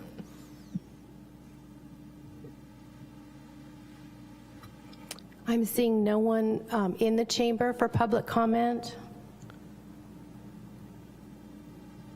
We have no hands raised on Zoom and no pre-recorded messages.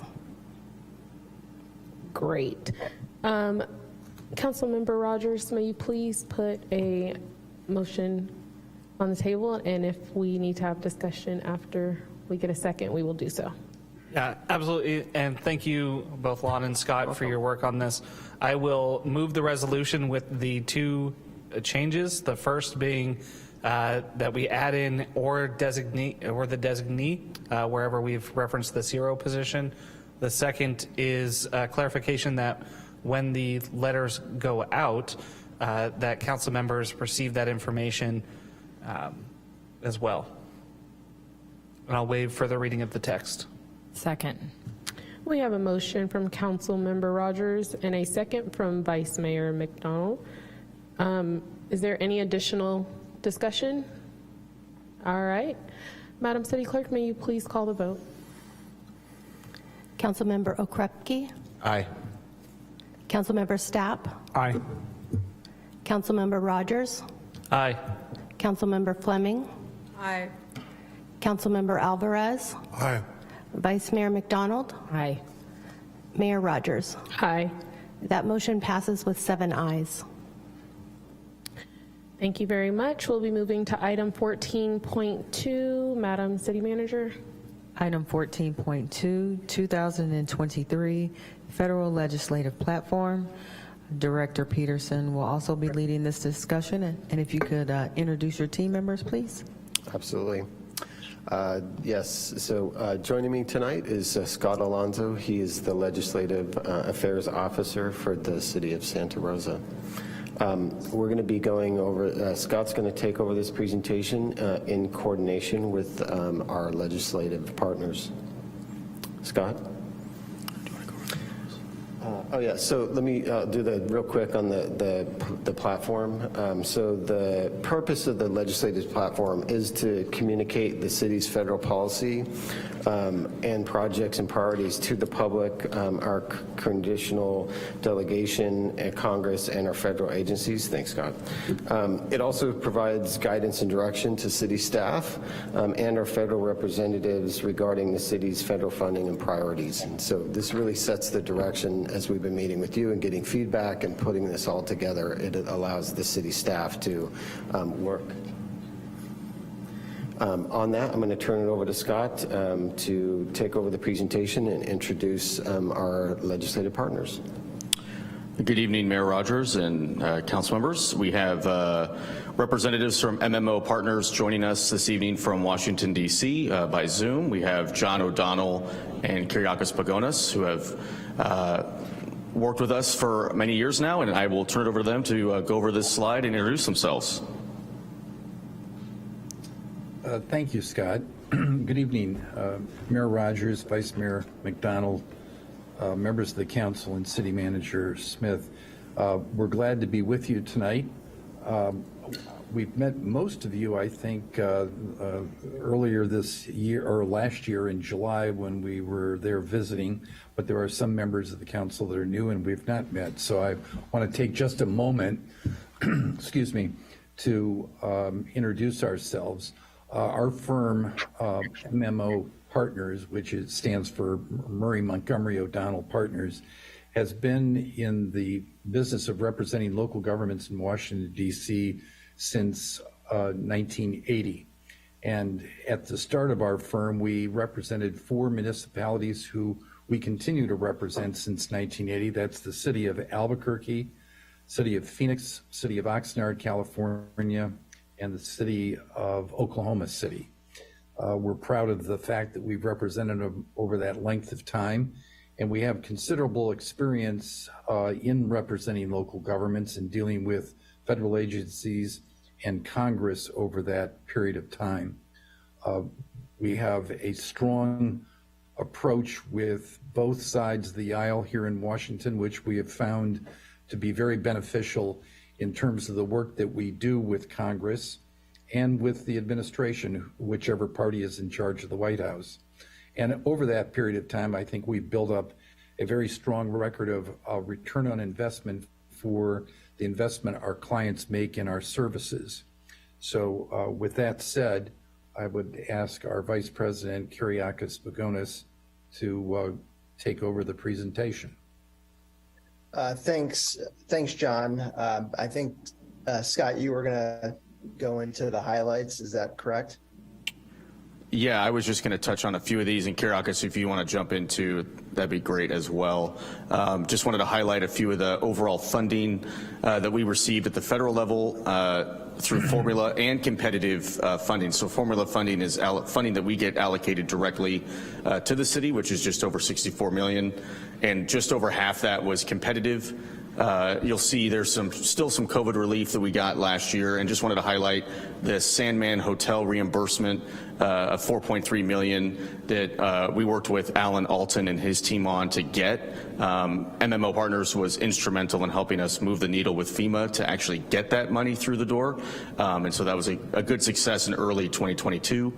And then there was some federal legislation that we weighed in on. You'll note there in the italics, Senate Bill 3011, which allowed for ARPA money, COVID relief money, to be used for infrastructure projects. So it broadened the definition, which allowed that money to be used for more things. And we were weighing in on that. We were active in those negotiations.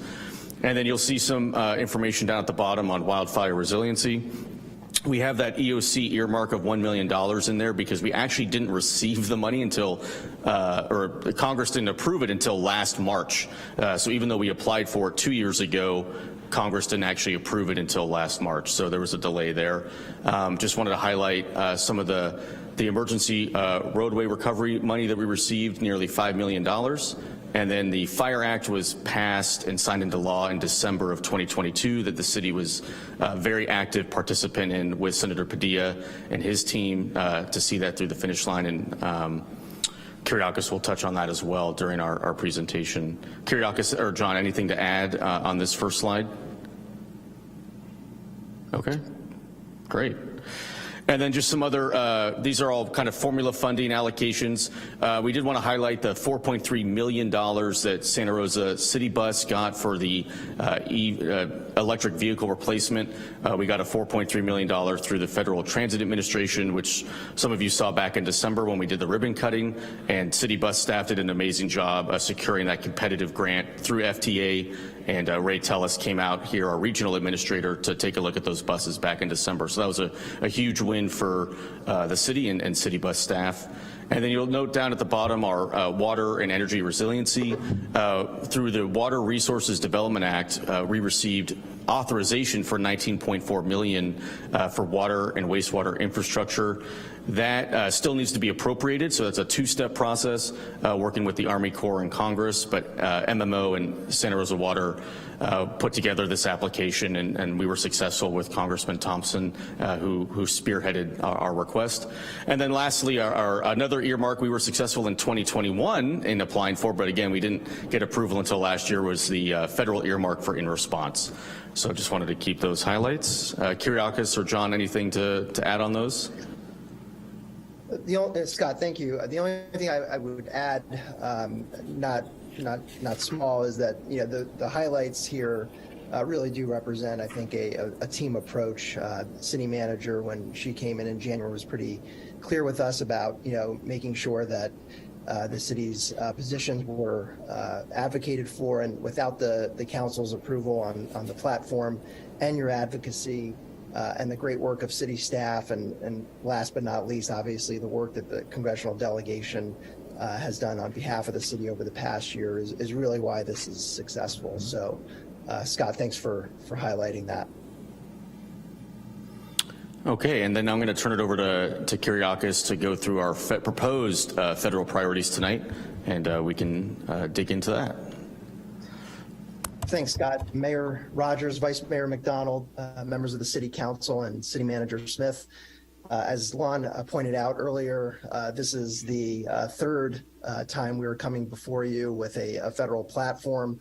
I'm very excited about that. That's something that we worked with the city over the past couple of years to really get this up and running. For the first 2 years that we were working with the city was really on recovery response and really being responsive to things coming at us. This is really a step in a more proactive approach where the city has time to really think about and be strategic about how it pursues federal policy changes and advocates for federal projects. So really excited to be here presenting this third iteration of the city's proposed federal priorities. The first of the 7 sort of categories that you'll see is wildfire prevention, hazard mitigation, resiliency, and recovery.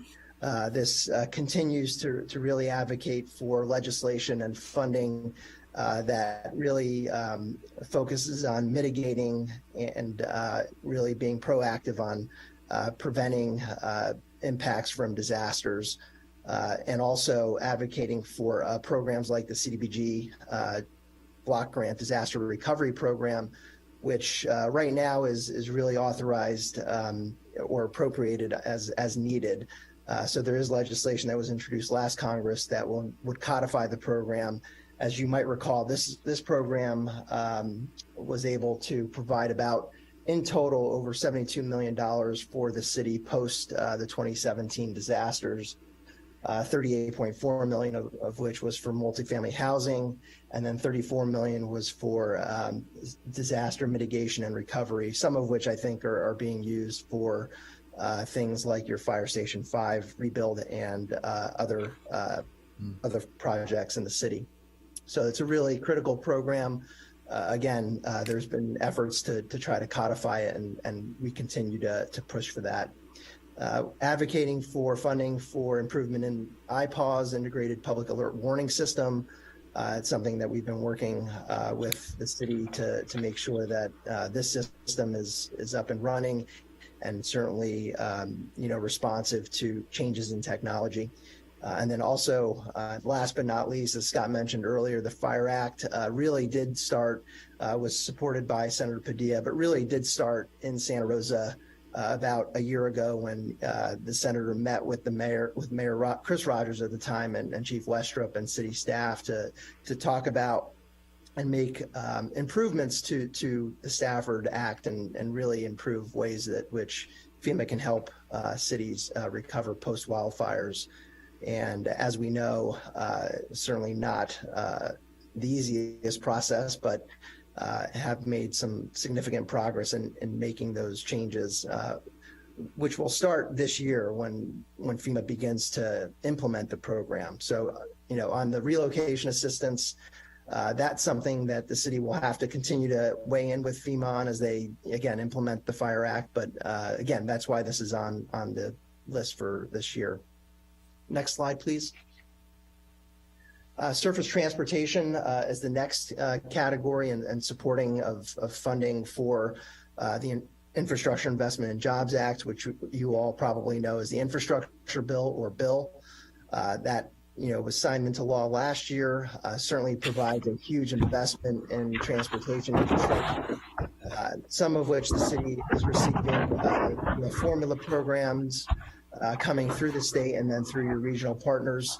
Other funding is coming through competitive programs, like Scott mentioned, through FTA. The city did secure $4.3 million, and currently competing for additional funding for things like Hearn Avenue and bike ped overcrossing. So we're going to be continuing to monitor those programs, and as they come up, we're currently working with the city to identify potential opportunities to leverage federal investments in infrastructure and transportation infrastructure in particular to build projects in Santa Rosa. Next slide, please. Can I interrupt for just a moment and ask John to please mute himself if he's not speaking? Sorry, we're getting feedback. Thank you. Thanks, Mayor. Under water and energy resiliency, again, I won't read this verbatim, but calling for support and monitoring of regulatory efforts around water, sewer, stormwater programs, including the drinking water and clean water revolving loan funds, both of which received a very big increase in funding through the Infrastructure Investment and Jobs Act. That funding comes through the state and through formula, but also available for local governments to apply to the state to receive grants and or loans, depending on the state's criteria. Continue to advocate for low-income household water assistance program funding. That funding was made first available through the CARES Act and then through ARPA, which really helped low-income households offset some of their water and wastewater bills during COVID. It's something that we've been working on with some of the national associations like NACWA, National Association of Clean Water Agencies, which I know the city is actively engaged with, and it's something that we'll continue to work with them and others to promote should the council support this policy.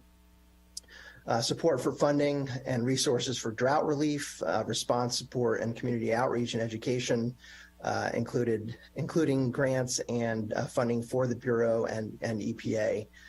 Again, those are two federal agencies we've been working with. I know the city and city council member at the time, McDonald, and Mayor Rogers met with EPA recently in November to talk about city programs. And we also did meet with the Bureau back in November and have plans to do so in the first quarter of this year to talk about the good work that Santa Rosa is doing to conserve water, especially during drought. I know you all have had some rain recently, so that's good. but we'll continue to reach out and advocate for funding for programs that the city is doing in those two areas. Next slide, please. Climate change and sustainability. Again, the city has long advocated for programs that reduce impacts of greenhouse gas emissions. The White House certainly led on efforts, and the Congress passed the Inflation Reduction Act, which invests significant amount of funding in programs to help communities reduce their impacts on air pollution, et cetera. Something that I know the city has been certainly a leader on, and we're certainly tracking those announcements as they come up. Right now, agencies are standing up programs, as we heard from EPA back in November. Continue to support for funding for the Energy Efficiency and Block Grant Program. That's a program that was first stood up during the Obama administration and funded again in the Infrastructure Investment and Jobs Act. The Department of Energy just released allocations. This is a formula program. The city's allocation is about $210,570 for this program, and the application process is just beginning, and I know the city is on top of that and will be applying to receive that funding. Continue to advocate for funding to convert the city's municipal vehicle fleet to zero emissions, including charging infrastructure and implementing the conversion. I think the city is certainly looking at planning funding and other funding to help evaluate what's necessary to do that conversion. And we're certainly going to be focused on that during the year. Next slide, please. Housing, homelessness, and economic development. Again, this is an area I know the city has, and the city council has made a top priority. This is continuing to advocate for formula programs like CDBG and home, emergency food and shelter, voucher programs, and also a continuum of care, which provides funding for homeless assistance to the COCs around the country. I know the city's active in the COC locally, and again, this is an area where Congress has invested and does continuously, or has over the past 2 years, increased funding for homeless assistance. The last piece of this is extending housing credits. So low-income housing tax credit is a major program that helps communities build affordable housing. That program did get an increase over the past couple of years. Congress tried to extend the increase for LIHTC in the last Congress, but did not get around to it, but will certainly be on the agenda for this year. Reauthorization of Economic Development Administration programs, specifically their Public Works program is a competitive program that Congress funds on an annual basis at various funding levels. So we'll continue to advocate for funding for EDA and its public works programs, which really do invest in things like expansion of water lines, anything really that you can think of that would help small businesses in Santa Rosa either stay there or expand. And that's an area that we've worked with the city on, trying to advocate and identify projects that might qualify and help small businesses in Santa Rosa. There is legislation that was not introduced last session, but I think will be on the agenda for this year to reauthorize EDA, and also trying to include language that is responsive to communities that have been impacted by multiple disasters, taking a lesson from the city. Next slide, please. Public safety. Again, this continues advocacy for federal funding to support safety and emergency response operations, firefighter equipment and training, community engagement and education, police hiring and training, and possibly fire station construction funding. Advocate for funding for community violence and gun violence prevention programs, and seeking funding for public infrastructure, including a regional training facility, regional communications infrastructure like radio towers, crime lab, and other technologies to improve community safety in Santa Rosa. Next slide. Public health, this is new this year. I think because of where we are with COVID, this was sort of more from our COVID section last year into a public health section, but really aimed at keeping funding in place that was appropriated by Congress to local governments to deal with COVID. There has been some discussion on the Hill about looking at some of those funds and perhaps recapturing funding that has not been allocated. So that's something we're watching closely. And in fact, the Treasury Department today reallocated some rental assistance funding that wasn't being utilized to areas that needed it and were using it. So there is a constant look at COVID assistance, and we're certainly keeping our eyes on that as well. So with that concludes this portion of the presentation. Scott, I will kick it back to you. Thank you, Kyriakis. I appreciate that. Very nicely done.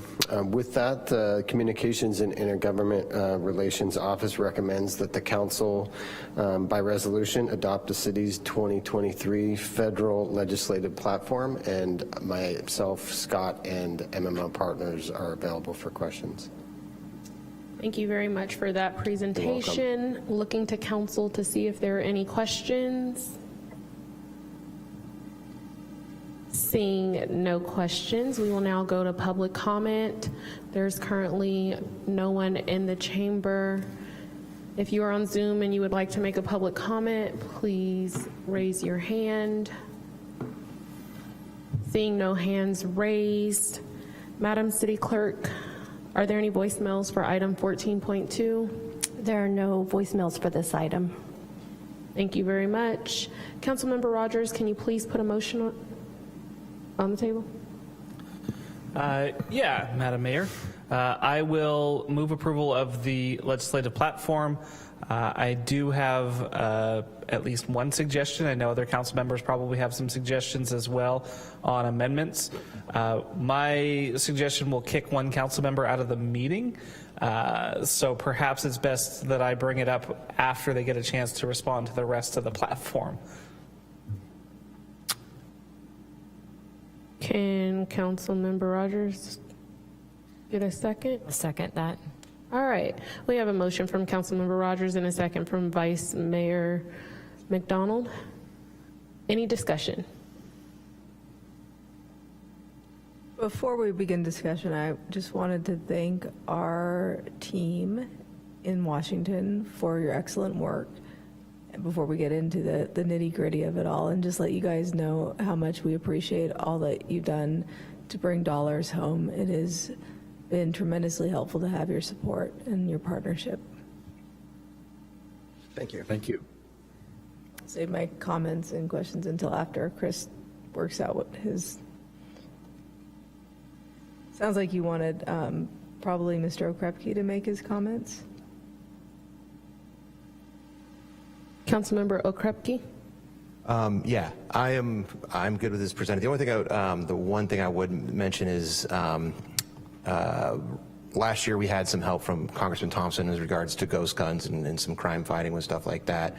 Under the public safety portion, I know it's a lot more difficult at the federal level, but is that something that we could incorporate into there? Yeah, Councilmember, we actually just met with Congressman Thompson and ATF last Friday with Chief Cregan and had a great hour-long conversation, and the Congressman is laser focused on this, and Chief has pledged to work with him and the Council to make some recommendations on funding opportunities that we may have available for technology needs as one area on ghost guns. And ATF also reviewed some regulatory items that they're working on at the federal level, and the Congressman's pledge to follow that and hear our feedback. So we had a very productive meeting, and we'll continue those conversations with his team locally and in DC. Thank you. Are there any additional questions, comments, or discussion? All right, so we'll go into the discussion now if that works for you, Madam Mayor. And I did want to be respectful. I know that we have a colleague who is a fire survivor who can't be involved in some of the discussions we have, and so I appreciated giving an opportunity to have him weigh in on other things. We do, as a community, we are still rebuilding, and there is legislation that periodically comes up that is geared at helping people recover from multiple disasters. And we had one recently. It was HR 7305 that was reintroduced. I don't want to call out the specific bill when we talk about things on the platform in case it does change, but the thrust of it was to follow the state of California's lead and not collect taxes on the Fire Victims Trust and the dollars for recovery that are intended to go towards people recovering. And so I think that it's our responsibility as a community to continue to support folks as they're going through and as opportunities like this pop up. So how would we reflect that level of support within our legislative platform? Before you continue, as this has been brought up, since I am a claimant in the Fire Victims of PG&E and the Fire Victims Trust, I should probably recuse myself. Yeah, you can leave now. Okay, thanks. Yeah. Yeah, so we can amend the platform to have some breadth that would allow this type of behavior from the city to advocate in those aspects. So, I mean, we can do an amendment, or if we want to change the language or have something specific.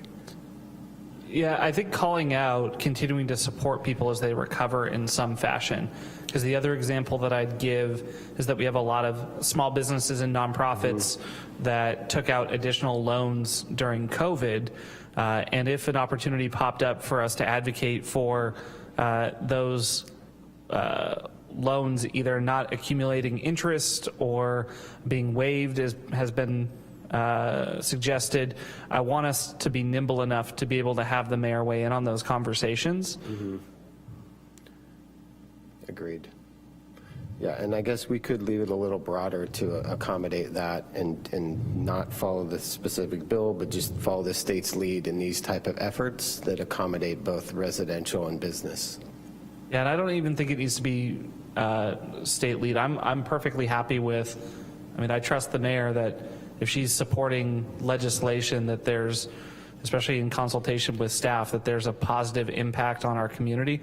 I'm very fine with that. Oftentimes I find we're ahead of the state. Okay. So I don't know how we write that in there, but I'd be interested in that.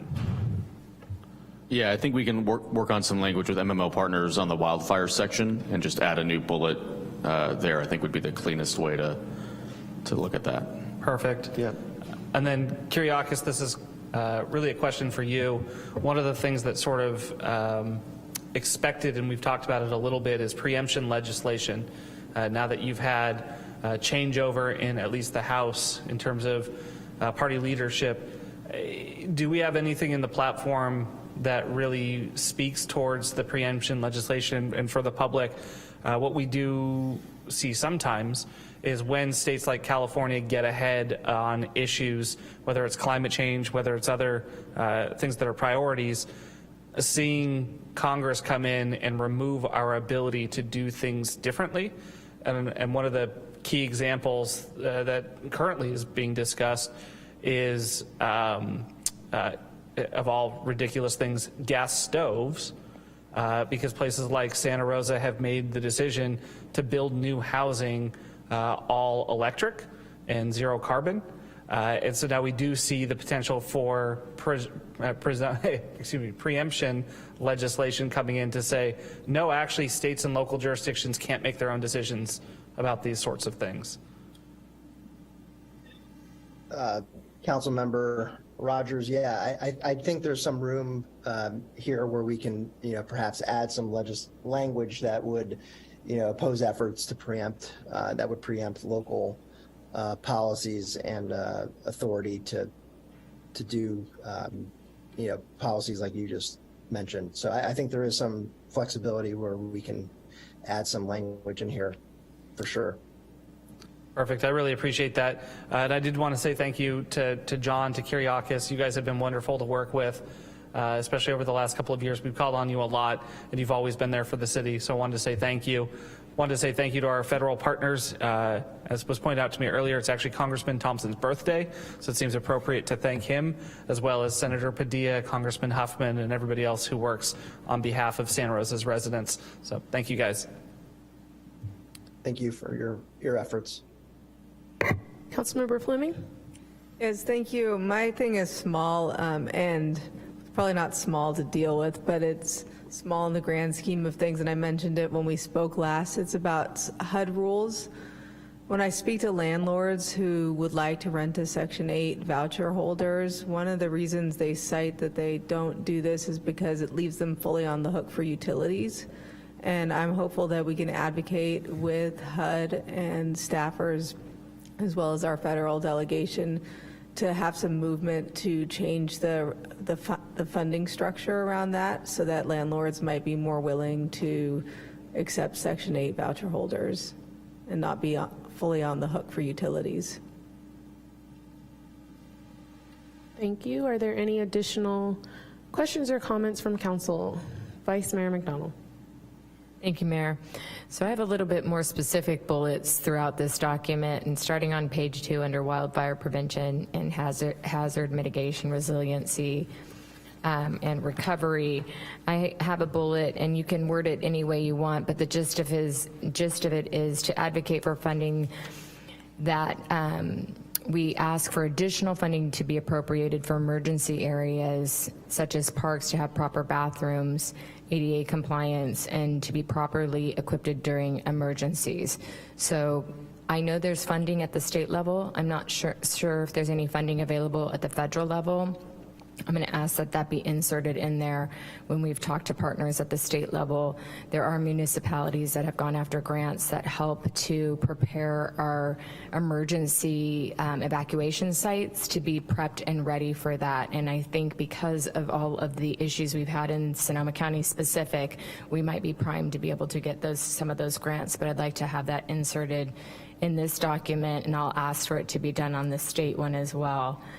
Under surface transportation, I'd like to add a bullet to work with the U.S. Department of Transportation and local schools on potential funding for safe routes to school programs and grant opportunities to increase safety for children to walk and ride their bikes to school to promote climate resiliency as well.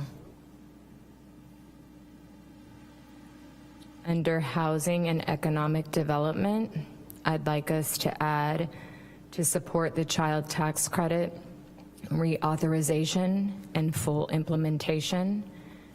That was done under the American Rescue Plan.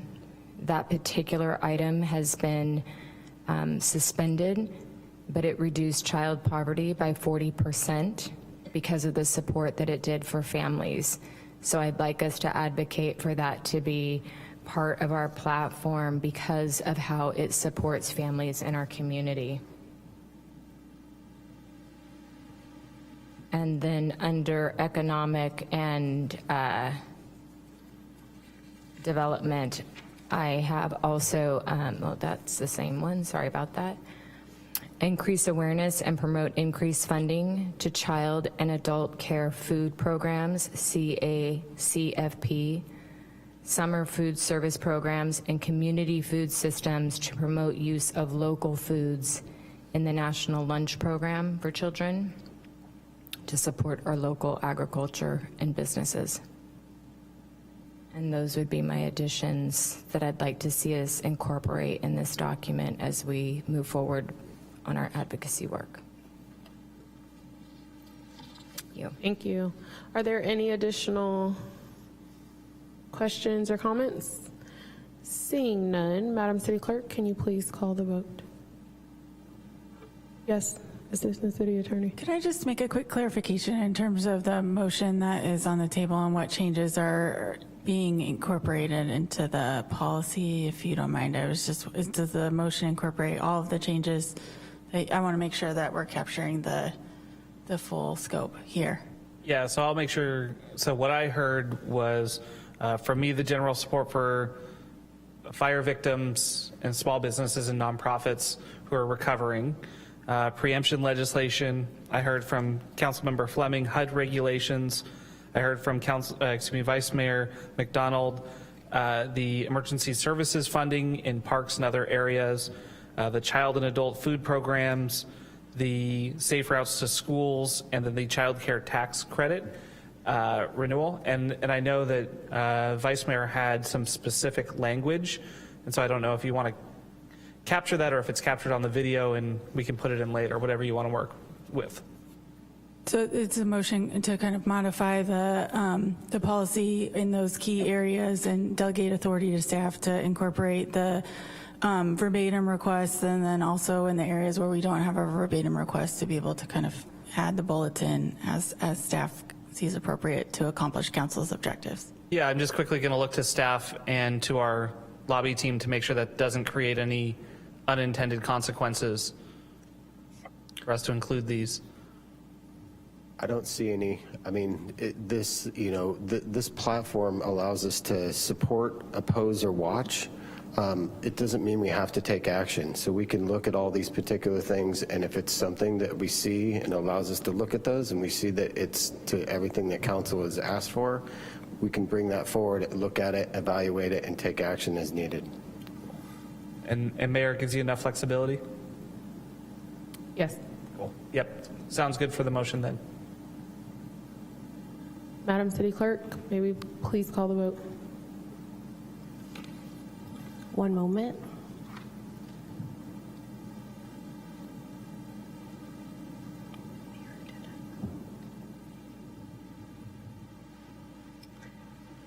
Councilmember Stapp? Aye. Councilmember Rogers? Aye. Councilmember Fleming? Aye. Councilmember Alvarez? Aye. Vice Mayor McDonald? Aye. Mayor Rogers? Aye.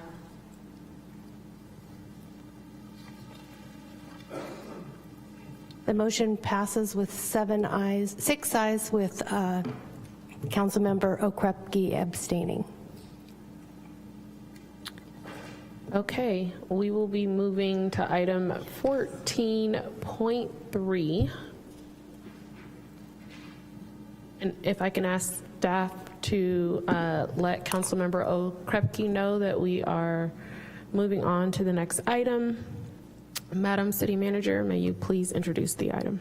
Thank you. Item 14.3, 2023 State Legislative Platform. Director Peterson is going to deliver the report. Thank you. Thank you, City Manager. I'll wait for Krepke.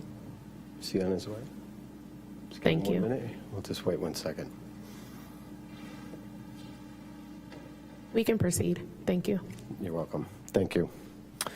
All right, so we'll be going over the state legislative platform now. The purpose of this platform, just like the federal one, is to communicate to the state's policy and projects and priorities to the public, state legislative delegation, and our state agencies. It also provides guidance and direction to city staff and to our state representatives regarding state funding and policy priorities. That being said, I'm going to turn it over to Scott to introduce our state legislative advocates and partners. Good evening, Mayor Rogers and Council. We have Sharon with us from Rennie Public Policy Group in Sacramento. She is here by Zoom, and wanted to introduce Sharon, and she can go over this slide, and then we'll jump into some of the highlights in the platform. Hi, good evening, Madam Mayor, members of the Council, Sharon Gonzalez. I'm the Director of Government Affairs with the Rennie Public Policy Group. We came on board with the city in the fall of 2021, and really we hit the ground running in terms of developing and updating the city's state legislative platform, meeting with your department heads, and really we're very active in this past year. We're a relatively new firm, but all of us come from local government. My colleague Dane Hutchings was the labor and employment lobbyist for Cal Cities. I worked as a capital staffer for 10 years before lobbying on behalf of primarily local governments. And our newest colleague, Alyssa Silhai, she came to us from the Special Districts Association, as well as having just served a term on the City of Lincoln City Council. And really with, between our team, we really have a strong hold on all issues that are important to local government, such as housing and land use, which has been huge the last couple of years, public safety, revenue and taxation, as well as governmental operations. And also we've got senior advisors, most notably Dan Carrick, who spent 30 years with Cal Cities and provides a lot of technical expertise in negotiating funding opportunities through bond efforts. Great. Thank you, Sharon, for that. And we're just going to go over some quick highlights and then jump into the proposed 2023 platform. You'll see that on the state side, we're very active on policy matters. We weighed in on 22 pieces of legislation in 2022. Our PPG and our staff tracked 675 bills, so just a wide variety of legislation, from solid waste to affordable housing to public safety to wildfire mitigation. So just a tremendous amount of areas we're tracking. And the good news for the city is that we achieved the desired outcome on 18 of those 22 measures. So some of that was supporting legislation, some of that was seeking amendments, some of that was opposing. The other one to highlight here is our state earmarks. We were very successful working with our state legislative delegation, Senator McGuire, Assemblymember Wood, and then Assemblymember Levine, and securing $12.5 million in direct state earmark requests. Certainly that'll change this year with the proposed budget deficit that we're seeing in Sacramento, but last year we had a much different situation, so we were able to seek funding for the new Fire Station 8, the Roseland Library, and then a water, for Santa Rosa Water, a program to expand their high efficiency appliance install project, which is great. So that was from Assemblymember Wood for $1.5 million. And we're working with the state agencies to now secure the funding. So that's taking some time through the Department of Finance, because they just presented the governor's proposed budget just a few weeks ago. So that's what they've been focused on. But we've been tracking that down to ensure that we get that money in the door this year. Sharon, anything else you wanted to highlight on this slide? Not on this slide. Okay. Great. Well, I will turn it over to Sharon. These slides, like our federal slides, are not the entire platform. These are just some of the highlights from each issue area, but you have a copy of the complete platform as well before you. So I will turn it over to Sharon to run through some of these key areas. Great. Thank you. Well, you know, just to kind of rehash what's already been said, the legislative platform really serves as a living document that we review every year. We want to make sure that it's a reflection of the current council and the city's priorities. And it's a very collaborative process. So we've been working on potential updates since the end of session in September of 2022, meeting with members of the council as well as every department to really ensure that all the statements that are in the platform are still relevant. Things that have been achieved, we try to update and just edit it to a point where it actually impacts the city and reflects the work that you guys are wanting to do. And again, we try to keep the statements somewhat broad so that it allows the city to be nimble in taking positions when things are moving really quickly. So in terms of wildfire prevention and recovery, hazard mitigation, and resiliency, we looked at all aspects where hazard mitigation and recovery is necessary, including earthquake hazard mapping, policies and funding that would help further the city's community wildlife protection plan, looking at ways to minimize the frequency of the electric utility power shutoffs. It's been raining for like a month straight, but we do live in California and understand that we do have year-long fire season. And then looking at supporting legislative and regulatory efforts to minimize those PSPS shutoffs. And then I did make a note of Vice Mayor McDonald's comments regarding emergency evacuation. So I don't have the full platform in front of me, but I will make sure that we've got something along those lines included in there. And then the next slide regarding administration, human resources, and risk management. We always see a number of bills in this area. So one of our priorities is to support legislation to advance workplace diversity, equity, inclusion, and belonging. We had this in our platform before, but we added the term belonging in order to make sure that it's as inclusive as possible. And then always looking at supporting legislation and advocating for the fiscal health of the city and its pension obligations. Going into budget deficits, you have to really look at what kind of responsibilities the state is going to be throwing at the local government on the local level.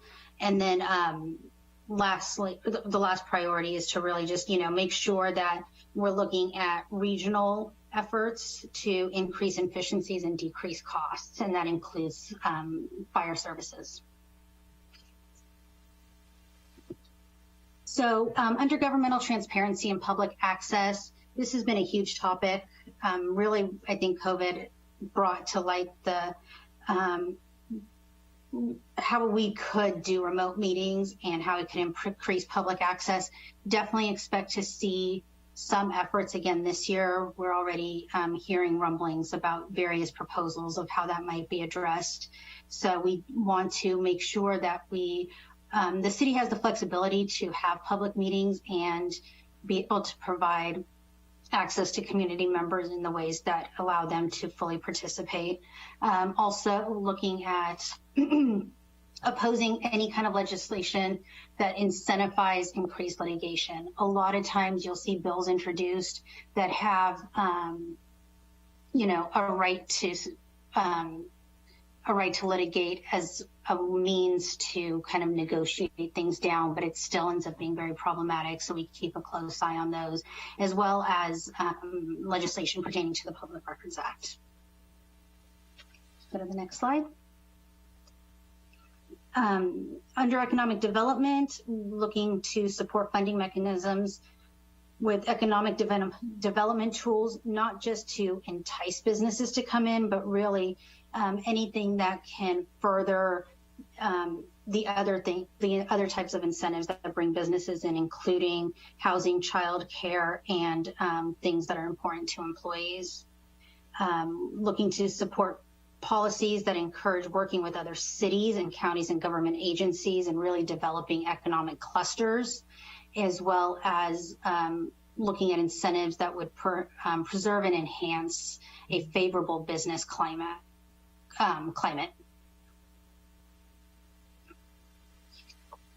Under environmental, climate change, and sustainability, there is, it's been a huge priority for the administration as well as the state.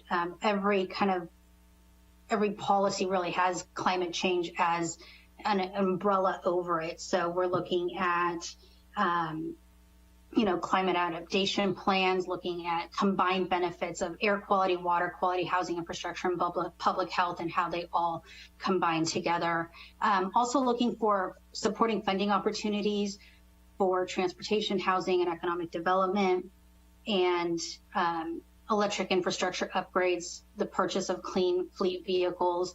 This one has been a huge priority, but also because of the deficit, it's one of the areas that are being subject to some of the largest cuts. So this is something that I anticipate us working on quite a bit this upcoming year.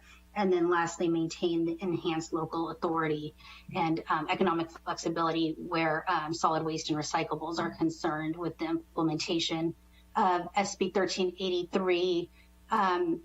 There's been some delays with it. I think everybody's looking to comply the best way possible, and that means maybe not a one-size-fits-all necessarily. If you could go to the next slide, please. Under water quality and water supply, your water department works really closely with Aqua, and as a result, we have a large, we do a lot of work on the water end, looking to increase the availability and funding for water conservation, water reuse technologies, recycled water, water storage, groundwater storage. I think what's our priorities really encompass is the fact that it's not just one solution that identifies water supply, that it's really a mix of a lot of different methods. And then approving streamlined approval and permitting processes, advocating for funding to support the continued operation of the Potter Valley project and protect that water supply and the resiliency of the fisheries. And then, like I mentioned, working with the coalition of water agencies for various appropriations to different funding programs. Housing and land use planning. This has been a huge issue. We've seen well over 60 bills, and I think in the last 2 years being signed in this regard. Some of the city's priorities.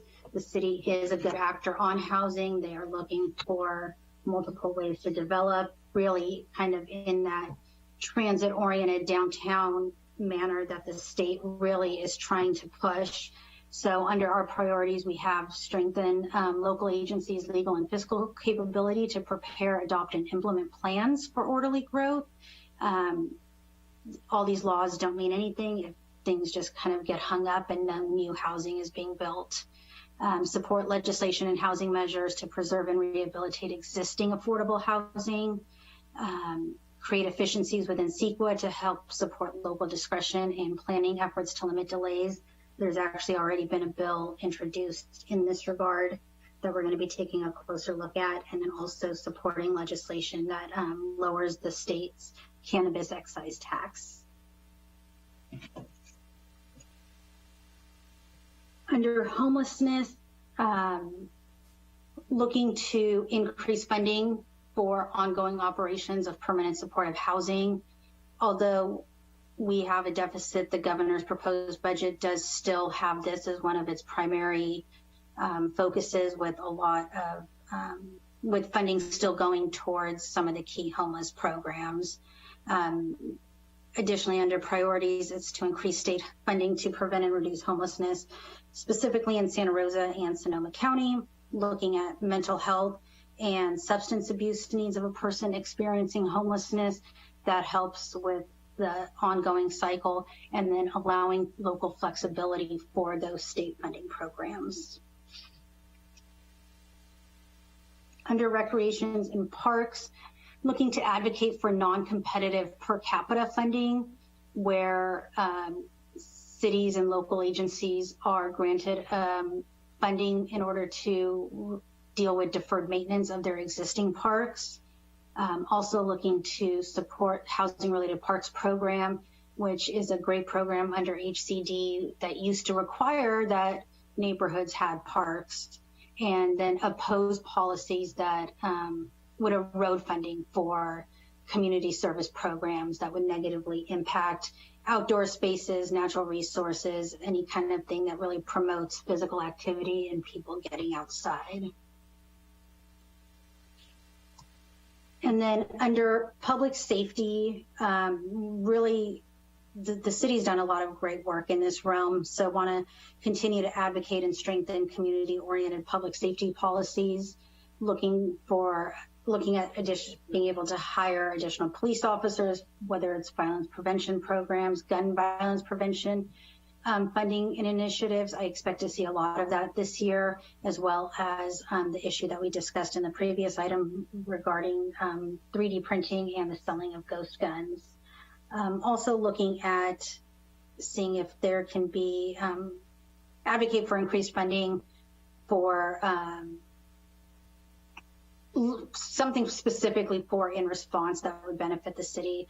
There are some programs through the Department of Justice that we are going to advocate for, and then also continuing to support policies that increase the accountability and transparency of law enforcement agencies and personnel. Under fire and emergency services, the this has also been a pretty hot topic for a number of years. We've talked about it a little bit already, but continuing to support efforts to improve the coordination of the PSPS events so that residents and businesses, they all aren't just left literally in the dark. Looking to encourage regional collaborations where firefighting efforts are concerned.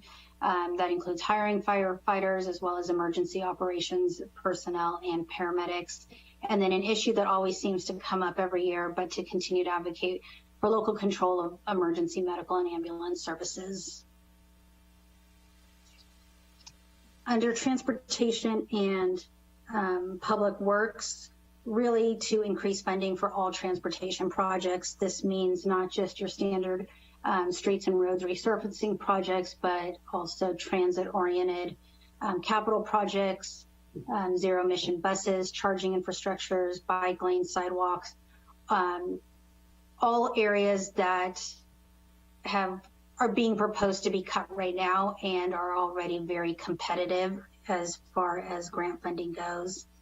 And then advocate for policies for equitable access for transportation system users, and make sure that there's funding for those disadvantaged communities, as well as support policies and regulatory efforts to preserve net neutrality, increase the funding for broadband, including middle and last mile expenditures. And then under public health, we wanted to broaden it a bit. It was very,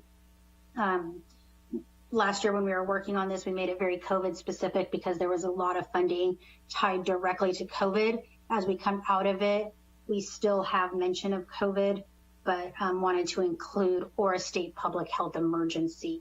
So should there be any other type of public emergency, it does not hinder the city's efforts to receive direct or flexible funding. And then also advocate for assistance to communities to help with emergency response operations related to a public health emergency, specifically vaccine distribution and testing.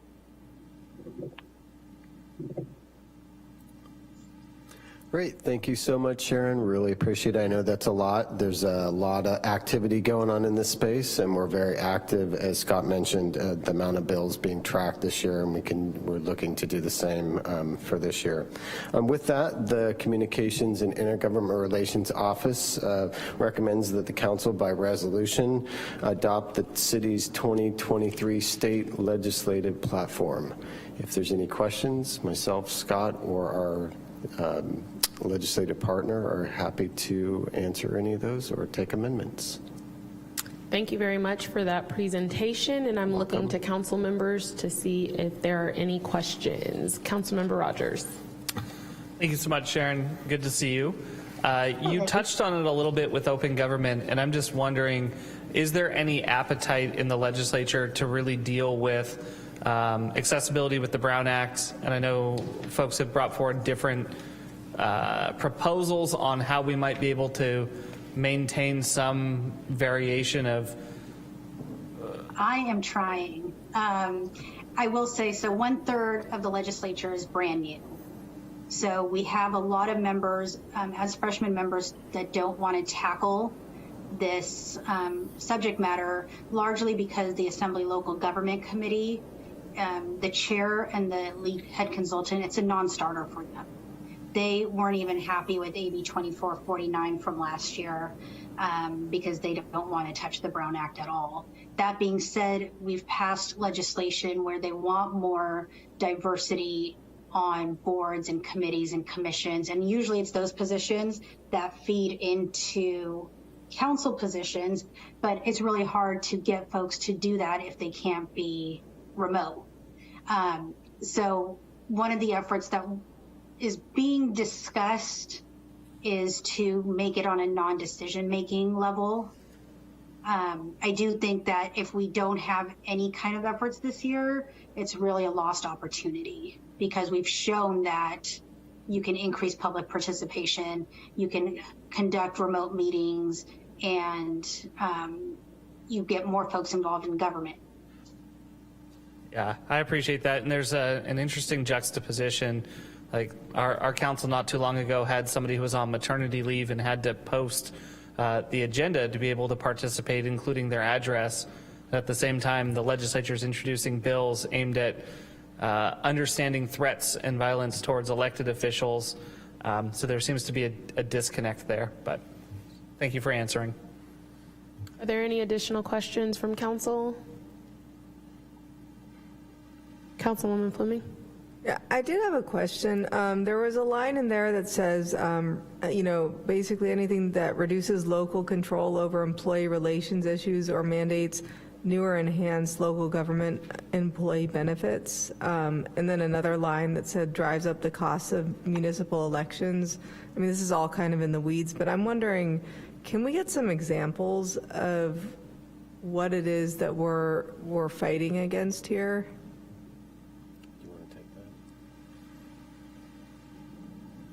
Sorry, just to clarify, you're talking about on page 3 under opposed legislation for the administration section? Yeah. Yeah, I'll start and then Sharon, if you want to jump in.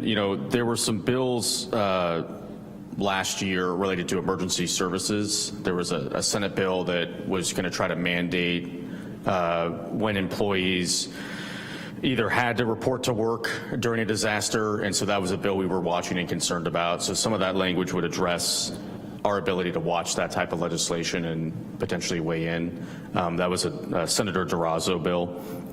And so I think that was one avenue we were worried about there.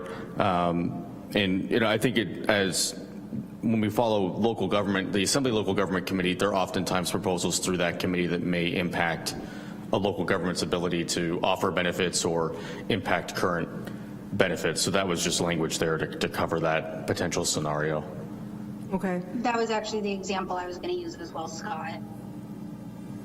Yeah, unfortunately on that Senator Durazo bill, the bill did change, so it was amended pretty significantly, and we were okay with those changes, and so was Cal Cities. I mean, there was numerous local government coalitions watching that bill as an example, and unfortunately those amendments were agreed to, and it was improved.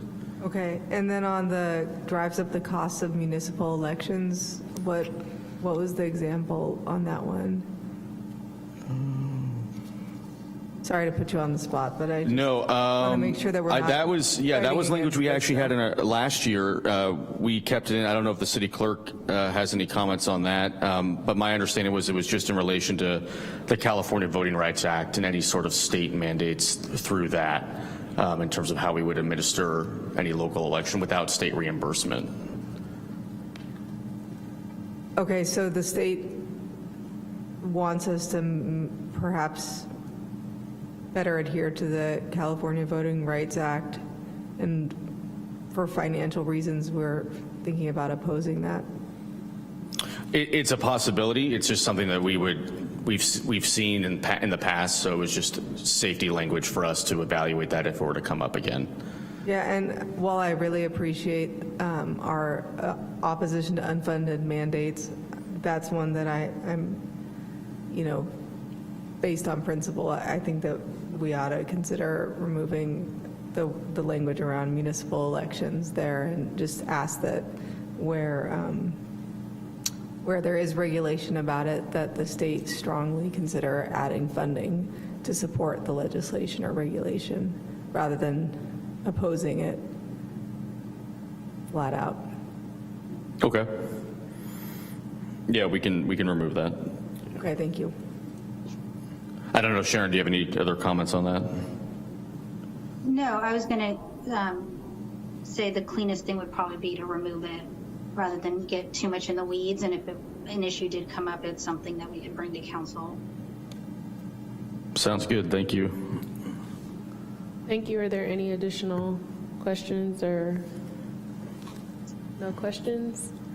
All right, we will now go to public comment. We have no members of the public in the chambers at this time. If you are on Zoom and you would like to make a comment, please raise your hand.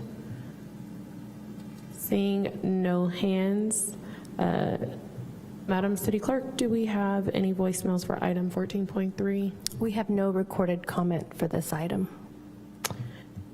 Thank you so much. Bringing it back to council. Councilmember Rogers, can you please put a motion on the table. Sure. I'm happy to move approval of the legislative platform for the state with one change. I'd like to add in a bullet point on the public safety section to reflect our efforts around sideshows and supporting the folks who are trying to corral that. We've seen that as a significant issue, and I think we should definitely make sure that we fully call that out.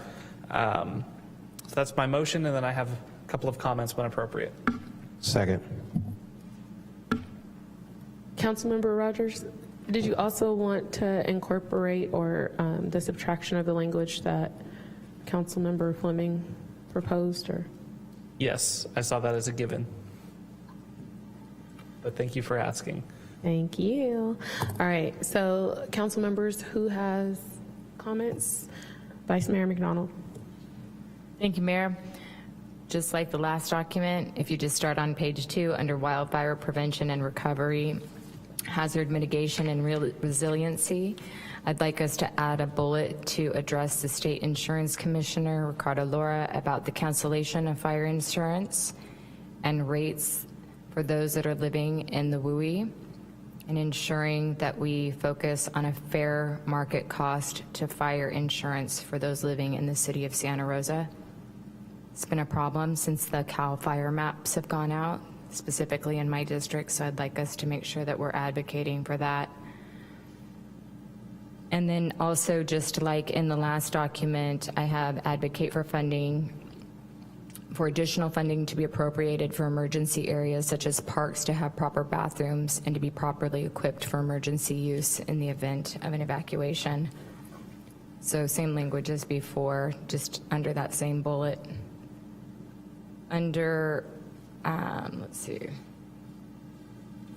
Under administration, human resources, and risk management, I had and I don't know if this is the appropriate place for it, but I have to advocate for full funding on mandated programs required by state or any government agencies.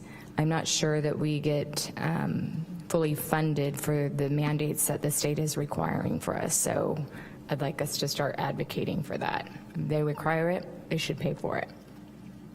And I'm not sure if that's how it works, but we should still ask. Under economic development, I have several of them around early childhood education. One is to support and advocate for increased funding for childcare, early childcare programs, and increased funding for those in early childhood education industry. To advocate and support legislation that incentivizes those going into the childcare and early childhood education industry by supporting their education and expanding opportunities for those seeking a career in that industry. To support and advocate for full funding for all educational programs impacting families and children. To support and advocate for all children and adult nutritional programs.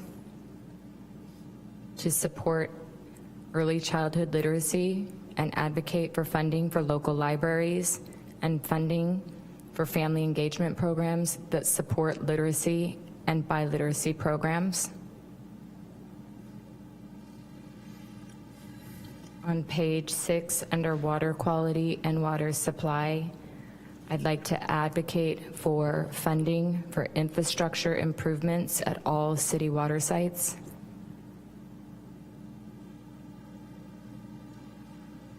Under land use planning and housing, advocate for a redesign of legislation of redevelopment money.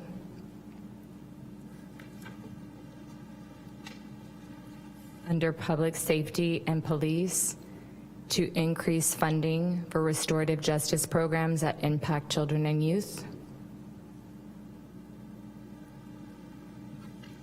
Under fire and emergency services, to advocate for funding for infrastructure and building of new fire stations. Under transportation, work with local schools and advocate for safe routes to school, grant programs to support children and families walking and riding bikes to school. And that's it. Through the mayor, may I ask a clarifying question to the vice mayor?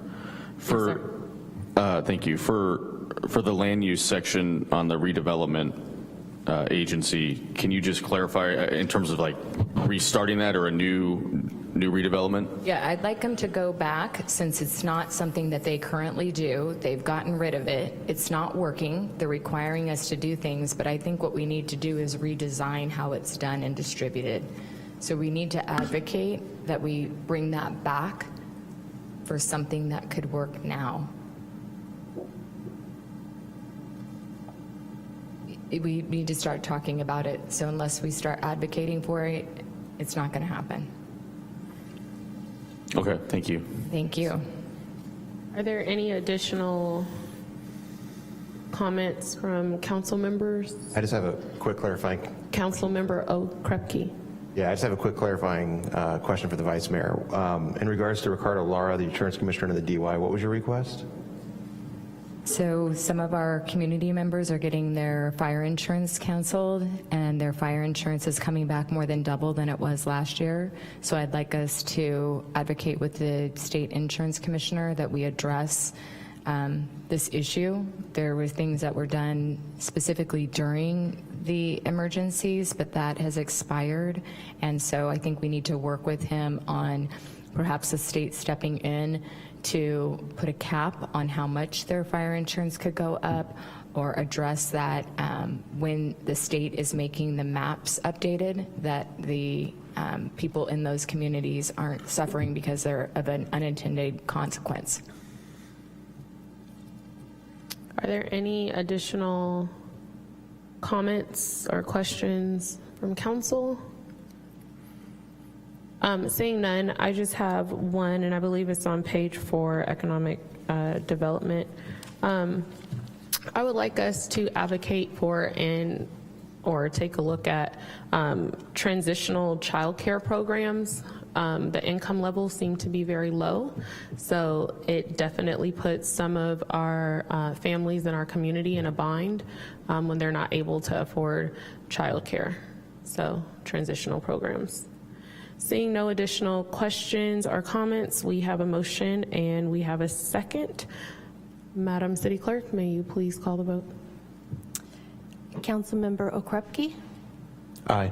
And for the record, I accepted the suggestions from my colleagues. Thank you. Councilmember Stapp? Aye. Councilmember Rogers? Aye. Councilmember Alvarez? Aye. Councilmember Fleming? Aye. Vice Mayor McDonald? Aye. Mayor Rogers? Aye. The motion passes with 7 ayes. Thank you. Thank you very much. Moving to item 14.4, this item has been moved to our February 14th meeting, so we will not be addressing that item. We have completed our public hearings for the night. We have no written communications, and we will now go to our last public comment on non-agenda matters. Item 17. There are no members of the public in the chamber. If you are on Zoom and you would like to make a comment, please raise your hand. Seeing none, and there's no voicemails. So it looks like this meeting is adjourned. Thank you so much.